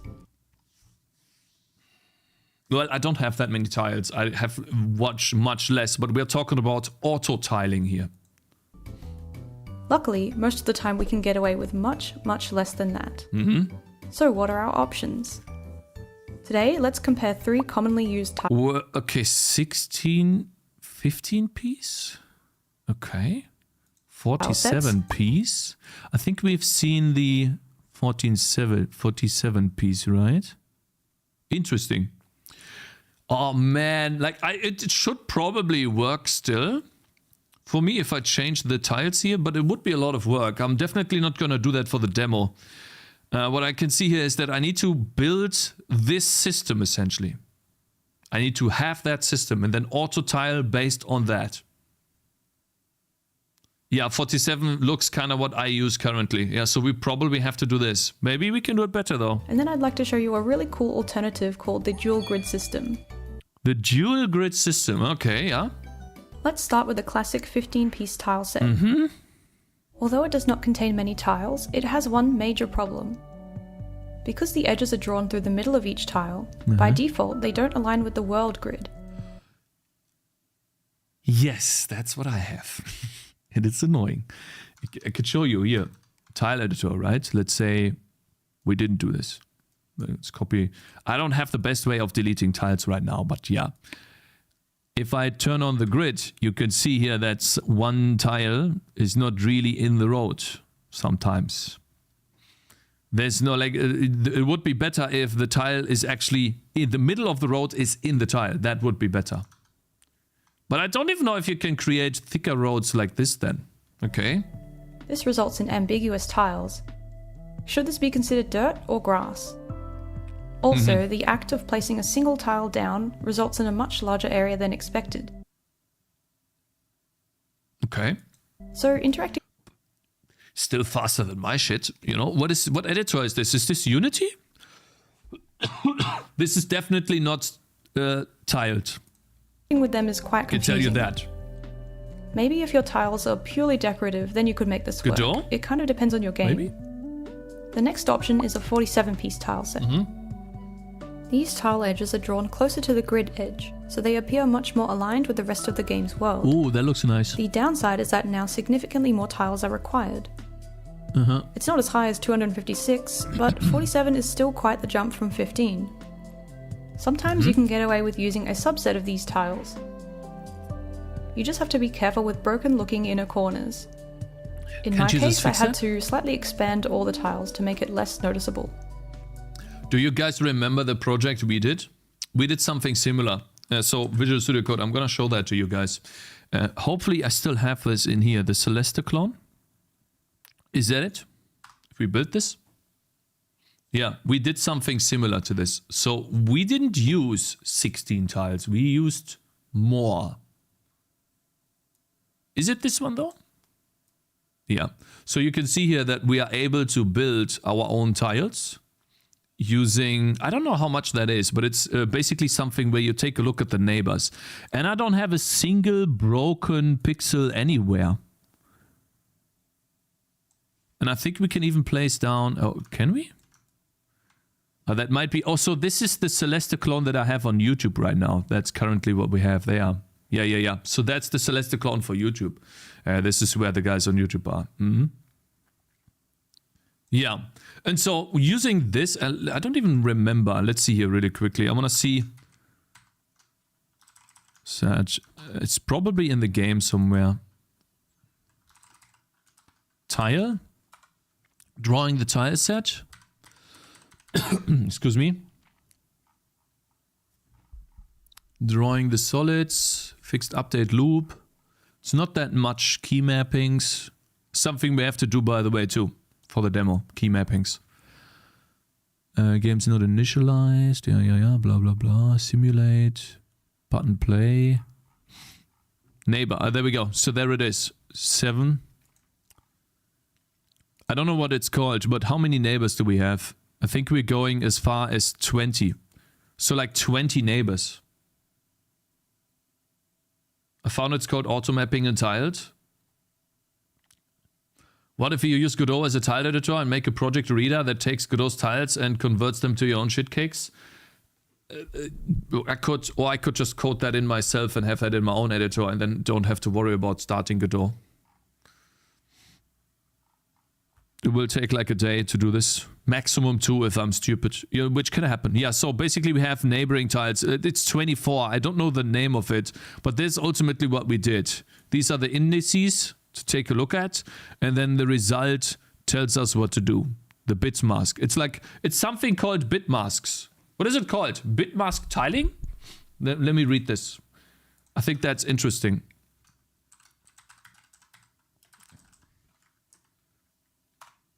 Bitmask tile set. We read something. How to use bitmasking. Is it this one?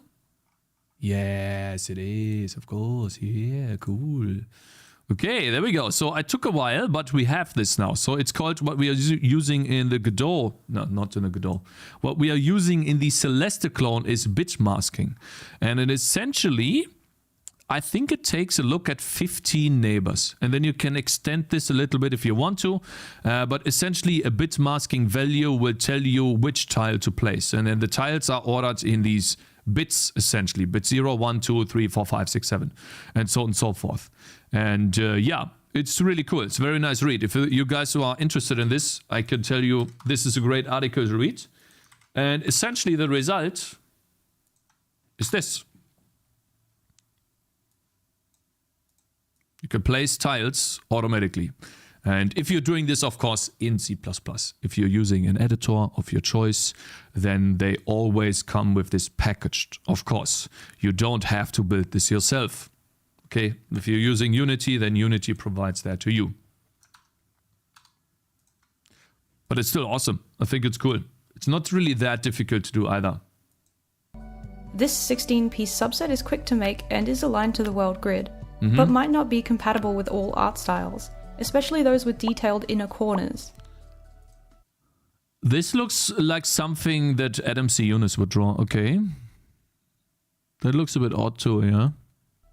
Another consideration is that it is pretty hard to achieve equally rounded inner and outer corners with the last two options.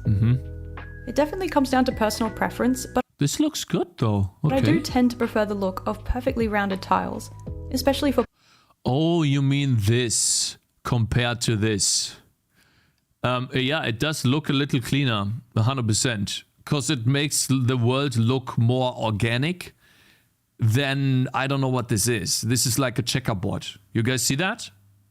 Less square. So this is what I mean, by the way, when I say visual noise. This right here seems a little bit like visual noise compared to this. In my opinion, this seems more clean in some way, shape or form. It's really difficult to, like, well, we know why, right? Because of the rounded corners, but it's crazy how how such a little thing can change the entire appearance of the world, in my opinion. Paths like these. So here are the tile sets we just went through.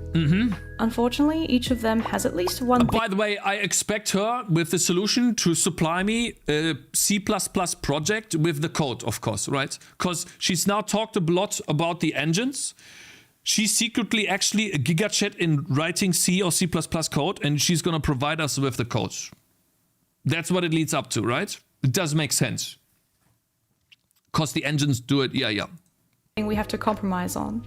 Oops, This wrong is click. why I think the dual grid system is so neat, because it pretty much solves all these problems.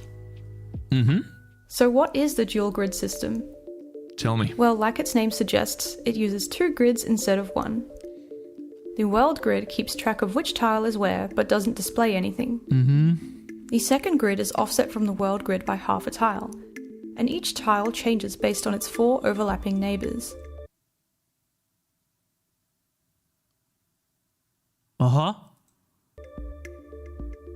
This means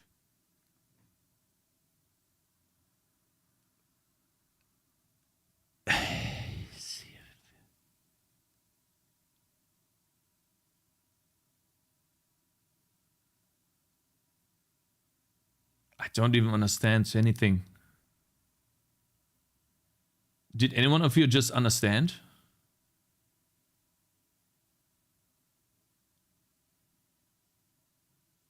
It actually came up with a very short algorithm for drawing tile sets. Cakez. I'll take a look at that later. It's 2 layers, not that. It's 2 layers, not that hard. Yeah. Okay, so what happens when I place one tile here in this grid? There's nothing in the layer below. What's happening then? Nothing. What is it copying? Huh? You don't? What do you mean you don't? Huh? Maybe watch more than 5. Okay, we're gonna watch more than 5 seconds.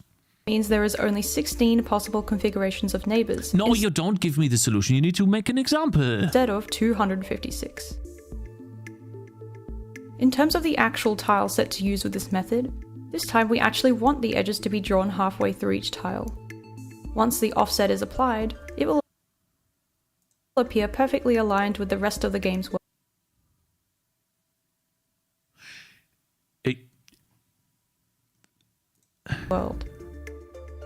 For learning more about the dual grid system, I recommend checking out this talk by Oscar Stolberg or the This is where the code would come in. Lady, this is where the code would come in. 4 neighbors instead of 8. So wait, is that it? This devlog by Thin Matrix, both of which I will link in the description. So, the dual grid system sounds great and all, but how exactly can we implement it in a game engine like Godot? You need to say C++, not Godot! Oh man, I knew this was gonna happen, of course. Fuck. Okay, I mean, we can just maybe convert that from Godot code to C++ code, right? Thank you, not overcomplicating, sticking to a simple solution is usually the hardest thing to do in programming. The Crypta solution is very concise. You need to check it after the video. We will. Well, today I'd like to go through how I did it for my games. The 2 grids I mentioned before are implemented as 2 tile maps. With this, we are going to implement that as 2 arrays. If we do this, 2 arrays. Yeah, 2 arrays, 2 tiles. So essentially, I have an array in my game where for each slot in the array, I say which tile it is, which tile it uses. Okay, yeah. 2 arrays, yeah, we have this already. Display Number tile 1. map being offset by half a tile. Okay, 1 tile map needs to be instead of aligned to 0, and since 1 tile in my game is 16 pixels, it will be aligned to 8 pixels. So it starts off as 8. Okay. The rest of the logic is handled with this custom tile map script. Oh my god! This is like... You guys remember that video? How every C++ or how every coding tutorial works? You know, it's basically... What's that? Where's that? I need to watch this. Where's that?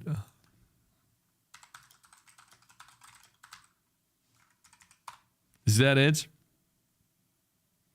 Every programming tutorial ever. Alright, guys, welcome to my beginner's programming tutorial. We're gonna create. There you go. Alright, guys, welcome to my beginner's programming tutorial. We're gonna create a simple program. Alright, first we're gonna type in public class program, then public static void main string args. You know how it goes.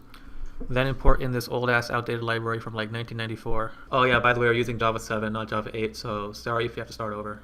Alright, and then I'm gonna copy and paste this giant chunk of code. What this does is it makes your computer do stuff. Put that in your program and then compile and execute it, and there we go. We've created Minecraft. True. You know, that's essentially what we just witnessed.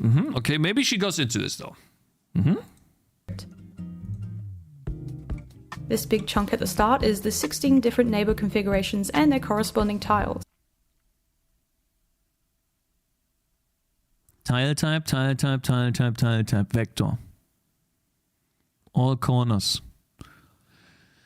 Wait a minute, so essentially what we store is a type of tile, and for me that would be... There's only two differences. There's only grass and dirt, so that would work for me too. We have road and grass. That would work. Okay, road and grass. And so, yeah.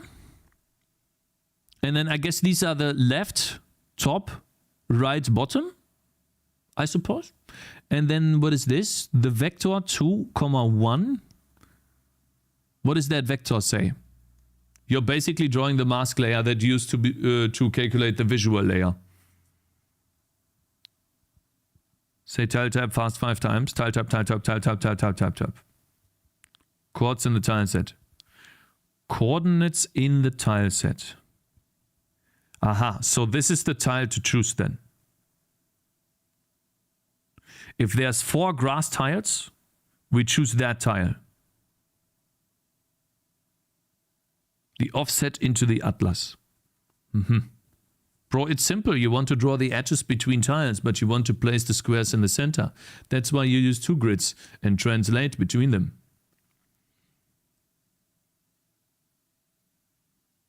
Yeah, that's what it's like. It sounds smart when you say it that way, you know?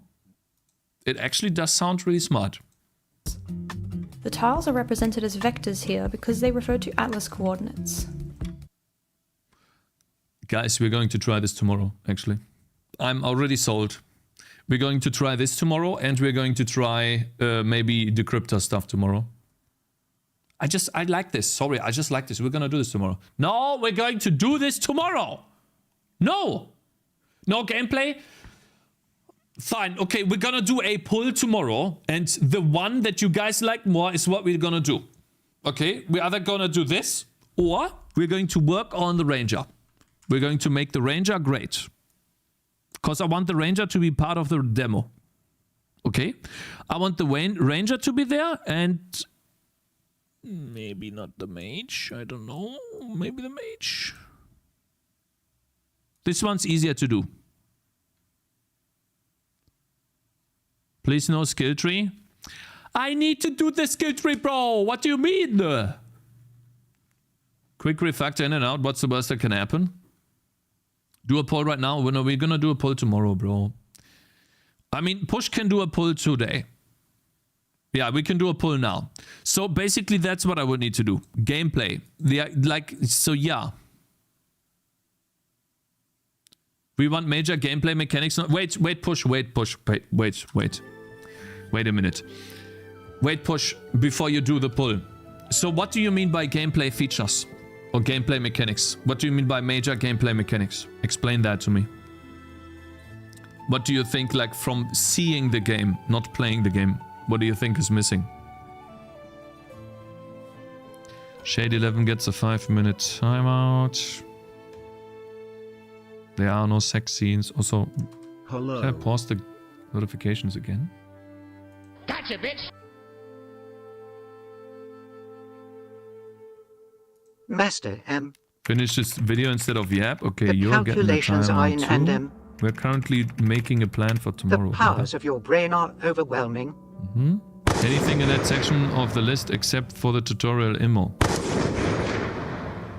Everything that makes a game a game. Okay, so you guys have no idea. Enemies, etc., bosses. I have slow enemies in the game. I have fast enemies in the game. I have armored enemies in the game. I have invisible enemies in the game. And I have a boss. With mechanics.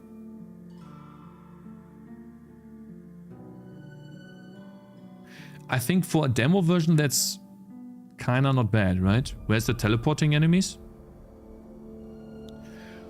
Oh my god, are you dumb? It's a demo version, it's not a full release, Mr. Rico. Only one boss. Yes, one boss for the demo, exactly. That's what I want. Where's the teleporting enemies? I don't know what you mean by we don't have teleporting enemies yet. So you guys have no idea. You guys have absolutely no idea. Do you have pushback? I have pushback, yeah. I have knockback. Core gameplay would be unique towers and unique enemies plus synergies between towers and enemies. Yeah, so then how can I create a synergy between a tower and an enemy? Well, because maybe I balance abilities and I sketch out a skill tree. I think you guys don't even know what you want. You know? You don't even figure it out, brother? Yeah, so for example, this guy right here has War Banner. That's an ability that empowers other units next to him. If I put a ranger next to him, they both deal more damage together. Really something that build on it? B is your game, dude. We want, oh, so yeah, push. Push, you can make a pull. Gameplay features tomorrow or the tiling tomorrow. Tile feature. You call it, what do we call this? Yeah. Ranger gameplay changes tomorrow or tiling. Did I miss the stream? Hello there, Tootsie Stump. Good morning. No, we're still watching this here. This looks really cool. Yeah, you can do the pull right now while we watch the video. I think that doesn't even look difficult to do. So that's why I think I want to do this and test out how well it works for my game. For routes and stuff like that. Let's see.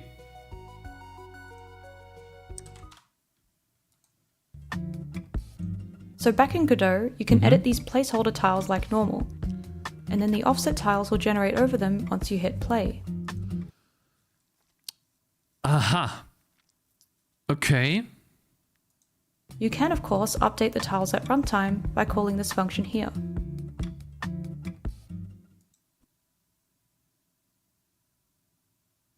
So I'm placing... How does that work? One of the trickier parts of writing the script was figuring out which coordinates to use for the neighbor tiles. To visualize this, let's label all the coordinates of our tile map and then offset one of them. If we want to update the tile at 0, 0 and refer to the offset neighbors, then as you can see, they are located at these positions here. 0, 0, 1, 0, 0, 1, and 1, 1 relative to the tile you want to change. Yeah. But if you're on the offset grid and want to refer to the neighbors on the world grid, then it would be the negative version of those coordinates instead. Yeah. This difference took me a while to wrap my head around, but in terms of the this shit, there's some math bullshit, you know, that no one needs, and it's just complicated because it likes -1 and +1, it's like left and right and up and down. It's yeah, so we're gonna struggle with that to 100%. actual even code, if we it see the just code meant here. adding a minus sign instead of a plus in some places.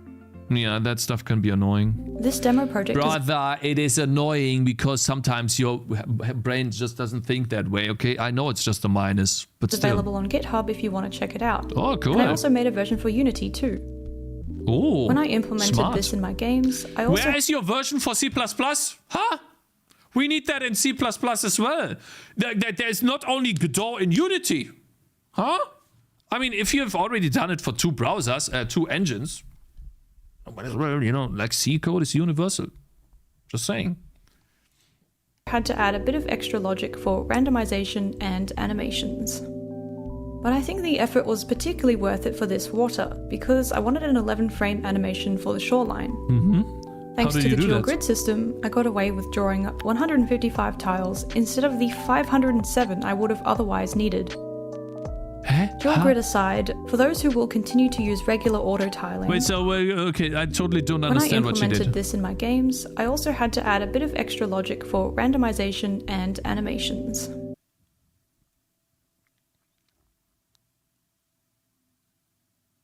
I see.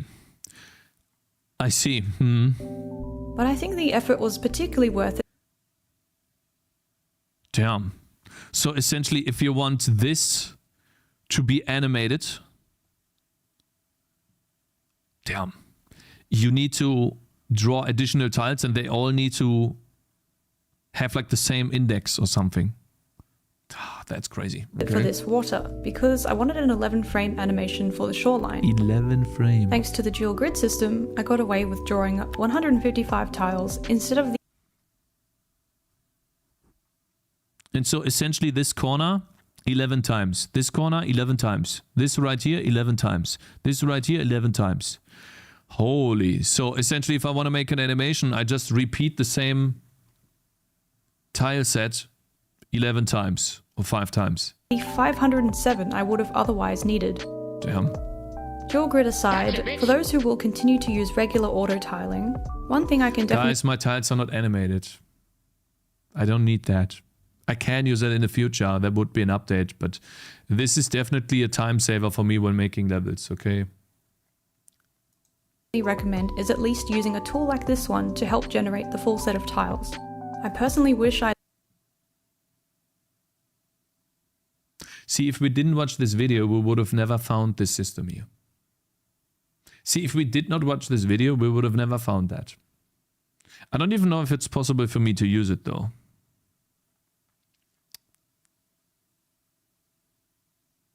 No water towers.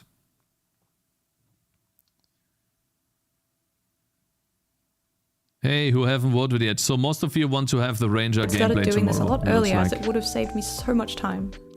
Before I end the video, I just want to Wait, is that in the link in the description as well? I want to see that website. I think that looked really cool. Template adapted from helpful tool.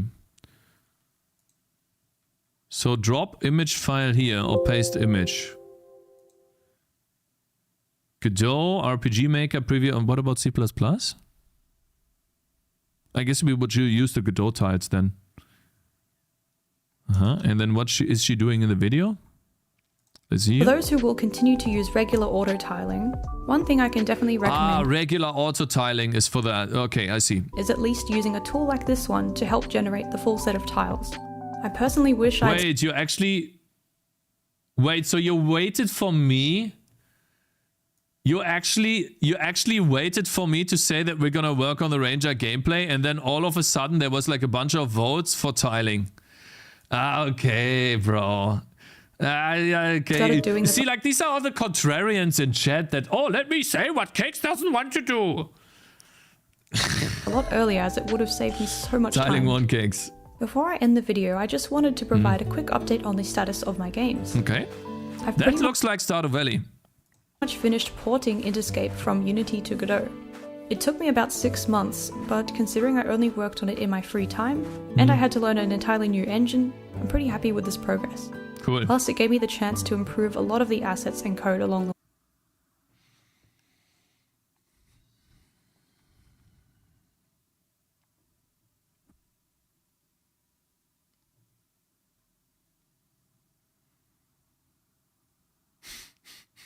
I just don't see it. I don't see it. I don't see it. See, this is a type of level of rework that I would do, you know? Over the 6 months, you know, people come back in the stream and like, Cakez, your game didn't change at all. Awesome. Yeah. I know. Way. Looks better now? However, I recently got a new idea for a game that I'm quite excited about. A simple game. Don't do it. I mean, I guess maybe your game is too long, but it looks like you're going to start new projects. You need to finish a project once About exploring, collecting, and selling houseplants. What you're seeing here is the first few months of progress. I've decided to prioritize it over Interscape. Says you guys, I never changed working on my game. I never stopped working on my game. I started streaming 3 years ago, and I have never stopped working on my game. Not even once. Every time I streamed, I always would do something on my game. I don't quit. Yup, 3 years. Since I think these... Snail progress, you're wrong. Actually wrong. I made really good progress. Totally wrong. Not called for. Scope will be much smaller. but we'll see how things go. Alright, that's all from me today. Goodbye. Thanks for watching. Cool. Yeah, I think that was really insightful and interesting. You know, I'll start off by saying this. If you...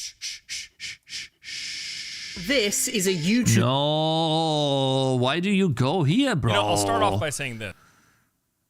The process of creating tiles for games can get quite... Okay, there we go. This right here, I think, was really easy. Where's this? The first... see, this is how the data is laid out. This is the easy part. I think if we lay out the data like this, we use our brain a little bit, I think we can do this. If I'm not distracted, I think I can do this in 1 hour. Yeah. I need to... Yeah, I think you have autoplay on. And actually, I don't think I do. I know this, it doesn't have autoplay. Maybe we can... like turn this off here? I don't know, it's a playlist. I store these things in a playlist to watch. So yeah. Do it now? No, I'm not gonna do it now. I have work to do, so I can't do it now. But really cool and insightful video. Very nice. I wish you the best of luck, but it looks a little bit to me like she's struggling to finish a game. Just like basically everyone. Just like every one of us struggling to finish a game. So here is the video. And I don't know, like I'm pretty sure there is no link to the game, is there? Yeah, I did see a game link earlier as well. So it looks like to me she is trying to make a game, but like not maybe... I think you can put this up on itch.io already. What is stopping you from putting this up on itch? And okay, Steam is $100, but yeah, looks good, right? She's only human, yeah, but still, I mean, everyone is, and I think the feedback might be empowering and how do you say that? Motivating. Anyways, really good video. And if, again, like I'm gonna say this all the time, now at the end of every video that we watch, if you want to like to support her and you have watched this video on YouTube, go to her video, watch the entire video on 1% volume so that you can still hear it, and do something else. Because that is the best way you can support her, and you know, maybe the video will get 1 million views in the future. It will probably get 1 million views in the future. It's a really good video. It's very interesting. Who would do that though? Like many people do this, of course. Like when they want to support someone, they do a lot of things, of course. I mean, someone made me a Sprite as well. You know, like it's so many kind people out there. So of course, bro. There you go. This one is also very useful. I'm gonna keep that for game dev. I didn't know about but. This is ridiculous, man. Game dev, probably pixel art, right? Put it here. Web Tyler. It's a bad name, but I guess, yeah, whatever. Okay, guys, so we're gonna do the tile system tomorrow, and I will probably do some work off stream to get back the transparent objects in the game, like the attack range circle and stuff like that. The render is still not done yet, but yeah, that's what I will do. Like tonight. Cakes, remind me this 5 minutes. Oh wait, we also should take a look at what Decryptor said about drawing tile sets. Okay. You're actually getting banned too. You know, you've been nice till this point. I'm gonna find you, bro. I'm finding you. You can't hide. Oh, this guy's so lucky. He's actually lucky. I can't find him. Wow, you're lucky. Oh, what an idiot. He just... Oh, he laughed. Heart. Yeah, okay, heart. You too. See you in 10 minutes.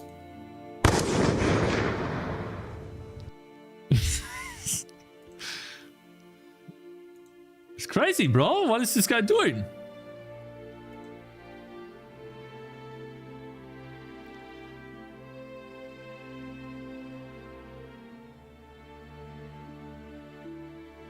Guys, he was once in our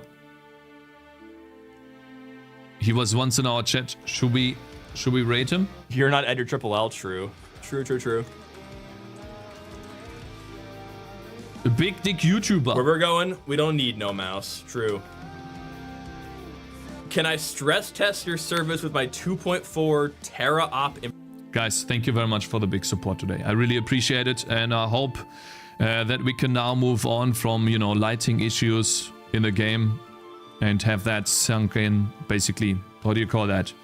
Had that not set in stone, locked in, I guess. Have that locked in, and I still want to get to a demo version by the end of the year, and I think we are making not the best progress, of course, but I think we are making progress, essentially.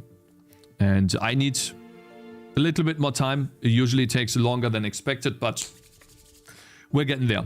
And then hopefully we can take the demo and see how you guys like it, right? Hope you guys enjoyed the stream nonetheless. And yeah, I'll see you guys tomorrow, okay? I'm gonna send you over to Mr. Low Level TV